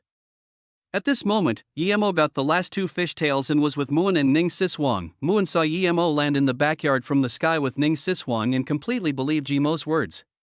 She really didn't expect there was something such as cultivation in this world, but after knowing that her daughter was no longer on Earth but on Luoyu continent, she couldn't control her longing for her daughter. However, Ning Siswang was getting more and more excited. Stars were about to pop out of her eyes. Looking at the two fishtails, Yemo was thankful to Ning Shuyan. If these two fishtails were lost, it wouldn't be easy to find them even with his spirit sense. "Yemo, is it hard to come back after we go to Luoyu City this time?" Muan asked. Yemo shook his head. "After going to Luoyu City, I will be leaving. It's very hard for me to come back, but if you want to go to Ninghai you can go at any time. However, I suggest not to come back too often, you need to have a peaceful heart for cultivation. Otherwise, your progress won't be much. Who knows when will be the next time I can come back with Jingwen and them? Maybe 10 years or maybe 100 years. Yemo didn't say that if he ascended into the immortal ascension it would be even harder to come back to Earth. The dimension was much sturdier in the immortal realm than in the cultivation realm. "Brother-in-law, didn't you fly back with me on a cloud? Why is it a flying boat now?" Ning Siswang thought flying on the clouds was much cooler. Yemo was speechless. Using clouds is not practical. It's slow and wastes cultivation essence. Even though Yemo used a top-grade spirit artifact, they still reached back Luoyu City in a very short time. Although he had seen Luoyu City's prosperity in his spirit sense, when he truly saw it, Yemo was still excited. Although he didn't build everything, it was founded by him. Seeing Yemo come back, Ning Zhongfei and Lan Yu's eyes turned red. They wanted to ask Ning Qingshua's whereabouts immediately, but they knew Yemo would tell them. Yemo spent more than half the day explaining to them what he said to Ning Siswang and Moon last night. The couple were disappointed that Qingshua wasn't back, but thinking that if they focused on cultivation, they might be able to see their daughter again, they forced themselves to calm down. Just when Yemo wanted to go see Huang Yinian and them, Lan Yu asked, "Yemo, did you see Qi Wanqing there?" Yemo immediately remembered and felt guilty. She wasn't his wife, but she went with Jingwen and them to Luoyu and disappeared. But he never thought of visiting her parents. Her parents came to Luoyu a few times asking if you were back. Eventually, They just moved to Luoyu City waiting for you and retiring here, Ning Zhongfei said. Yi Mo scanned his spirit sense out and soon saw a row of small houses in which Tang Qinping lived. Her face looked very similar to Qi Wanqing and Yi Mo guessed she was Qi Wanqing's mother. It should be her father next to Tang Qinping, Yi Mo frowned. Why are they living on the outskirts? Ning Zhongfei sighed. Chapter 1383, wrong, you're not, what's going on? Yi Mo asked. He had a good impression of Qi Wanqing and she was lost in Luoyu continent due to him. He should stand up for Qi Wanqing's parents. Lan Yu looked at Yi Mo's face and knew he thought that what happened with the Dongfang family happened again. Lan Yu quickly said, her parents were very worried that Qi Wanqing left. After her father retired, he didn't stay in the military and moved to Luoyu City. Luoyu City has become the world's prettiest city under the work of City Lord Huang in them. Muan nodded. Yes, in order to find Jiangwen, I came here a few times. I heard that those who live in Luoyu City have better health on average. Lan Yu nodded. But it's a pity, there are too many people wanting to come to Luoyu City. Because of this, Luoyu City's land prices are soaring higher and higher. It's not something ordinary people can afford. Wanqing's parents have some savings but they can't afford a better place. Yi Mo frowned and asked, Wanqing's mother has a big company and their family is wealthy, how can they not afford to live better? Lan Yu sighed. After Wanqing went missing, her mother didn't have the mind to run her company and it soon started losing money.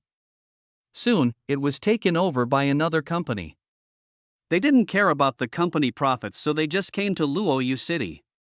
Just when Yi Mo wanted to talk, his spirit sense scanned that at the center of Luoyu City, Huang Yinian and them were having a meeting. There was a man in his 30s sitting next to Huang Yinyang. He slammed the table, seeming very angry. But neither Huang Yinian nor Yu Miaodan and them said anything. Instead they listened to the man yell at them. Yi Mo was immediately unhappy, regardless if Huang Yinian was right or wrong, he was the city lord. How dare someone slam the table in front of him? This was too absurd. Huang Yinian led Luoyu City to such prosperity, how could he allow such person to be in the city lord estate meeting? Yi Mo got up and said to Lan Yu, Auntie, I'm going to the city lord estate once. I want you to bring Wanqing's parents to live at Luoyu Lake too. It's pretty big after all. Of course, I want you to tell them what I told you. If they want to see Wanqing again, they have to cultivate at Luoyu Lake. Then, Yi Mo took out 3 bottles of pills and gave them to Muan. Auntie Mu, you've had these pills already, just give everyone one. Lan Yu and them hadn't seen these pills but they knew they were substantial. Muan was a prime example. They hadn't seen her for so long and yet she seemed so young. Clearly this wasn't normal. Go do what you need to do, I will go check on Wanqing's parents with Zhongfei soon, Lan Yu quickly said. City Lord Huang, I don't get why not. You've seen the development of Luoyu City in recent years. I'm not wrong, if we change that to be the World Trade and Economic Center, it would boost Luoyu's economy again. The middle-aged man slammed his hand. Huang Yinian waited till the man was done and said, if I say no, then no. Other places are fine but not there. Suozhen, I know Luoyu's development is inseparable with your planning but that is non-negotiable. Huang Yinian called him by his full name, clearly City Lord Huang was unhappy too. Suozhen slammed the table again and got up in agitation. He was almost yelling, City Lord Huang, why is your brain as hard as wood? Luoyu Lake is taking up such a huge place and only the Ning Zhongfei couple are living there. This is a waste. And Luoyu Lake's owner Yi Mo didn't do any procedures, one could say that land belongs to the government. We're not saying they can't live here. But we're just telling them to change places and make Luoyu Lake the economic center. Look at all these economic policies I've made, which one was wrong? Yu Miaodan suddenly got up and said, Suozhen, if you dare to call city lord's name straight out like that I will remove you from the list of future city lords.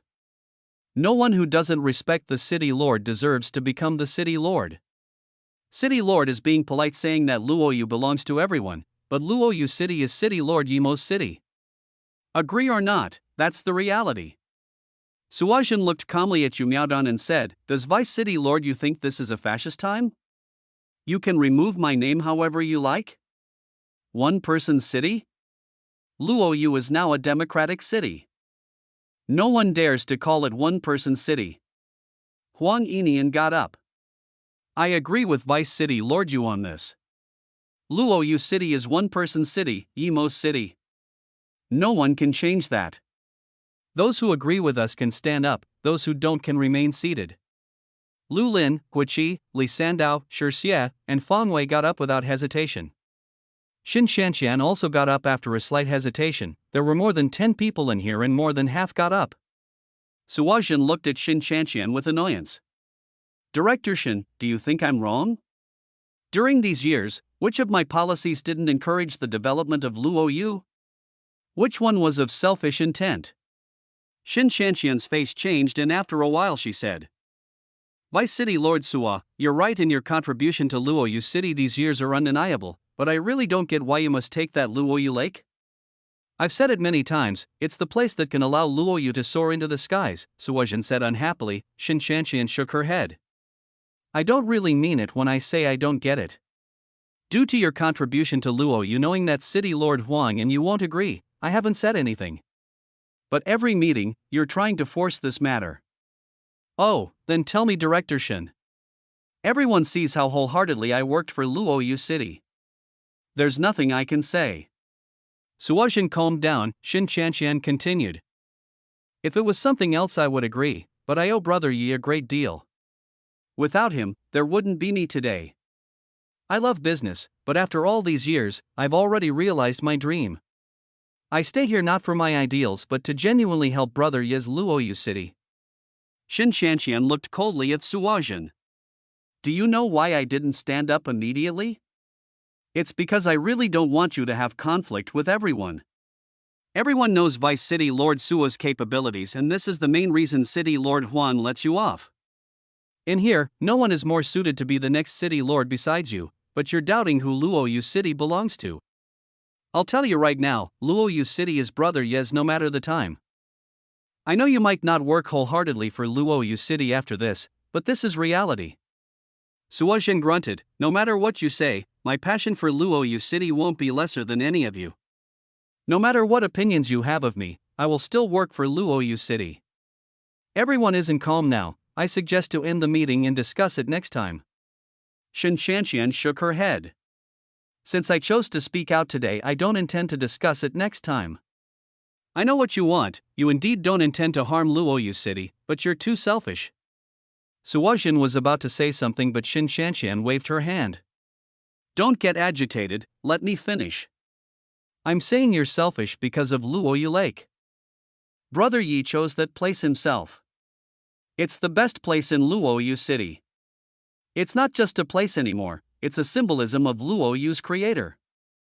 The longer the time passes, the more the citizens of Luoyu City will respect it, and you ought to take it first because that's the best place, but more importantly your ambitions are too great. You want to replace Brother Yi and when the World Economic Center is built, people will gradually forget the founder of Luoyu, Yimo, and only remember the person who built this economic center, which would be you. Suozhen's face looked bad. This is a democratic world, not individual heroism. Director Xin, please don't say things like that. Xin Shanqian said calmly, you know you're definitely the next city lord so you just want everyone to remember you. I am the next city lord, but...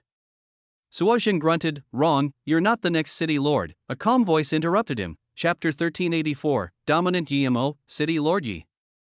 Everyone who stood up called out in surprise and joy. Yimo didn't change at all, instead he looked even younger. Huang Yinian was overjoyed. He didn't expect to be able to see Yimo again as none of those who went to the small world could come back but Yimo came back. Huang Yinian got off his seat without hesitation and said City Lord Yi sit here.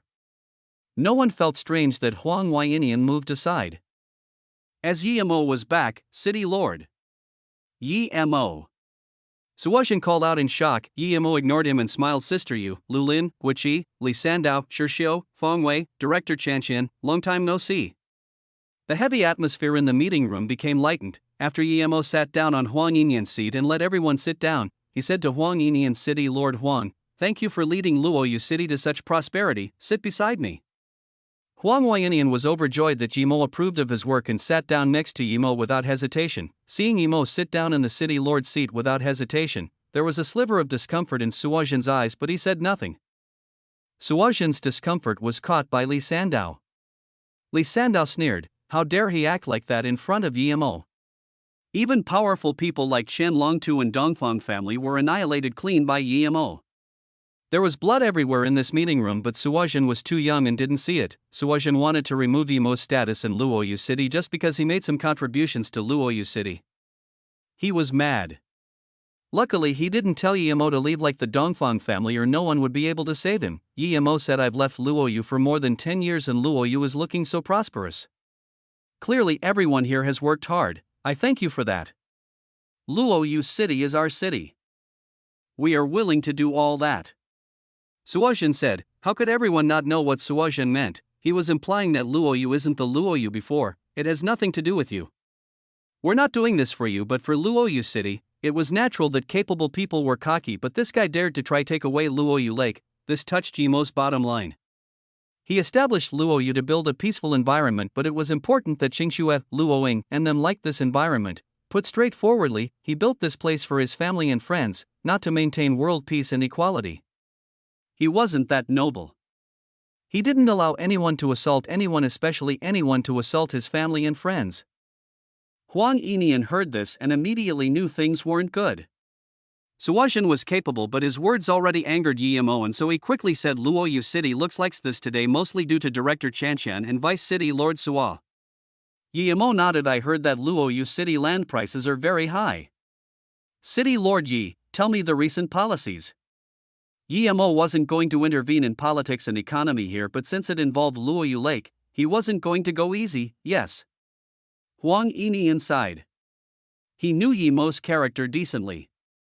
He was old and didn't mind losing some face in front of young people for Luoyu. After all, when he retired, Luoyu would depend on these young people. But the founder was Yimo and he wouldn't allow anyone to do that. Luoyu City's immigration policy was changed. It's arranged due to assets. Only those with certain financial power can move to Luoyu City. Those poor families can give their residence to wealthier people to live here. Huang Yinian said. Yimo immediately said coldly, from today on, Luoyu City will stop migration. As for those who forcefully make poorer families move out of Luoyu, kick them out of the city. Yes. Huang Yinian immediately nodded. Huang Yinian knew this would let Luoyu become wealthy rapidly, but it wasn't the best long-term plan. Suozhen's face was very bad, but he didn't say anything. He made this policy. Yimo scanned his spirit sense and saw ships loaded with weapons about to leave and immediately asked, why is Luoyu weapons being shipped out? Because our weapons are leading the world and many countries have ordered from us. If we sell weapons, we can earn large amounts of foreign income. Suozhen said. Who made this policy?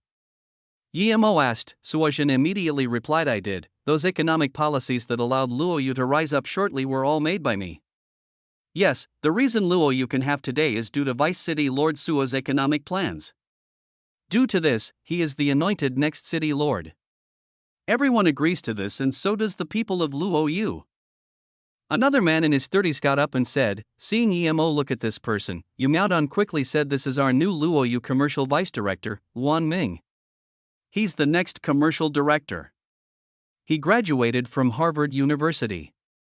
Yimo said plainly, the next city lord will be Shi Xiu, the next commercial director will be decided by Xin Shanshan. Choose someone who came from Luoyu. As for Suozhen and Luan Ming, from today onwards won't have any duties in Luoyu City, City Lord Yi, you. Suozhen got up furiously seeing Yimo kick him out. Luoyu is everyone's. I worked arduously for Luoyu for so many years. What right do you have to do this? You have no position in Luoyu right now and left Luoyu for so many years. What right do you have to point fingers at Luoyu management? Luoyu belongs to everyone, not someone. You have no authority to do this. Yimo said coldly, I said Luoyu is everyone's, not you. Suozhen's face was green. Yimo meant that he didn't have the right to say Luoyu is everyone's. Yimo asked Suozhen's details. No one knew what Yimo meant but only Lu Lin. Moments later, a girl came into the meeting room. Luoyu's security was on par with military bases. Yemo was powerful and thus he could come in without being noticed, but this girl wasn't stopped too. The girl held a paper but she didn't come in and just read at the door. Suwajin, parents are American citizens. Graduated at Harvard 13 years ago and went to Cambridge. After studying for 4 years he graduated and came to Luoyu. He came into the city lord estate within 3 years due to his knowledge and cleverness. 4 years ago, he was vice commercial director. 2 years ago, he became vice city lord and was anointed the next city lord. During his term as vice city lord, he was in content with American business tycoon Ersi. Ersi also has another identity, he's a member of a spy organization. Suwajin was shivered hearing this. He had only been in contact with Ersi once and this was investigated. Not only this but even Ersi's identity was exposed. Just how many secrets were in Luoyu that he didn't know? Wang Ming graduated from Yale 10 years ago. He has been in contact with Medusai from the CIA during his time studying. 6 years ago, he came to Luoyu City and became the vice commercial director. The girl read emotionlessly, Chapter 1385, Fish but no gate. During their terms, Wang Ming and Suwajin spilled military secrets twice and commercial secrets 5 times and used their means to launder few hundred million Luoyu dollars. The Luoyu Safety Department has decided to execute Suwajin, Wang Ming, Yu Jinshan, Bu Weizhang. On the day Suwajin takes over as city lord and declare publicly their sins. Then, the girl bowed and exited the meeting room. The meeting room fell in tense silence. Yemo sneered, he could easily make Suwajin say what he has done but he wouldn't be the one managing Luoyu later. Doing this had greater effect on fearing those with bad intentions. After all, the old people would retire and Luoyu needed fresh blood. After the Dongfang family incident, Yemo was vigilant. He anointed Lu Lin and she didn't disappoint him. Although she didn't take any actions, the investigation was very clear. Yu Miaodun and Huang Yini inside. After what happened last time, there was no way Yemo would let the same thing happen again. It was indeed so. Pity that Suwajin, he was indeed capable. The reason Luoyu was so developed was indeed greatly due to Suwajin. So even though Suwajin made some small mistakes, Huang Yinian pretended he didn't see. But Huang Yinian didn't know he spilled military secrets. Take him away. Yemo said coldly. Suwajin yelled, Yemo, you have no right to do this to me. You're not a member of Luoyu city government. This is dictatorship, this is desecration of human rights. But no matter how he yelled, he was taken away by Guichi. Yemo shook his head. If this was Mou City he would have threw a fireball over already, but this was Luoyu City and many of them would be managing Luoyu City. If he did this, it wouldn't be good. If he was going to stay here for long term it was fine, but he was going to leave soon. After that, Yemo didn't involve in the discussion of Luoyu matters but just stayed on the side and listened. He also suggested that Luoyu shouldn't be selling weapons as their main source of income. Luoyu Pharmaceuticals was the best economic source. No matter what Suwajin did, when Yemo came, all his means were rendered useless. Even if he took over Luoyu Lake, what awaited him would be certain death. Luoyu's martial academy not only protected the safety of high authorities in the city but also protected Yemo's Luoyu City. If Suwajin took over Luoyu Lake and kicked Yemo's family away, how can the martial academy let him go? Suwajin was dominating politically in Luoyu City but he didn't know where Luoyu's power truly laid. Even though Yemo said nothing but him sitting here sped up the discussion. Sure, Xiu didn't have Suwajin's brains but there wouldn't be a huge problem with him managing the city. Yemo didn't participate in the afternoon discussion and just went back to Luoyu Lake. Shi Wanqing's parents were already here and they clearly all ate his pills. Shi Wanqing's mother immediately asked Yemo where Shi Wanqing was but Yemo didn't know where she was as well.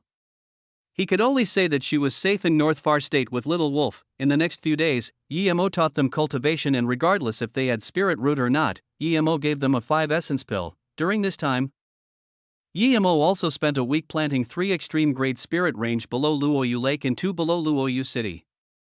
Then, he set up a level 9 attack formation, level 9 defense formation and level 9 spirit gathering formation next to Luoyu Lake. He also set up another level 9 attack and defense formation outside Luoyu City. With this, even missiles wouldn't be able to get into Luoyu, plus Luoyu had its own anti-missile system. Luoyu's spirit chi was so dense now that it could compare with South Peace State Pill City. Yemo didn't give the Jade card to controlling the formation to the city lord estate but gave it to his father-in-law Ning Zhengfei. After that, Yemo was completely free. Although Ning Siswang wanted Yemo to take her around and fly, but seeing everyone was cultivating, she didn't want to be dropped behind, so she cultivated too. Yemo didn't piece together the yin yang fish. Instead, he found a quiet place and searched for Yun Bing and Ting Ting with his spirit sense. If they weren't living while Yemo would bring them over, but if they were he wouldn't disturb them. He spent an entire morning and even left Luoyu City just to cover all the countries on Earth, but Yemo was disappointed. He wasn't able to find them. Half a day had passed and Yemo was very tired. He used a spirit recovery pill and rested for half a day before barely recovering his spirit sense. Although he knew Yun Bing wouldn't go back to Beijing Yin family, but he still decided to go there and ask after he pieced together the yin yang fish. Yemo was level 9 forgery grandmaster and formation grandmaster. He really wanted to know what level Chu Joyu's forgery and formation skills were at to be able to create such a formation disc. Soon, the pieces were connected. Crack, the yin-yang fish had no spirit waves or power, but it closed together tightly. One could not tell that they were pieces just then. This wasn't it. The dull yin-yang fish turned very lustrous after rejoining together. Yemo took in a cold breath. He realized that this fish was a formation disc formation heart. He thought fish jump through Dragon Gate was a one-way teleportation formation, but now it seemed he was wrong. He didn't think he would be able to make such a formation disc. Thus, that Chu Joyu was at least a low-grade immortal formation master. Yemo sighed. Compared with Chu Joyu, his talent wasn't talent. He had this accomplishment today due to luck, but what did Chu Joyu rely on? He flipped the fish around and was helpless. He could tell this was a space travel formation disc. It had the same use as space transmission rune, but it was better than that. The rune needed extremely powerful spirit chi to activate, but this didn't. Thus, it was clear that either Chu Joyu didn't know rune making or he knew that space transmission rune wouldn't work on Earth, so he changed the rune into a formation disc. This not only required solid formation skills but also very powerful forgery skills and knowledge of tearing dimensions. Yemo was helpless because he could tell that the pieces were joined, but he couldn't activate it. This was a formation heart. It still lacked a formation disc. Only when the two combined together could he use this. This meant that he had the fish but not the gate, and thus he can't jump through it. Yemo knew that if his formation skills were a little higher, he would be able to make this formation disc himself. Yemo put the fish away and had decided to check on Zaishan again. When he scanned his spirit sense there at his antique shop, he didn't see Zaishan, but his granddaughter Ning was there. Chapter 1386, Re-encounter Chudan. In a restaurant outside the Ninghai Uni, Chudan's father Chu Hang's face kept changing. Chudan sat opposite him but didn't dare to talk. The reason Chu Hang came was because she had thought about things for a week and called him again. This time, Chudan said more certainly. She said she definitely saw Yemo fly on clouds. He felt his daughter wasn't lying, but he was worried that something was wrong mentally with her, and that's why Chu Hang rushed to Ninghai. I really saw it. I was dumbfounded at the time, so I didn't capture it with my phone. Chudan said again. Chu Hang waved his hand. I know you're telling the truth. I checked your university's recording. There was no sign of Ning Siswan leaving. As for her brother-in-law, there was no footage of him going in or not. It was though he appeared out of nowhere and disappeared into nothing. Plus, the pictures your university's news department was also blurry.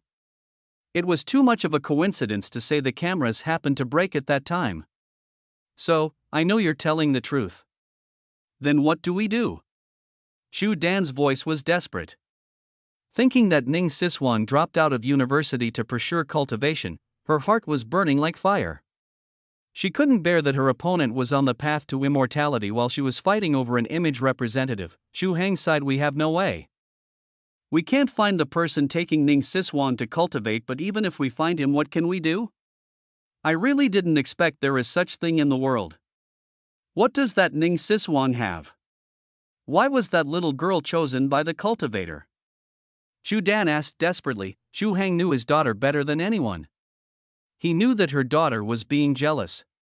He felt that she should wake up from this. If she was sunk into this, she perhaps would have no future. Thinking about this, Chu Hang said seriously, Dan, it's said that those cultivators need to balance yin and yang, and thus they're especially interested in virgin girls. So it might not be a bad thing that you didn't encounter him. If it's a powerful cultivator who wants to take you away, it's useless to even call the police. Chu Dan raised her lips but didn't argue. She clearly didn't agree to her father's words. As long as she could cultivate, she would be willing to do anything. She even cursed Yemo's eyes. What did Ning Siswang have? Her chest was that small and was a far cry compared to her. She still seemed like a baby? That cultivator must be blind to take this little girl, and Ning was playing with a jade in her boredom, but her eyes weren't focused on the jade. Long time no see, and Ning. Yemo walked in and she didn't even notice. Seeing this, and Ning looked up and immediately recognized Yemo. She said in shock, "You're Yemo? You're back?" Yemo looked at Ning's necklace. After all these years it was still the same. Yemo nodded. "I just came back. Where is your grandpa?" "You came to find my grandpa?" And Ning subconsciously asked, "I thought you came to find Jichi." Yemo just remembered, "How is Jichi?" And Ning said dejectedly, "She has been missing for more than a decade. Sister Yun brought Ting Ting to find you at Luoyu but met Ziki, who just came back. She said that you had left Luoyu City. Sister Yun was very disappointed and left with Ting Ting. Jichi said she would send Sis Yun back and they disappeared." "You're saying Yun Bing came to Luoyu to find me?" Yemo asked in shock. "MHM." And Ning nodded. Yemo fell silent. Missing for more than a decade, did they go to the teleportation formation at Duanhong Ranges too? A lot of people left Luoyu City to go to the teleportation formation too, including Eru, Zhang Jiayan, Suyuewa, Fong Nan, and so. Yun Bing came at that time. Who knows if she went in too, but that also meant that Yun Bing didn't go back to the Yun family, so he didn't need to go visit there. And Ning suddenly said, "My grandpa passed away 3 years ago. Did you need something?" Hearing this, Yemo sighed. On Earth, if you don't cultivate, so what if you lived more than 100 years?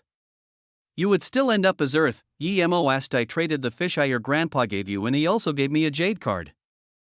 He said that Zhang Zhihui gave it to him." "Do you know where Zhang Zhihui got it?"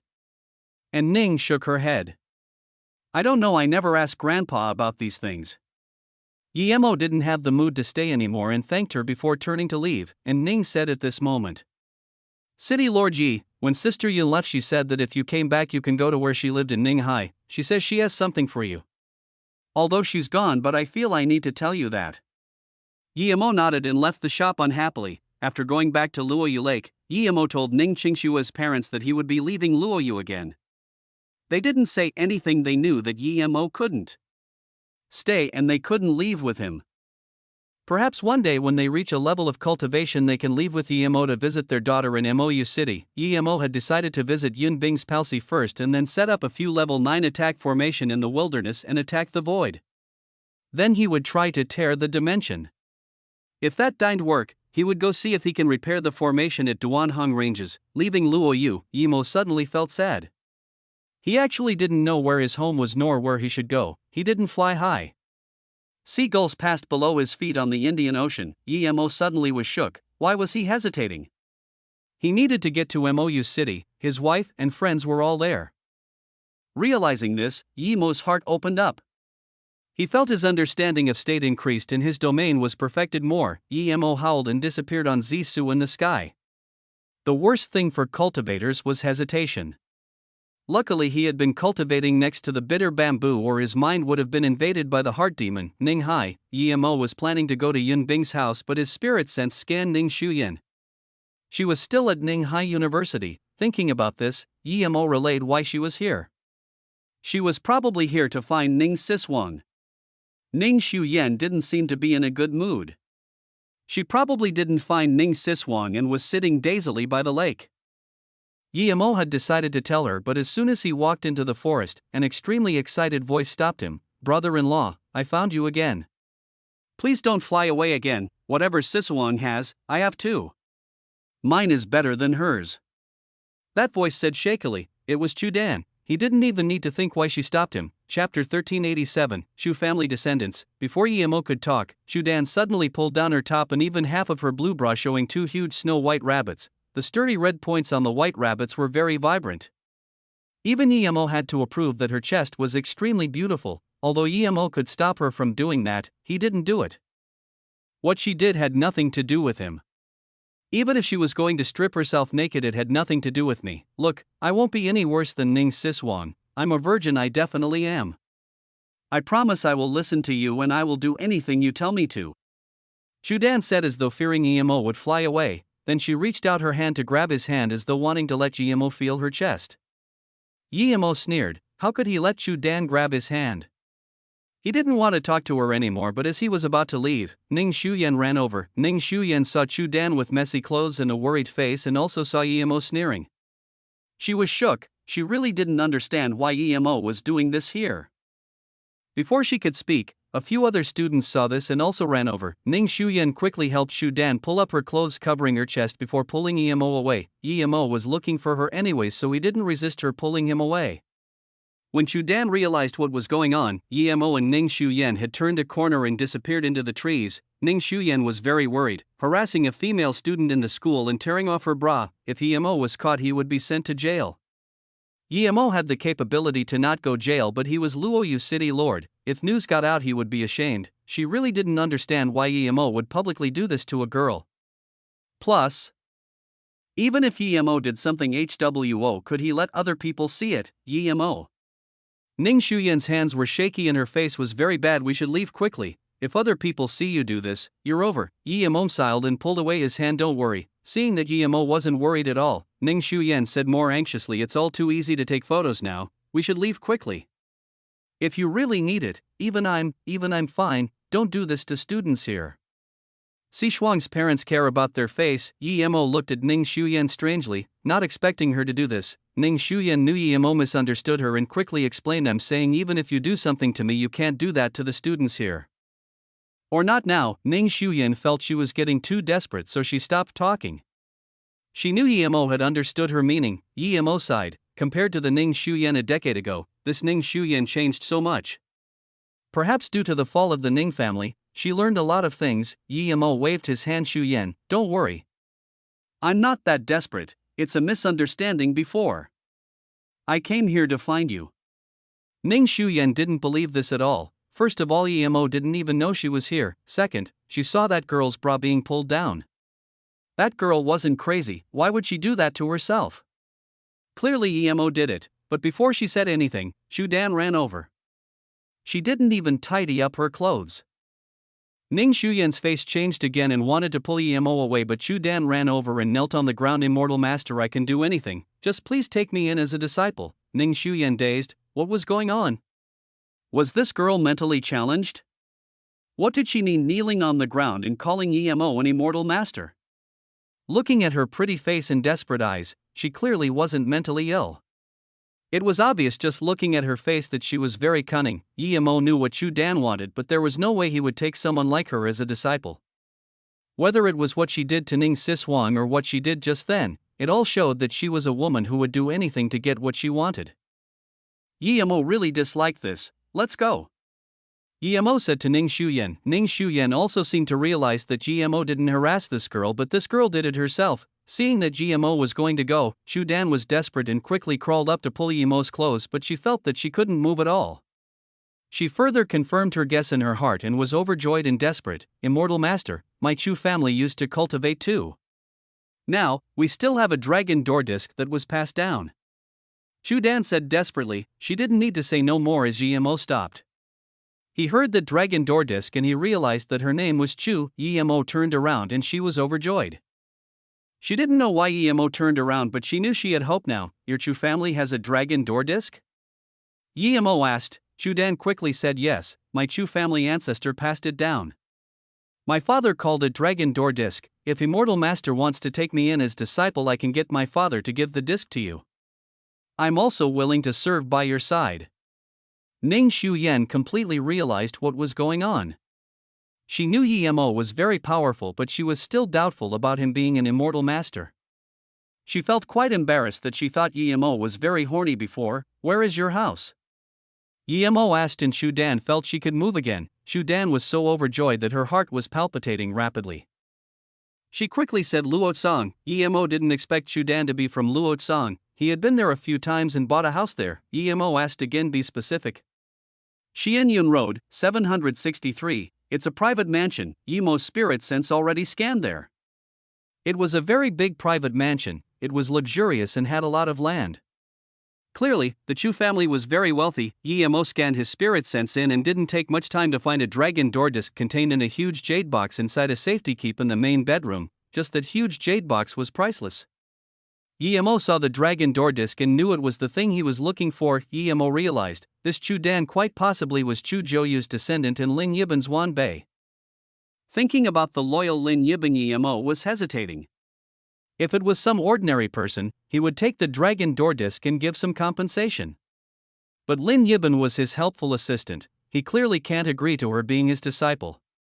But if he disagreed, he would feel guilty to Lin Yiban. He really didn't like this Chu Dan. Chapter 1388. When I was born you weren't yet. Emo said to Chu Dan, go wait for me at the school gates. I'm busy, I'll go find you later. Chu Dan showed her wits now and left immediately. She knew that if Emo was really going to leave, there was no point of her staying here. Then, Ning Shuyan asked in confusion, what is this? How is your company? Emo asked casually. Ning Shuyan nodded. I'm planning to give the Ning Family Corporation to Ning Yang for management. I'm going to move to Luoyu. Emo said casually. Siswang has gone back to Luoyu. If you want to go to Luoyu, then go to Luoyu Lake to find Siswang. If you want to cultivate, then cultivate with Siswang. If you don't want to cultivate, settling in Luoyu is a good choice too. Ning Shuyan shook her head, clearly not interested in cultivation. Emo saw this and didn't say much. I'm going. What, already? Ning Shuyan subconsciously asked. Yes, if you have anything you can ask Sichuan's father for help. Goodbye. Emo disappeared in front of her. Ning Shuyan stared dazedly at this scene, and after a long while, she sighed and walked towards the uni gates. Chu Dan stood in the middle of the school gates. Even though the security guards reminded her a few times, she didn't want to move to the side, fearing that Emo wouldn't see her, but she knew that it was impossible. She was more scared that Emo didn't take her seriously and forgot about it. Just when she was still nervous, she suddenly felt she was grabbed into the air. She was shook, but then she immediately rejoiced. She guessed that only that brother-in-law would have such heavenly means. Emo wasn't going to give up on her. He could easily take the dragon door disc, but he couldn't do that. Even stealing from an ordinary family was lowering his identity. Plus Chu Dan was Lin Yiban's Wan Bei. Chu Dan was standing on Emo's flying ship spirit artifact, and although in a better state than Ning Siswang, she was still shaking. Little did she know that Emo was also excited. He didn't think the dragon door disc was so easily obtained. He can easily leave Earth and head to Luoyu continent now. When Chu Dan calmed down, he asked plainly, I do need that dragon door disc, but I won't take you in as a disciple. You can either choose to have eternal youth, or I can give you the cultivation resource and cultivation method, and you cultivate yourself. Ha! Chu Dan's joy cooled down by half. She already said she could do everything Ning Siswang was doing. Why didn't he want to take her in? I can do everything Siswang can do, I can do it better than her. Chu Dan wanted to fight for it regardless. Emo's tone went cold. I'll say it one more last time. Which one do you want? Emo had decided that if Chu Dan was still going to pester him, he would just take the dragon door disc and take away both options. He approved of her attitude to cultivate at all costs, but he really didn't like her as a person. Her emotional quotient was much higher than Ning Siswang, and the second time Emo asked this, she knew there it was non-negotiable. She said without hesitation, I want cultivation method and resource. She wants dumb, one clearly would preserve her youth if she achieved something in cultivation. Emo nodded. Then go get your dragon door disc. We're already here? Chu Dan looked at the mansion in shock. This was clearly her house. How long has it been and they were here? Chu Hang came home with fatigue, but before he sat down, the maid said Dan is back. What? Chu Hang asked in shock. He just came back from Ning Hai, and when he left his daughter was still at uni. How could she bet at home so quickly? How can things be this eerie? Maid asked in shock. CEO, didn't you go to Ning Hai? I thought you came back with Dan. Dan brought back a friend and they've been upstairs for 3 hours. What friend? Chu Hang asked nervously. A very handsome young boy. Before she finished, Chu Hang already dashed upstairs. He knew his daughter was in a relationship and he didn't disapprove, but she was not allowed to bring him home. When he forced open his daughter's room, he remembered that the answer to how she was even here wasn't even solved. Thinking about this, he was cold. Dad, I gave the dragon door disc to someone else. Chu Dan said. Chu Hang was furious.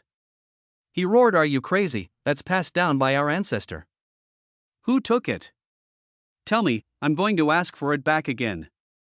Chu Dan put down a few jade bottles and said calmly, it's that immortal I told you about. I met him again and he flew me back. He took the dragon door disc and gave me a bunch of cultivation resource. Dad, did I do things wrong? At least I can cultivate now. Chu Heng's fury dissipated and he calmed down. He already believed his daughter already. If she wasn't flown back, how could she come back so quickly? Are you for real? Where is the cultivation method? Chu Heng asked. Shu Dan pointed her at head. That person is too powerful. He says I can't read jade slips, so he just inserted the cultivation method in my brain. It's as clear as if I'm reading a book. I was just looking at the chi increasing pill. Chu Heng took a cold breath in. For real? He suddenly thought of something and asked nervously, did he do anything to you? Such as, Shu Dan sneered, if that happened it would be great. Dad, I thought you said he would take me as his disciple if I was willing to do anything for him, but he didn't even want to look at me.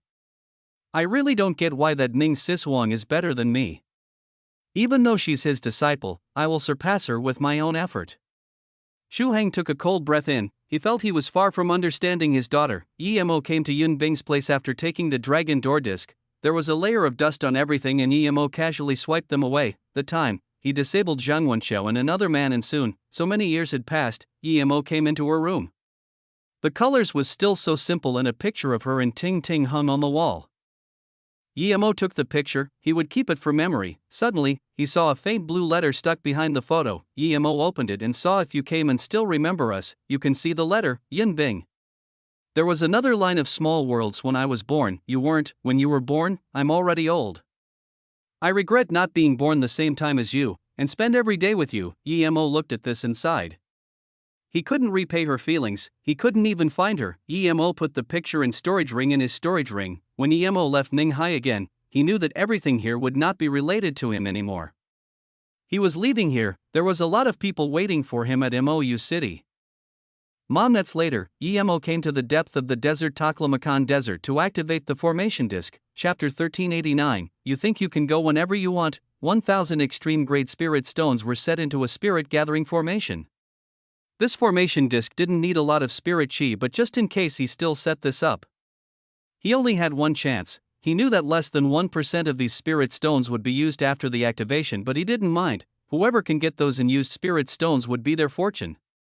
These spirit stones can keep one healthy and extend one's life even if they weren't absorbed. Then, Emo took out the fish, jumped through Dragon Gate formation disk and placed the Yin Yang fish and the Dragon Door disc together. Emo placed the formation disk in his hand and started inserting cultivation essence. Soon, it left Emo's hand and started spinning quickly. It started off slow, but as it devoured the spirit chi from Emo's spirit gathering formation, it spun rapidly until a faint light enveloped Emo. 15 minutes later, there was a sudden explosion and a black figure disappeared. Nothing was left in this desert, but only the remnant broken dragon door disc showed that someone had left here. Emo realized that instant that even if he didn't use extreme grade spirit stones, this space transmission formation disk would still be useful, but Emo didn't care. He cared about if he could use this opportunity to learn about space transmission. But Emo realized he overestimated himself. Even with his powerful spirit sense, he was a little dizzy. He couldn't check his surrounding at all. If it was some ordinary person, he would have fainted already. In thud. Emo woke up and he found he was on an island, Heartless Sea. Emo looked around and rejoiced. He knew he came back to the Heartless Sea indeed. It didn't teleport him to any big state and he still landed in the Heartless Sea. Some minor problems probably happened to the space formation disk. Otherwise, he wouldn't be falling into the Heartless Sea. Not everyone could leave the Heartless Sea safely, but Emo didn't mind. He still had a flying ship from Insu, and that flying ship's speed is just a little lesser than Blue Moon. With his current power, it would be completely for it to fly back to South Peace State. Emo stood on the coral island inside. He just needed to confirm how far South Peace State was. Emo took out a compass and wanted to see where he was in the Heartless Sea. Just a few thousand km ahead, there was a powerful cultivation essence wave. People were fighting? Emo scanned his spirit sense over and soon, he was speechless to find that he knew all three of them. It was a truth realization state level 6 and a truth realization state level 9 wanting to stop a truth realization state level 4 female cultivator. This female cultivator had low cultivation level but was very powerful and charged out of their barricade many times. That Truth Realization State Level 9 and Truth Realization State Level 6 were the cultivators Yemo had seen in the Dragon Tang Palace. The female cultivator was the Lost Soul Ruins nude female cultivator Miao Huijin. After his deal with her, she said he saved her and would forever treat him as her benefactor. Yemo didn't mind, as if he didn't save her, she wouldn't let him go. Luckily, she was credible and didn't attack him after he saved her, but even though she was very powerful, she was only Truth Realization State Level 4 and was heaving injured under the combined attacks of the other two cultivators. Yemo didn't intend to join this battle, and just when he was about to leave, he saw her flying towards him. Yemo immediately knew that her spirit sense scanned him and wanted to use him. Yemo cursed her. She completely forgot what she said about him before. Yemo hid his power again. He was scared of trouble, but he wasn't scared of these Truth Realization State cultivators. Moments later, they came to where Yemo was. "It's you?" The three said in Unisian. Miao Huijin frowned after saying this, but the other two were overjoyed. "I've been searching for you for so long. I finally see you again today." "Great, this is great. I'm Lan Chirue, Chitian Island leader." That Truth Realization State Level 9 quickly said, "Heaven Grade Level 7 Pill King." One that was about to reach Heaven Grade Level 8 Pill King. What was more enticing than this in the Heartless Sea? "I'm Huang Chi of Yilin Island." The other Truth Realization State Level 6 introduced. If it was some ordinary low-level cultivator, he would have kicked him away already. "So it's Island Lord Lan and Island Lord Huang. I didn't expect for us to meet again so quickly." Yemo saluted with his fists calmly. He wanted to get back to South Peace State as quickly as possible, but he could ask the two the way. Yemo said to Miao Huijin's sister Miao, "We met again so quickly too." Before she could talk, Lan Chirue laughed. "So Sister Miao is Pill King is friend, then you're our friend." Apologies for the offense before. Moments later, Miao Huijin realized she went from being hunted to being a friend. Yemo hid his power, but Miao Huijin knew Yemo was only cauldron filling state level 2. Yemo was this young, how could he be a Pill King? "This place isn't very far from my Chitian Island. Come with us to my island Pill King Yi. It's a shabby island, but we won't mistreat Pill King Yi. We can have a celebration, by the way. You must come, haha." Lan Chirue said. Miao Huijin was locked up in the Lost Soul Ruins, but she knew from these simple words that Yemo really was a Pill King, and these two clearly didn't want to let Yemo go. Realizing this, Miao Huijin got a headache. She had sworn before to treat Yemo as her savior, but she can't even save herself now. Clearly it was impossible to save Yemo, but if she didn't help, her oath was very deadly. Divine damnation devouring her heart, that was breaking off her Tao path. Thinking about this, Miao Huijin regretted coming here. Yemo smiled plainly. "Very sorry, but I have other business. I can't go with you to your shabby island." Lan Chirue was being humble, saying his island was shabby, and he invited Yemo with underlying threat intentions. This Pill King Yi was too cocky. Lan Chirue's face sunk immediately. Huang Chi suddenly reached out with his cultivation essence giant hand and sneered, "It's not up to you." Yemo sneered and released his power. His domain expanded, and before Hang Chi's cultivation essence giant hand reached Yemo, it crippled. Immediately, Huang Chi felt he was bound completely. Perfect domain. Huang Chi said in shock, wanting to break free. He did break free, but because of his underestimation, he doesn't have the chance to release his magic artifact. One purple ray flashed and Huang Chi was split in half. An essence spirit was then crushed by Yemo's cultivation essence giant hand. One move, and Huang Chi was dead. No matter how Huang Chi underestimated Yemo, he was a Truth Realization State middle stage. Lan Chirue's face looked bad and Miao Huijin was so shocked she couldn't speak. Lan Qiurui immediately realized Yemo was definitely a Truth Realization State cultivator, a very powerful one.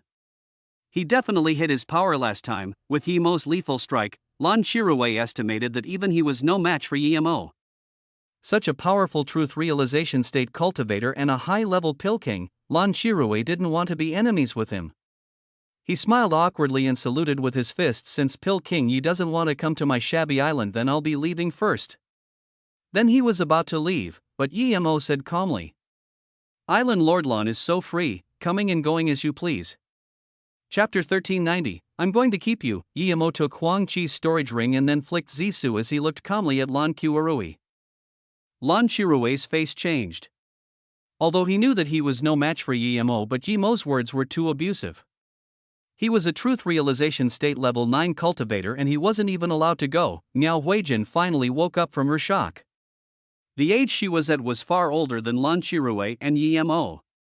She wasn't an ancient cultivator, but she had been through countless times. She had never seen a young and dominant cultivator like Yemo. A truth realization state level 9 wasn't even allowed to go in front of him. Even if some cultivator dared to say this, he would be extremely powerful. How many could be young like Yemo? At the same time, she also didn't understand. She fought with Yemo. He was only cauldron filling state level 2 before, so how did he reach truth realization state in such a short time that she can't even see his power level? Pil King Yi, do you want to forcefully keep me here? Lan Shirui said and exploded his power. Yemo sneered. His force was powerful but his domain was weak. In other words, he was a tiger made of paper. Yemo was certain that if Insu and Lan Shirui fought, Lan Shirui would be killed soon if he doesn't run. You're right, I'm going to keep you. What are you going to do? Yemo didn't like trouble, but for those who messed with him, he wouldn't mind having some trouble. You.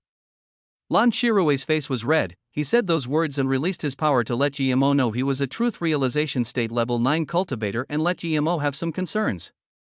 Then, he would give something to compensate him and so he can leave, but Yemo wasn't affected by his chi at all and still didn't show any respect. Lan Shirui waved his hand and a golden light circulated around his body before landing in his hands. Yemo saw it was a pair of phoenix rings. They were entwined in an extreme-grade cultivation artifact. Ring shadows flew around Lan Shirui and even without attacking, the spinning rhythm and the cultivation essence waves made even Miao Huijin dizzy. Seeing this, she felt very lucky that she was even able to escape for that long from Lan Shirui. The ring hadn't attacked, but it already made buzzing sounds, and that force made people feel that if you were encompassed inside you would be obliterated. Lan Shirui didn't attack and just looked coldly at Yemo, meaning that if you want to fight I'm not scared of you. Yemo smiled. He had even fought Suyanshan and Shirtaa. This ordinary truth realization state level 9 really didn't concern him at all. Yemo hacked out with Zisu, Illusion Cloud Hua Mountain Strike. Only this move could make Yemo feel free. Ever since going into the void, Yemo hadn't been able to fight freely. Lan Shirui saw this and released the rings with full power. The golden rings immediately expanded into two nearly 300-meter-long golden rings. At the same time, the countless smaller golden rings formed a golden ring pillar wanting to attack Yemo from inside the golden circle. There was an extreme scorching sensation and the two 300-meter-long rings had a powerful suction force. Yemo sneered and released his power again. With the surge of his cultivation essence, the space around him was about to freeze. Lan Shirui felt his dual rings start to slow down and the two main rings shrink. His face changed greatly. There had been all too many truth realization state cultivators on Luoyu continent since the ancient times, but which of them could perfect his domain? But now he believed it. Yemo truly perfected his domain. His dual rings had been suppressed, and if he can't break free of Yemo's domain quickly, they would be completely subjugated. If his magic artifact was subjugated, then he would be in danger. Lan Shirui started burning his essence blood without hesitation. When the dual rings loosened, he breathed easy and was about to retreat. Rumble. Before he retreated, Zisu hacked onto the dual rings.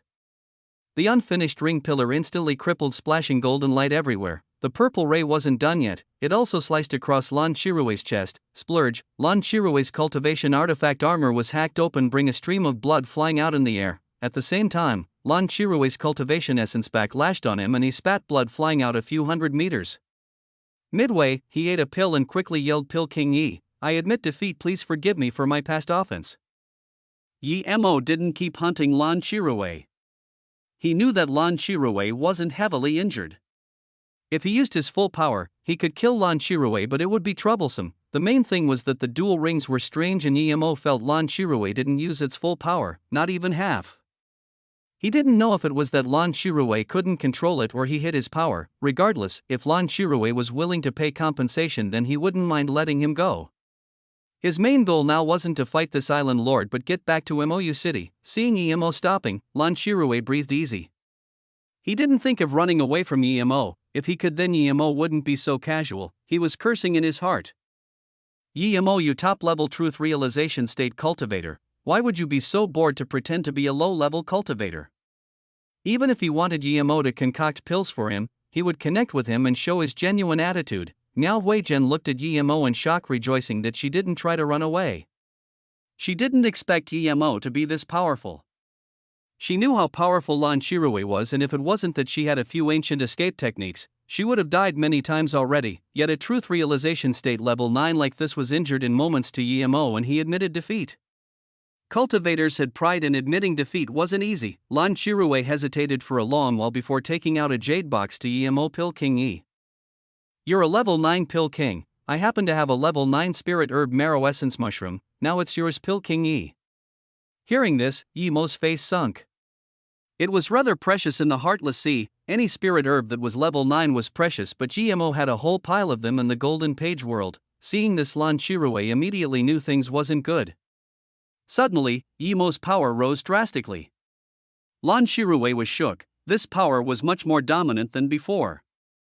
Did Yemo not even use his full power? Thinking about this, Lan Shirue didn't dare to hesitate at all and took out a faint blue jade box. I have something here that Pill King E might be interested in.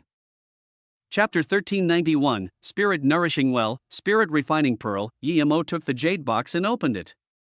He immediately found a rare flame inside.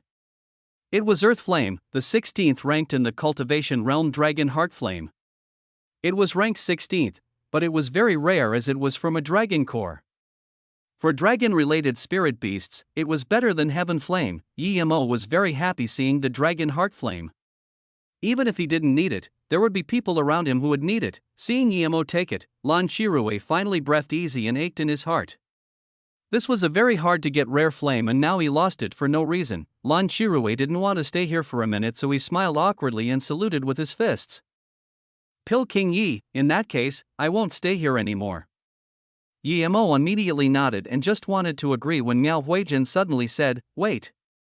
Lan Shirue didn't think much of Miao Huijin, but he had to look at Yemo. Yemo looked at Miao Huijin in confusion. She said to Yemo, the reason he had that Huang Qi wanted to kill me was because I found a big secret and they wanted to seal my mouth. Lan Shirue's face changed drastically, but he quickly said, it's no secret, just a few sealed spirit ranges were found under the Lost Soul ruins. Yemo heard this and lost interest. He still had tens of extreme grade spirit ranges in his Golden Page world. If it was some other time, he might be willing to spend some time to get it, but not now. Miao Huijin sneered. It's definitely not a few spirit ranges, it's a spirit nourishing well with those few spirit ranges there just to preserve it. Hearing this, Yemo's heart shook. How could he not know what a spirit nourishing well was? The hardest thing to improve for a cultivator was spirit sense. Spirit sense usually improved slower than your cultivation level. Spirit sense was even more important to cultivators than cultivation essence, so all cultivators would try to improve their spirit sense. There were very few spirit items that could improve one's spirit sense power. Even the spirit recovery pill was just to repair the spirit sense, not improve it, but the spirit nourishing well was something that could increase spirit sense, and it was very rare. If you drank from this well or cultivated next to it, your spirit sense would grow faster than ordinary cultivators. Even with a spirit sense cultivation method, what shook Yemo was that he knew from thing there were two types of spirit nourishing wells. One was natural, formed by extreme grade spirit items or spirit chi. Once it was used up, it would completely disappear. Another was formed by the spirit refining pearl, and the value of it was immeasurable. Spirit refining pearls were formed after billions of years with a unique essence spirit chi in the world. Once it had formed, the pearl would form a spirit nourishing well around it with adequate spirit supply. Usually, if someone found a spirit refining pearl, he wouldn't take it away.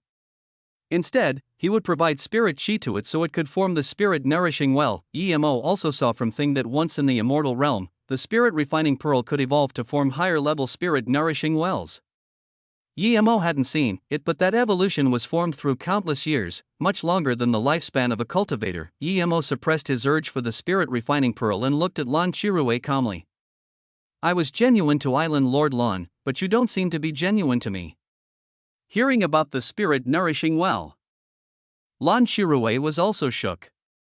He really didn't know there was that, but hearing Yemo's words, he cursed in his heart, you weren't genuine to me at all. However, he didn't dare to say that and could only say, I really don't know, a few friends and me saw the sealed spirit ranges. We weren't sure if there was a spirit nourishing well.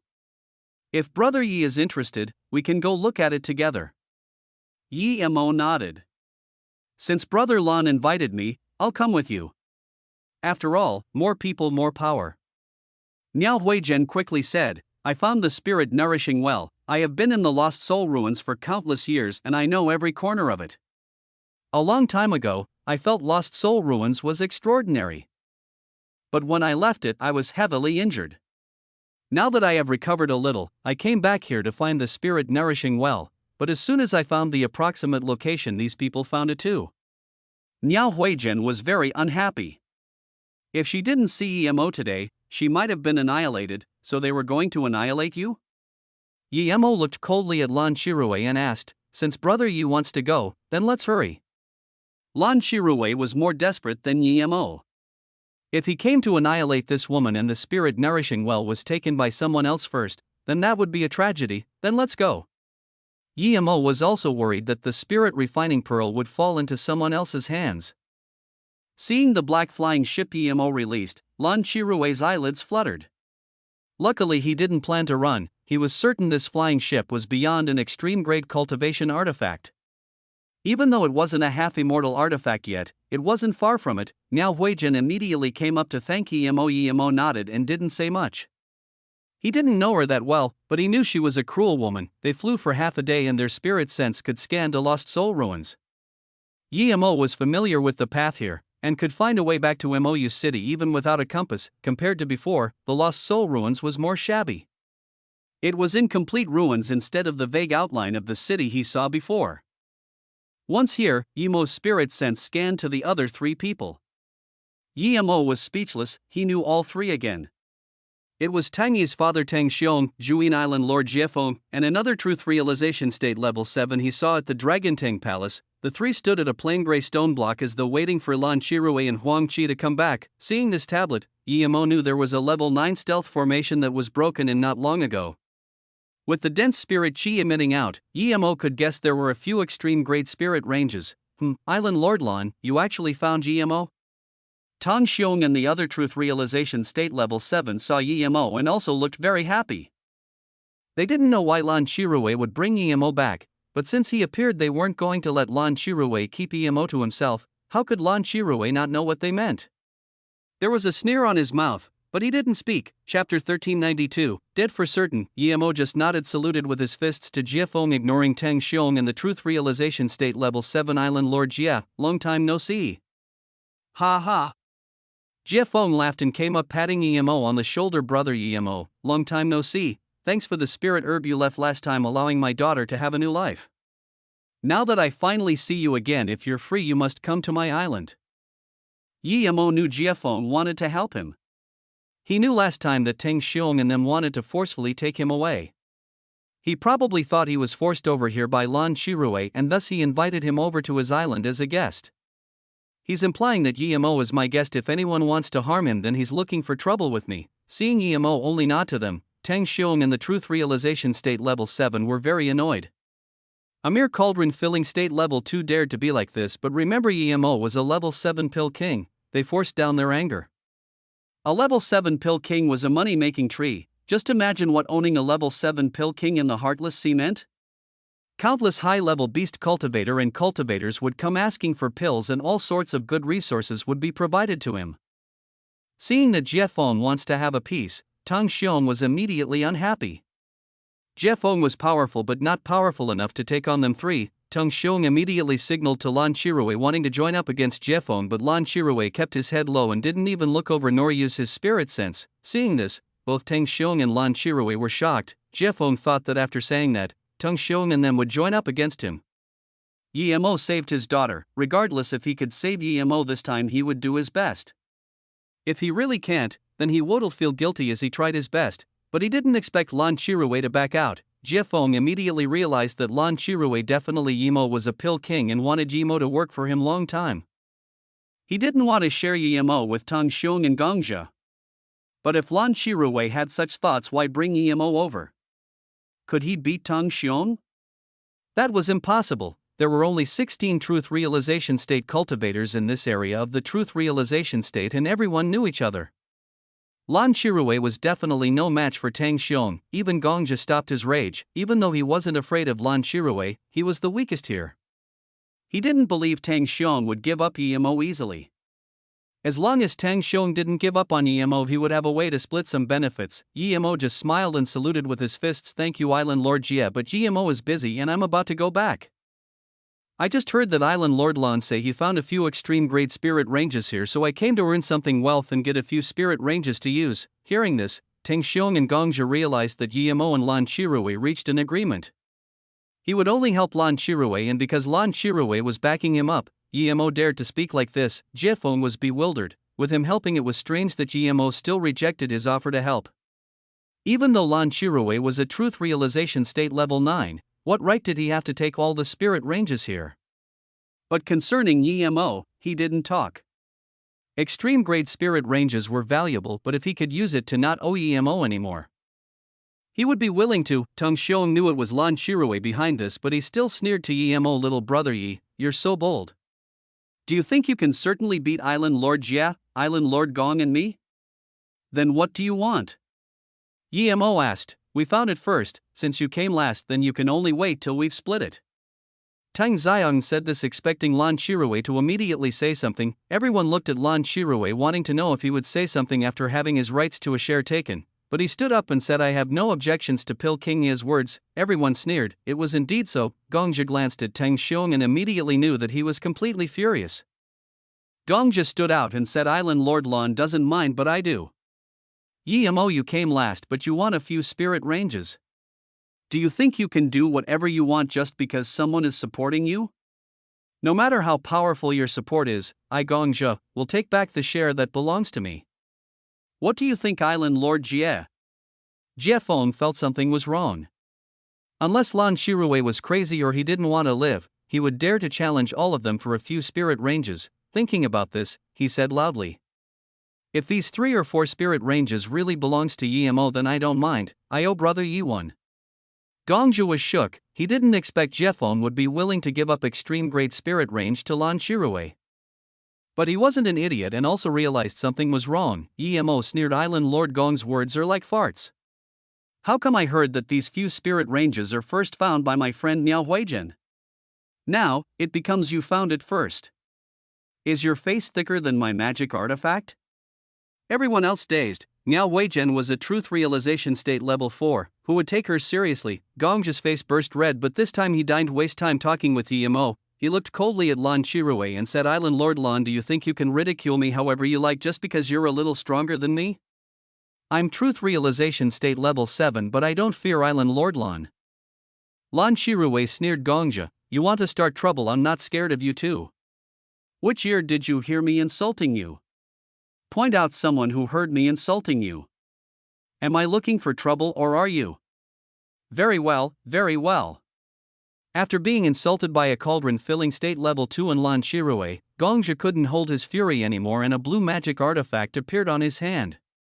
He released it with full power immediately. At the same time, his blue magic artifact turned into a huge club that was covered in lightning that loomed over the nearby 100 meters. Yemo happened to be under it. Gongzhi used his full power immediately as he knew Lan Qirui would stop him. Another lightning element magic artifact and a half-extreme grade cultivation artifact. Yemo sneered. Jiefeng was shook. Gongzhi was only truth realization state level 7, so he didn't consider him a threat, but this person had such a powerful magic artifact. The lightning club emitted more than 10 baby arm-sized lightning arcs down. Its power was shocking.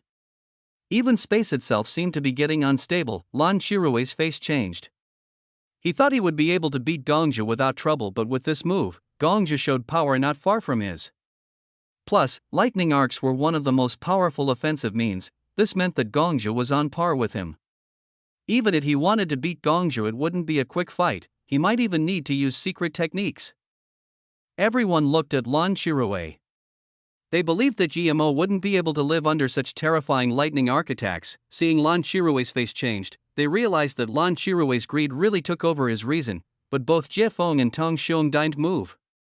They knew that Lan Qirui would save GMO, but the next moment their face changed greatly. Lan Qirui didn't move at all, Jiefeng regretted. No matter what, Yemo was dead for sure now. He wouldn't even be able to save him in time. Chapter 1393, who was asserting dominance. Gongzhi saw that Yemo didn't want to dodge at all and Lan Qirui didn't move either and was very shook. He didn't want to kill Emo but only wanted to teach Emo a lesson to warn Lan Shiruei. As long as Emo had the will to dodge, he could save him, but Emo didn't even want to move.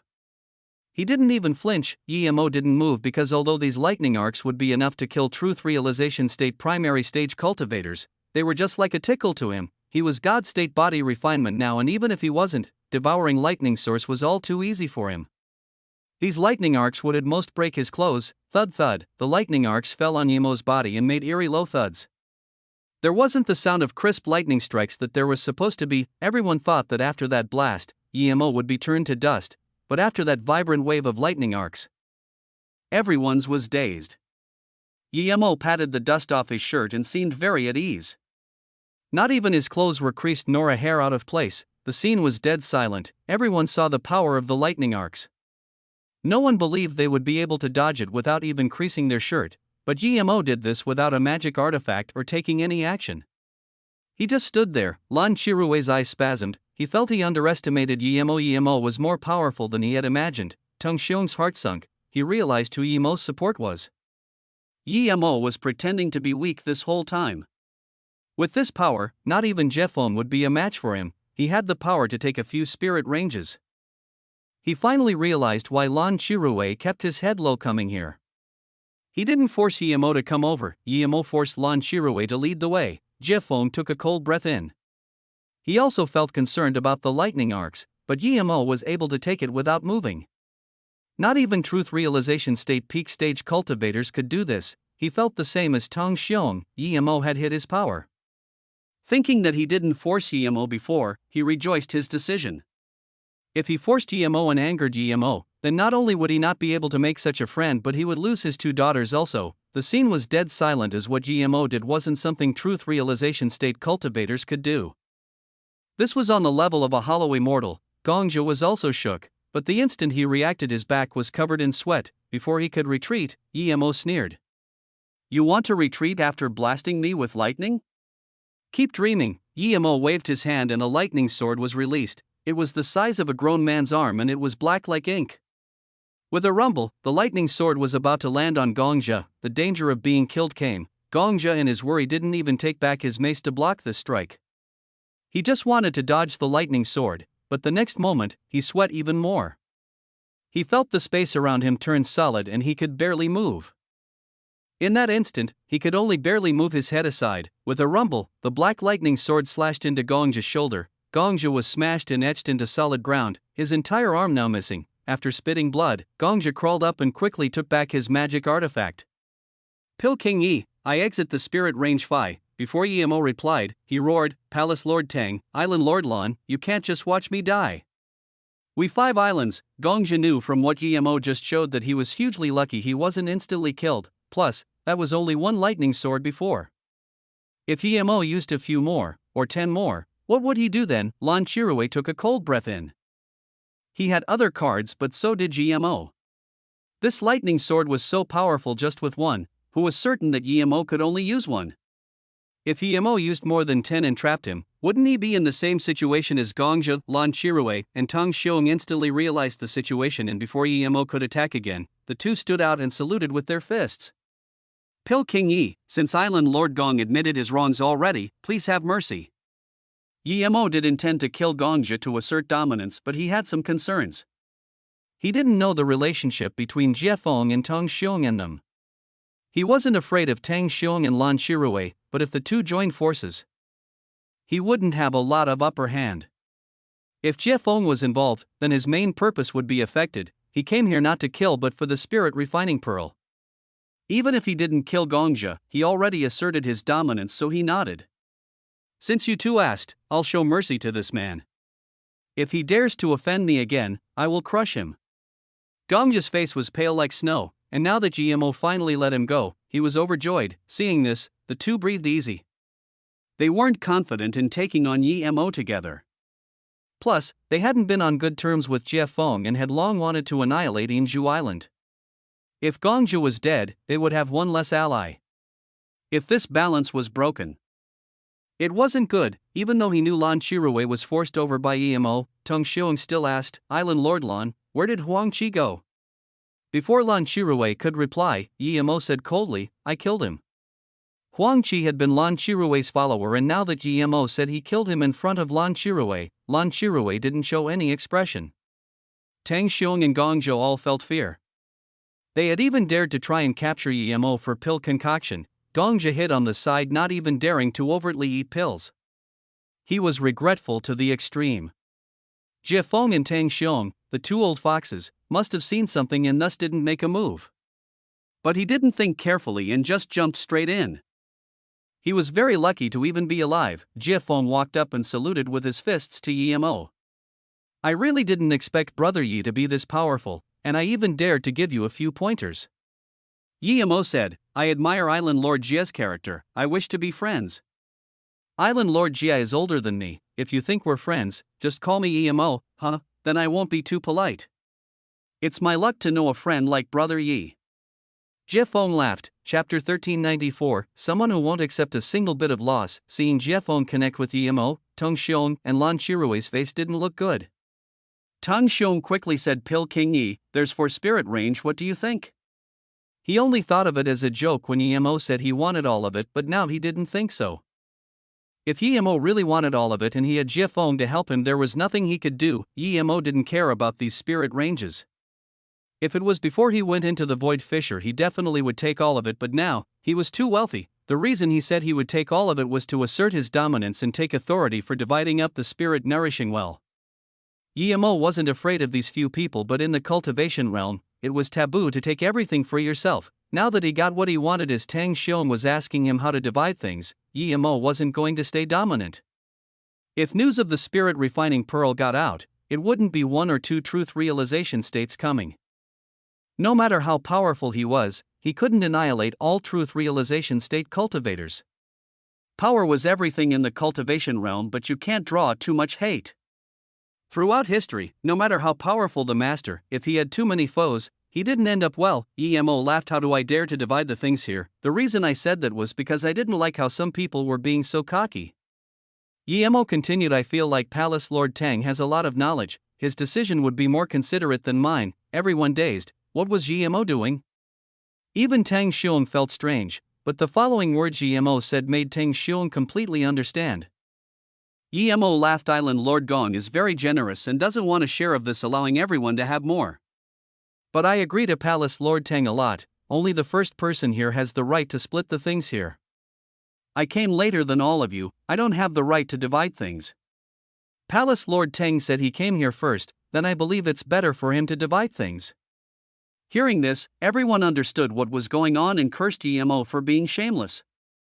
Yemo was not only going to take the good things and still wanted to stand on moral high grounds. He really was someone that didn't want to lose out on anything. Only Jie Feng knew Yemo wasn't such person. How could Tang Xiong not know what Yemo meant? But if he didn't want to fight with Yemo, he would have to speak the truth. He coughed and said in embarrassment, I'm not the first one here either. Pill King Yi's friend came here first. In that case, let your friend divide things up. Yemo clapped. Oh, so Sister Miao came first? I almost made a big mistake. Since you all don't have any opinions, then Sister Miao, please help us divide things. How could Miao Huijin not know what Yemo meant? Although she knew Yemo came for the spirit nourishing well, she wasn't certain if Yemo didn't want the extreme great spirit ranges at all, so she immediately said, Pill King Yi saved my life. I believe that no matter what is found here, Pill King Yi gets the first share and then we can split the rest evenly. How about it? With this, everyone agreed. Yemo was the strongest here and wanted to take all 4 to begin with. Gongja objected and was easily killed. Who dared to say no? It seems Yemo was being reasonable everywhere, but this made Tang Xiong very annoyed. He had no choice but to find something to talk. Pill King Yi, I wonder how my son Tang Yi is? I don't know. Yemo's answer almost made him spit blood, but there was nothing he could do about Yemo. Jie Feng felt good and said, in that case, let's open all the spirit ranges here first. Okay. Lan Shirui agreed. The huge rock was easily opened, revealing 4 spirit range, but as soon as they showed, a huge white jade pond beneath it was also revealed. It had clearly been there since antiquity, and it was filled more than half with a milky white liquid, spirit nourishing pond.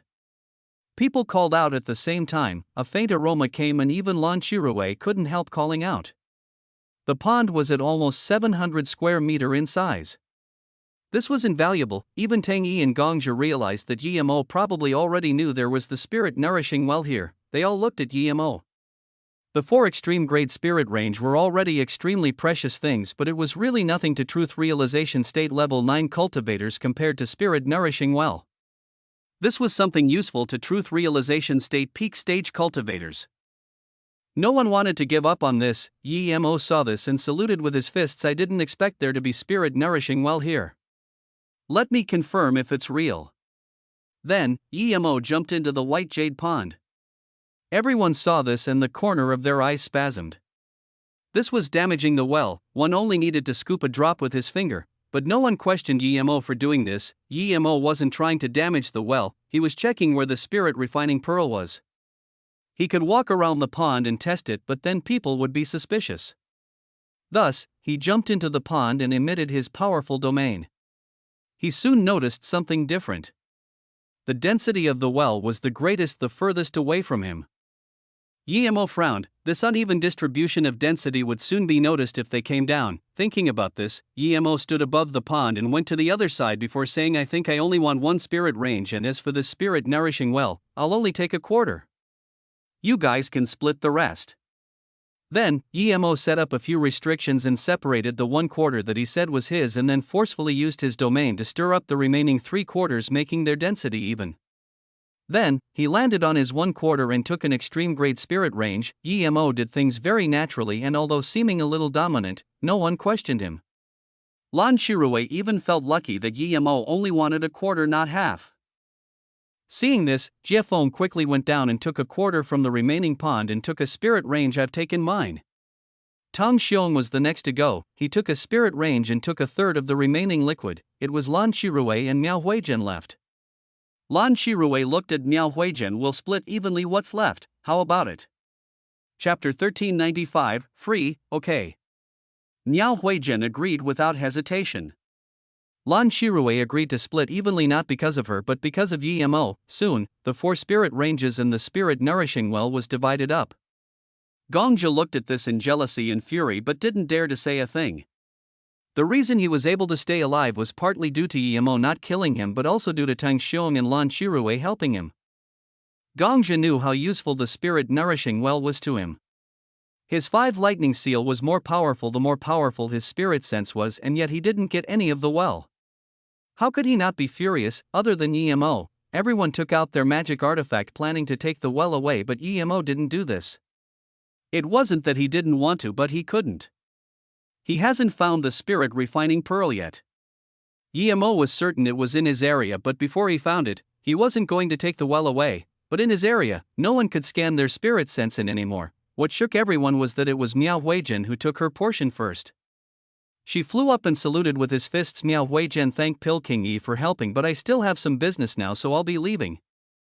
If I have time, I will come up to thank Pil King Yi personally. Yimo nodded and didn't say anything. He didn't expect her to help in the future, but she better not expect him to do anything for her. She was able to take her portion so quickly clearly because she has a powerful magic artifact. Miao Huizhen immediately let out her magic artifact. She knew her predicament well. She was using Yimo's relationship with her. If everyone knew that they weren't as close as they thought, she would be in danger. In less than half a minute, she was out of everyone's spirit sense range. Gongzhi saw this and really wanted to chase up, but he looked at Yimo and resisted his urge. He didn't want to get killed. Little did Gongzhi know that even if he fought with Miao Huizhen in PW, Yimo wasn't going to kill him for that. At most, he would just protect Miao Huizhen. Few seconds later, Jiefeng took his portion and laughed, but then his face changed immediately and saluted with his fists. Brother Yi, something happened at home, I need to go first. If you have the time, please come to my island, goodbye. Then, Jiefeng disappeared into the horizon in a bolt of yellow light. Tang Xiong and Lan Shirue also took their portion. Although they didn't know why Yimo didn't take his and was wasting time here, but they didn't want to ask. They saluted with their fists and left. Gongzhi took this opportunity and left with them. Gongzhi was hoping the two would share some with him when Tang Xiong suddenly said, there's some minor problem at my palace, I need to go, goodbye you too. Then, he disappeared before anyone could say anything. Lan Shirui looked at Gongja and said, Island Lord Gong, my friend Huang Qi died today, I feel sad. We can meet again another time. Then, Lan Shirui also disappeared. Gongja's heart was itching with anger. Huang Qi had been dead for that long and this Lan didn't seem sad, but now he had to be sad. But there was nothing he could do. It was already good that they didn't try to attack him. It was impossible to expect them to share some with him. Gongja looked at the direction Miao Weijian left and chased up. He didn't want to challenge Yimo, but he could certainly beat that truth realization state level 4. Yimo was desperate. The spirit refining pearl seemed to have hid itself. The spirit nourishing well was precious, but it would be used up one day. If he had the spirit refining pearl, it would be a different story. Yimo searched the bottom of the pond more than 10 times but still didn't find the spirit refining pearl. This place was clearly set up. With the pearl, how could it be like this? Yimo scanned his spirit sense into other areas and still didn't find anything. Yimo was very disappointed and just forged a huge jade well in the golden page world and put all the liquid inside. There was still nothing at the bottom. Was he really wrong? There was no spirit refining pearl. Just when Yimo was confused, 2 rays of lights flashed across the sky of the Lost Soul ruins. But then they turned back and landed next to White Jade Pond. It's you? One of them blurted out. Seeing this bearded cultivator who recognized him, Yimo sneered. There was the path to heaven that this guy didn't take and he had to choose the path to hell. When he was sending off Meng Qi, there was this guy hunting Bianfengta. He was disaster transformation state level 1 at the time, but now he was disaster transformation state level 2. The other cultivator had loose hair and a sharp mouth. Clearly he was a beast cultivator. But he was much more powerful than the bearded cultivator. He was disaster transformation state level 4. You know this person? The disaster transformation state level 4 beast cultivator asked. The bearded cultivator laughed. This guy is only body condensation state. He hid his power. He's an insect that escaped from me. But I encountered him today. He's really unlucky. He was beaten away by Yimo and Bianfengta before, but now he's shamelessly clean. Yimo ran away. The beast cultivator just looked at the White Jade Pond and said, I suspect there was spirit nourishing well here. It has a strange smell. Then he wiped his finger on the pond and put it into his mouth. Moments later, his face changed greatly. It's spirit nourishing well indeed. The next moment, his eyes stared deadly at Yimo. The bearded cultivator couldn't lose his mouth. He was overjoyed and yelled at Yimo, speak. Did you take the things here? Before he finished, Yimo already hacked out with Zisu. He didn't need to use Zisu against 2 disaster transformation state, but he felt annoyed not finding the spirit refining pearl, and this bearded guy dared to waste his time. Thud, purple ray flashed and blood splashed in the air. When the blood was gone, the bearded cultivator was gone. The sturdy rock bed showed a ravine that was 100 meters deep, nothing else. Yimo's strike hacked this disaster transformation state level 2 to nothing. His armor, storage ring, all was gone. Seeing this, the sharp-mouthed beast cultivator was dazed, and moments later he reacted, quickly retreating and saying to Yimo, Wanbei didn't know Qianbei was here. Sorry for offending you, I will leave now. How could Yimo let him go? A lightning sword flew out. The disaster transformation state level 4 saw this and quickly broke a rune saying, you can't kill me. I'm from the Pang Island. Yimo would even dare to fight Suanshan. What was Pang Island to him?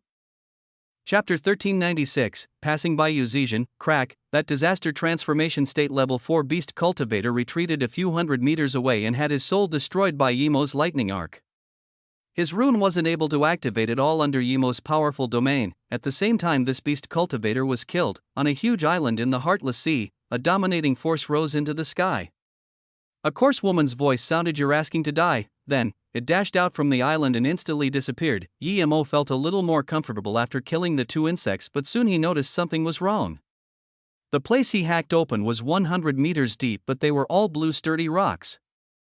Clearly, something was wrong. Yimo scanned his spirit sense inside and moments later, he found drops of blue water stuck to the crevice, spirit nourishing well. Yimo called out in surprise and joy. This was the real spirit nourishing well. What they took was just the liquid gathered after countless years. Yimo's surprise and joy was no lesser than when he first saw the bitter bamboo. The cultivator who had the spirit refining pearl was very smart and didn't put the pearl in the jade pond. Without hesitation, Yimo hacked out, but he controlled his sword chi to not harm the spirit refining pearl. The place was hacked opened again and a blue pearl sat peacefully embedded in the wall. A drop of colorless liquid just dripped down, spirit refining pearl. Guillermo couldn't control his joy anymore and took that pearl into a jade box without hesitation and put it in his golden page world. The colorless liquid was the real spirit nourishing well liquid. The liquid filtered by the blue rock would be much less effective. After getting this, Guillermo didn't want to stop at all. He released his black flying ship and disappeared from the Lost Soul ruins. Not long after Guillermo left, another dashing light appeared. It was extremely fast. It was a skinny female cultivator wearing a pink dress. She didn't have any jewelries on her, but her eyes had this superiority that no one could compare. She landed next to the charred body and said hatefully, "A lighting element cultivator, how dare you kill me, son? I will eat you alive." Then, she howled again. Then, her eyes landed on the empty white jade pond and her eyes became furious. "So my son found the spirit nourishing well first and this person killed my son. Very well, you, Zhejian, will annihilate you all." The next moment, she jumped inside the well and sniffed everywhere. After half a minute, she got up abruptly and said, "It's Zhuyin Island Jiefeng and Dragantang Palace Teng Xiong and Qiitian Island Lan killing my son together. There's another nasty woman that I can't identify." Guillermo had been cultivating under the bitter bamboo and his chi was one with nature. Although he left last and was the true culprit, Zhejian didn't recognize her. Instead, Guillermo didn't know that he killed the beast cultivator, but the consequence would be taken by the other few people. Guillermo left this region of the sea and headed towards the South Peace State. Gongja was very annoyed. Although he was heavily injured by Guillermo, he recovered by 70%, other his arm being unable to regenerate.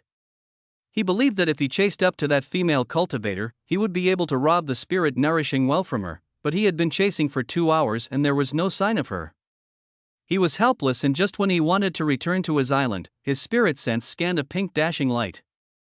He rejoiced and immediately chased up. Now Huijian also wore pink and thus he thought it was her. What Gongja didn't expect was that as soon as he moved, that pink figure dashed to him instead. Moments later, that pink figure stopped in front of him. Gongja immediately recognized this female cultivator. Within a tens of million of kilometer radius of this heartless sea region, no one dared to mess with her. She was Peng Island Zhejian. Gongja greet you Qianbei.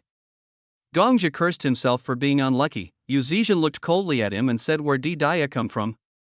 If it was some other time, Zhejian wouldn't want to waste time with Gongja, but today, she was full of fury. Gongja quickly said, "Wanbei just came from Lost Soul Ruins. I'm so lucky to encounter Qianbei. You came from Lost Soul Ruins?" Zhejian raised her voice to a sharp level. Gongja didn't know what she meant and could only say respectfully, "Yes, Wanbei did come from Lost Soul Ruins indeed." "Who else went there?" Her voice was getting cold. Gongja didn't hide anything and said, "Dragantang Palace Lord Tang, Yutian Island Lord Lan, Zhuyin Island Lord Jia, and one male and female cultivator." Speaking of this, Gongja suddenly thought. He didn't get any of the spirit nourishing well before. Now that Zhejian was here, why don't he bring the disaster to them so they can't live well? Perhaps that Yi wasn't gone yet and was caught by Zhejian. No matter how powerful Guillermo was, he wouldn't be a match for Zhejian, right? Suddenly, Zhejian said coldly, "I didn't expect you to be able to hide from me about going to Lost Soul Ruins. I heard you have a 5 lightning seal that can shoot out lightning arcs, right?"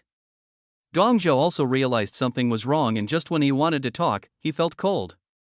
He felt the discomfort of being bound by domain already. Gongja immediately realized his situation and ran his cultivation essence like crazy, wanting to release his 5 lightning seal, but as soon as he broke free from her domain, he was hit by her gray handkerchief. Arg! A terrifying howl sounded, and as soon as Gongja's essence spirit came out, it was crushed by Zhejian's cultivation essence giant hand. He didn't even get a chance to explain himself and was killed by this crazy woman.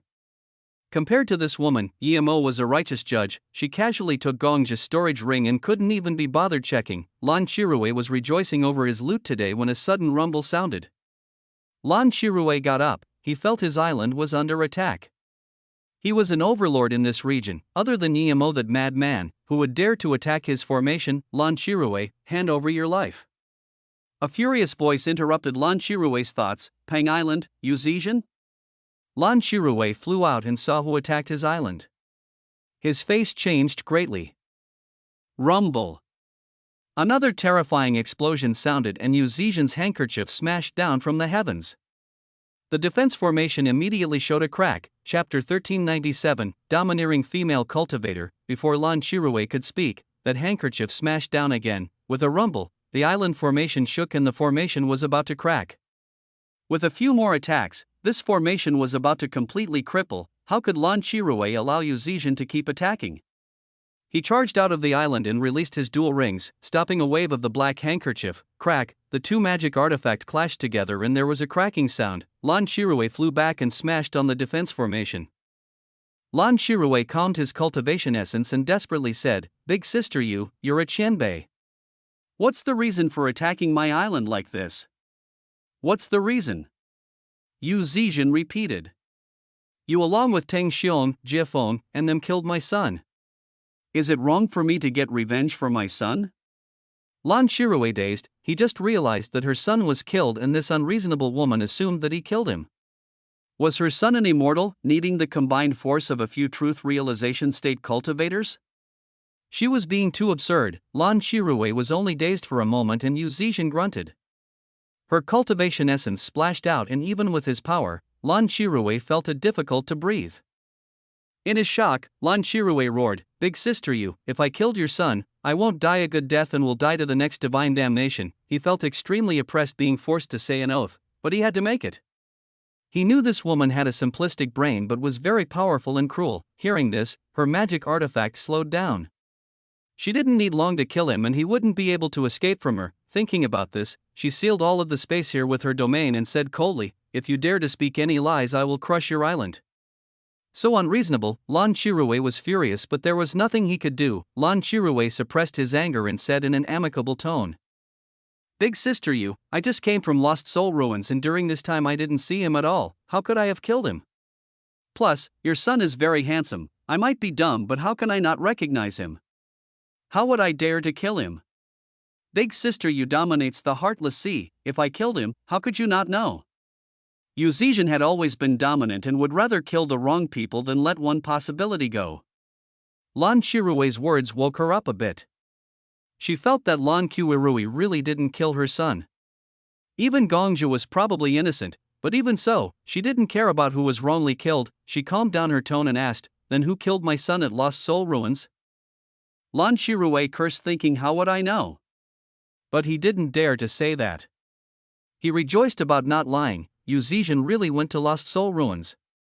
It was said that her nose was very sensitive. He even told her about finding the spirit nourishing well at the Lost Soul Ruins but said after they all left, only Emo was still there. He had the same intention as Gongzhi, wanting Yu Zizhen to fight Emo. He described Emo as someone who would kill anyone who showed him the slightest disrespect. Lan Shirui didn't say Emo killed her son but all his words implied that. Where is Emo from? Yu Zizhen's killing intent rose. Seeing this, Lan Shirui breathed easy instead. He knew her killing intent wasn't targeted at him. He quickly said that Emo didn't say where he came from but I guess he's probably from South Peace State. By the way, he's close with Jiefeng, perhaps he might be visiting him there. Hand the spirit nourishing well over, Yu Zizhen said expressionlessly. "Huh, big sister Lan Shirui dazed. He lost his dragon heart flame and was almost killed by Emo to get this. Now it was going to be taken away? Yu Zizhen sneered and her power rose again. The black handkerchief was crushing space itself around here. Lan Shirui didn't dare to say anymore and threw a bottle over at Yu Zizhen. "It's inside."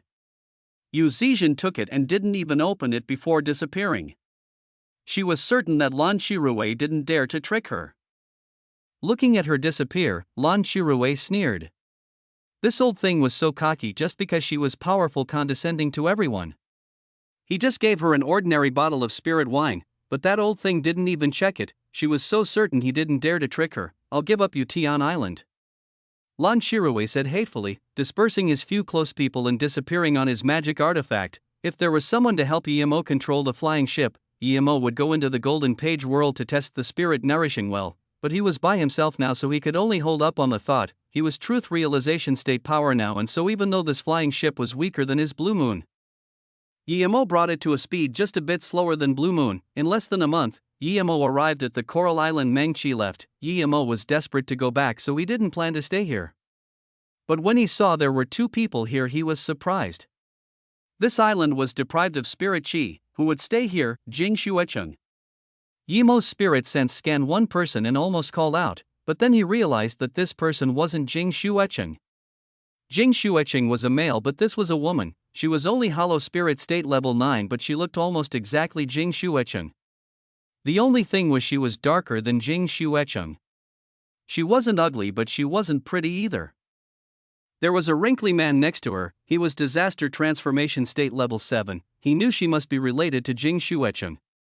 Jing Shuecheng was very generous and gave him a jade card for protection. He even said that if Yang Lanyi dared to do anything to him, he could go to Songhai Palace for protection. He clearly knew he killed Yong Wuzi and still dared to help him. Clearly he was a true friend. Yi Mo immediately landed on his island. The two cultivators were very wary and stood vigilantly, watching Yi Mo. Yi Mo didn't put away his flying ship and saluted with his fists. "Are you two from the Songhai Palace?"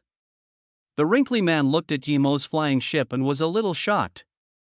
But that shock soon disappeared and he answered carefully, "We don't seem to have seen this friend before. Is there anything you need?"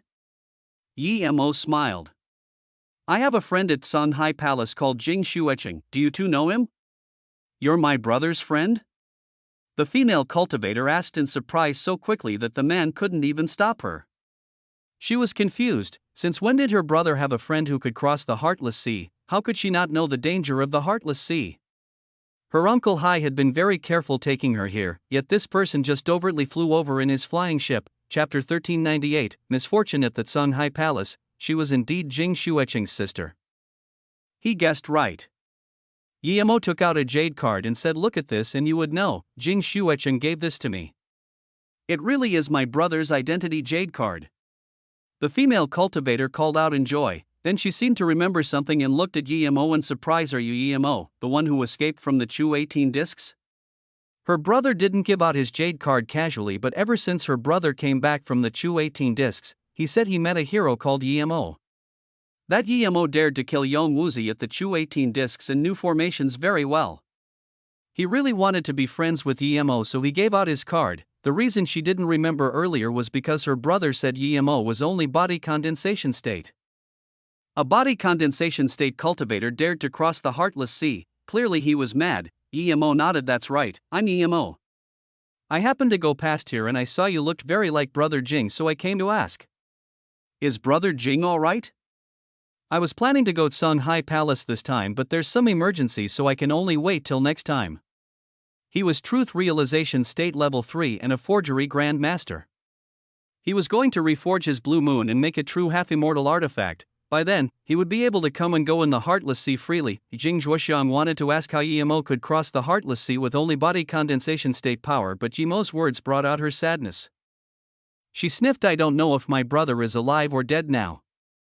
The Songhai Palace isn't the same Songhai Palace." Yi Mo heard this and frowned. "Your father Jing Shangdong is the big palace lord, who would dare to do anything to your brother." The disaster transformation state level 7 realized Yi Mo was a friend, not an enemy, so he said, "This is a long story, let's sit down first." Yi Mo was desperate to go home, but he can't just leave this matter aside when Jing Shuecheng was in trouble. He nodded okay. Yi Mo waved out 3 black stones and said, "Please have a seat." Seeing the stone stools Yi Mo casually waved out, the two's eyes spasmed. The stools he threw out casually were made from level 7 material void black star rock. It was very rare in the cultivation realm, and yet such material was made into stools. What more extravagance was this? Compared to the Black Rock City though, this was nothing, as the entire city was made from the void black star rock. Jing Zhuoxiang sat down and said carefully, "Brother Yi, I'm Jing Zhuoxiang and this my family's manager Jing Hai." Yi Mo nodded. "Tell me about your brother." She nodded, her eyes were red. She clearly her thought before saying, "After the Chu 18 discs, the Sea Cultivator Alliance had internal conflict and were dispersed and taken in by the Tonghai cult." Hearing this, Yi Mo nodded. He knew about this. After that, our Songhai Palace seemed alone and weak. Then, Yang Lanyi came to visit us. My father didn't mind, but he didn't expect the 3rd Palace Lord to join up with Yang Lanyi to ambush my father and the 2nd Palace Lord Cheng Huining. Yi Mo frowned. Yang Lanyi was this hot-tempered. How could he have such calculations? Did he want to take over the Songhai Palace too? My father was heavily injured, but he wasn't scared. However, Yang Lanyi already had people hiding at the outskirts of the 3 islands. They would immediately come out to suppress the resistance. Those people who showed slight resistance would be killed. With the help of the 3rd Palace Lord, countless died in the Songhai Island. My brother was caught on the spot and I don't know if he's still alive. Jing Zhuoxiang wiped her eyes. Yi Mo asked heavily, "How did you get out?" Uncle Hai got first-hand news and immediately used a space transmission rune taking me away from the Songhai Palace. But we don't dare to cross the Heartless Sea, so we can only search for an opportunity to leave the Heartless Sea on this island. Jing Zhuoxiang answered. How long has it been? Yi Mo asked. Jing Hai quickly answered. It's been nearly a year. We used a year to get here. Yi Mo nodded. Without extreme grade flying cultivation artifact and staying discreet, it wasn't easy to get here for a disaster transformation state level 7 cultivator. Thinking about this, Yi Mo got up. I'm going to go to Songhai Palace. You too can come with me. You're going to save my brother? Jing Zhuoxiang got up in joy. Yi Mo nodded. Your brother Jing Xueqing is my friend. Now that he's in danger, of course I need to help. Plus, I have great enmity with Yang Lanyi.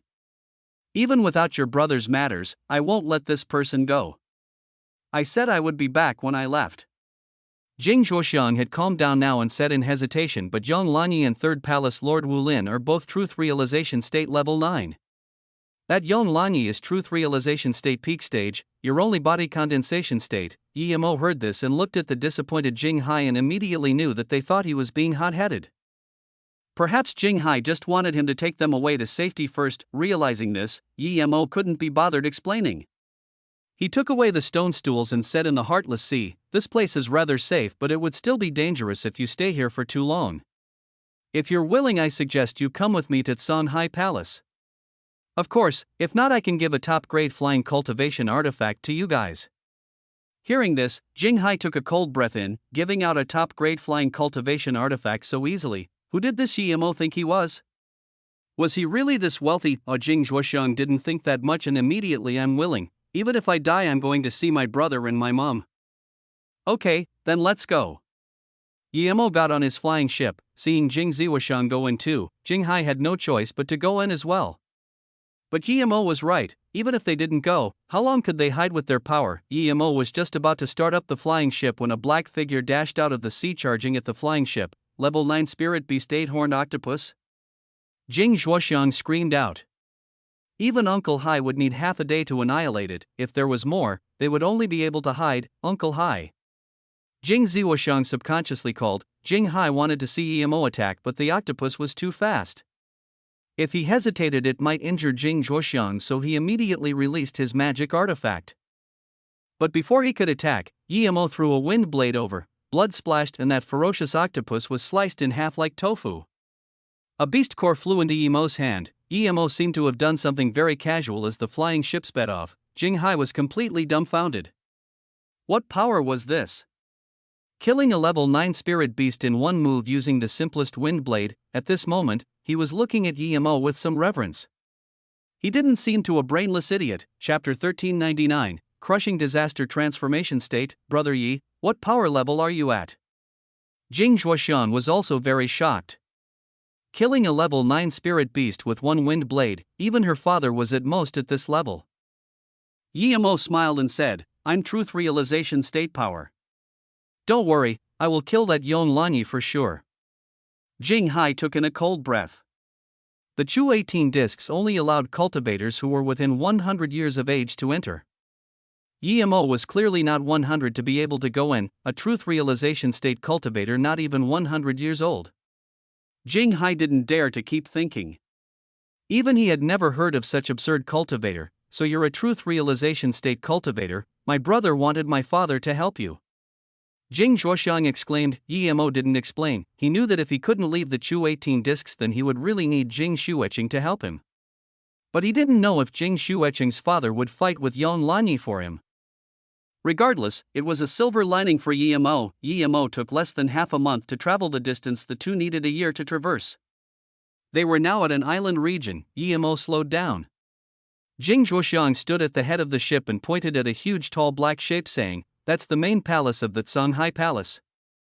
My father was killed here by Wu Lin, that bastard. As soon as she said this, a dashing light appeared before the flying ship. It was an extreme-grade spirit artifact flying ship. A middle-aged man stood atop it, and seeing Yi Mo's flying ship, there was surprise in his eyes. He immediately saw Jing Zhuoxiang and called out in surprise, is Mistress Zhuoxiang inside? Hearing this voice, Jing Zhuoxiang got up and said in surprise and joy, it's me, your patrol guard Wang. Yi Mo didn't attack, seeing Jing Zhuoxiang knew this person. He was about to fling him over. It really is Mistress Shuoxiang. You should quickly leave. Why did you come back? The middle-aged man asked desperately. Thank you, Patrol Guard Wang. I want to ask how my brother and mother are? Jing Zhuoxiang's eyes went red as she asked. Patrol Guard Wang scanned Emo and then saluted with his fists to Jing Hai before saying, Mistress Jing Zhuoxiang, sorry. After the big palace lord was harmed, Wang Han really had no choice but to stay here. Jing Zhuoxiang nodded. Brother Wang. I don't blame you, you're not wrong. It's the bastard Wu Lin, my mother and brother. Patrol Guard Wang lowered his head. In order to not be assaulted, the palace lord wife committed suicide. Young palace lord is still in imprisonment. As for why they didn't do anything to the young palace lord, I don't know. Seeing Jing Zhuoxiang's tears, Patrol Guard Wang sighed to Jing Hai. Brother Jin, you should quickly take the mistress and leave. In a while, I'm planning to go try our luck with a few friends at South Peace State. The Songhai Palace isn't the same place as before. Suddenly, Patrol Guard Wang's face changed, and before he could react, another dashing light landed before Yemo's flying ship. Wang Han, I've long suspected you of being a spy, now it seems I'm really right. I really want to see how you're going to explain yourself today. You dare to help the remaining Jing family scum escape? A cocky voice sounded. Wang Han didn't explain anything as he knew it was pointless. Yemo had long seen the dashing light. Wang Han was Disaster Transformation State Level 4, but the cultivator who came was Disaster Transformation State Level 6. Brother Jing, this person is Tonghai Cult Cultivator Guai. He has done a lot of bad things in that Songhai Palace and harmed a lot of our brothers. After we kill him together, I will come with you guys. Wang Han made a quick judgment. Yemo nodded. This Wang Han made the best decision in this situation. Jing Hai nodded at Wang Han but didn't answer. He looked at Yemo. Young Master Yi, what do you think? Jing Hai knew Yemo was as powerful as Truth Realization State cultivators, so he called him Young Master. It was also to remind Yemo that Yemo was his young master's best friend and urge him to save his young master. Wang Han was dazed. Jing Hai was the family servant of the Jing family. Why did he call someone he had never seen before young master? Yemo knew what Jing Hai meant, but he wasn't angry. Now that Jing Hai asked, Yemo said plainly, nothing to hesitate about, just attack. Just attack? Wang Han looked at Yemo, who was so much younger than him and couldn't say a word.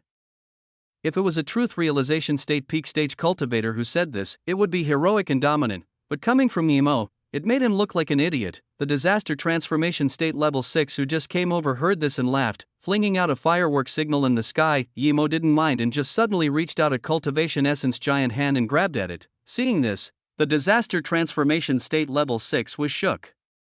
How could he not know that Yemo was a Truth Realization State cultivator? He wanted to run immediately, but soon he found he couldn't move at all. Domain, such a powerful domain, there was despair in the Disaster Transformation State Level 6 size.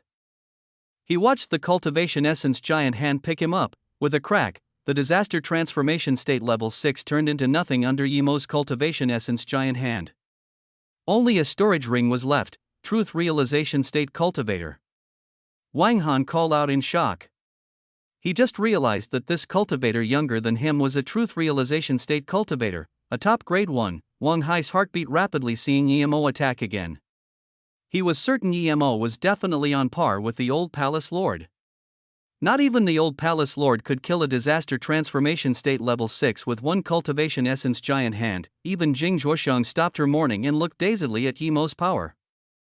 A Disaster Transformation State Level 6 couldn't do anything in his hands. Just what absurd friend did her brother make? Jing Hai rejoiced. The more powerful Yemo was, the more hope of the young master being rescued and the safer they were. Wang Han also woke up and immediately said, Mistress Jing Zhuoxiang, Wang Han is willing to go with you guys to rescue the young master no matter whether it means life or death.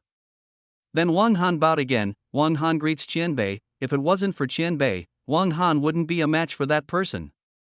Yemo nodded. You're very good. Wang Han clearly didn't want to stay under the third Palace Lord.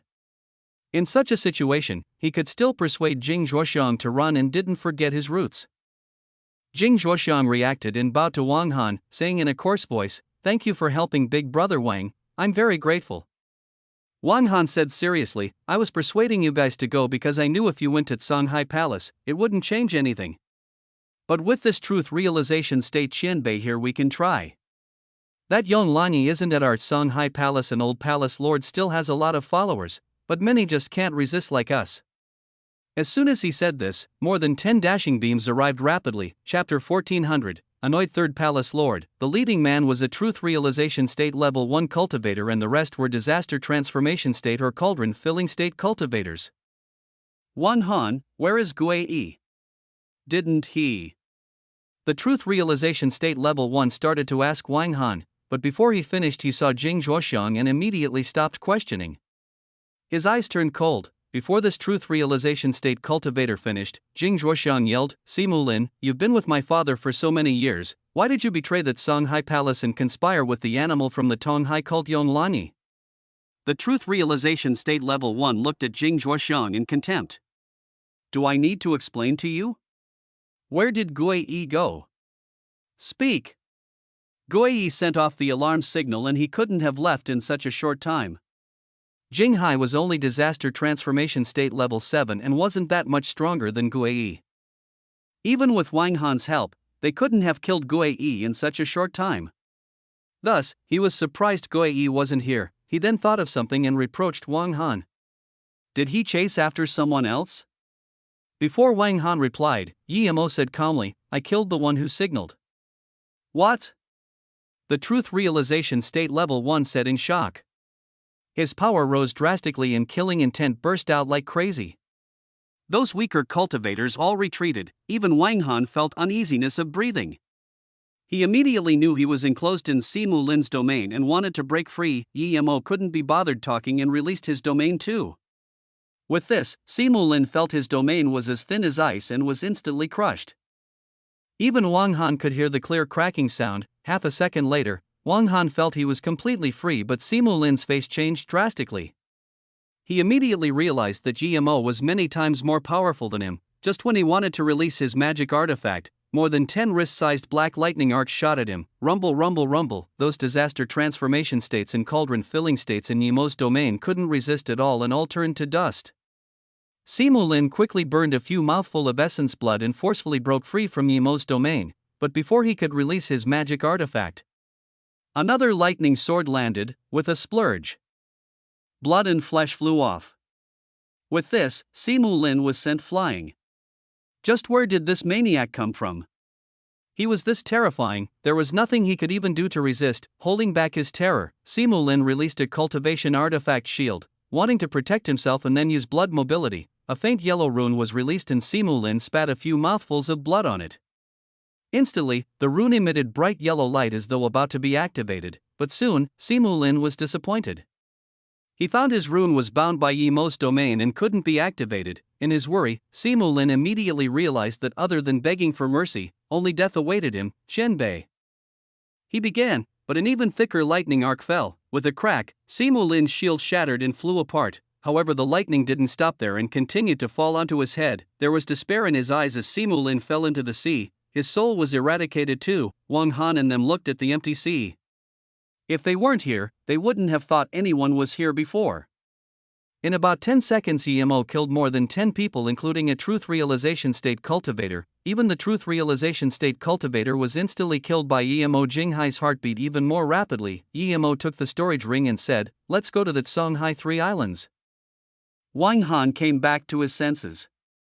It seemed his decision was right. This Qianbei was at least Truth Realization State tertiary stage. The Songhai Palace was so famous greatly due to their main palace, the Golden Palace. It was a remnant from the ancient times. Even without spirit gathering formations, the spirit chi inside was very dense. Another benefit of this palace was to refine spirit sense. Inside the palace, a black robed cultivator was sitting on the main seat drinking wine. However, he didn't seem happy at all and instead had a frown on his face. This was the previous third palace lord Wu Lin. Other than the great and second palace lord, he had the highest authority. But power was like drugs. Once you were addicted, you couldn't get out of it. He felt he was confined in here too much. Whether it was the 2 palace lords or the 2 paid guests, they were people he couldn't control. He didn't want this. He wanted his words to be divine orders that no one would dare to argue. At this moment, Yang Lanyi sent him a purple luolan and persuaded him to be independent.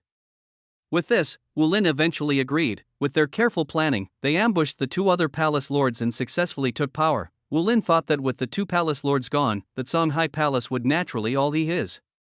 But only later did he realize how simply he thought things through.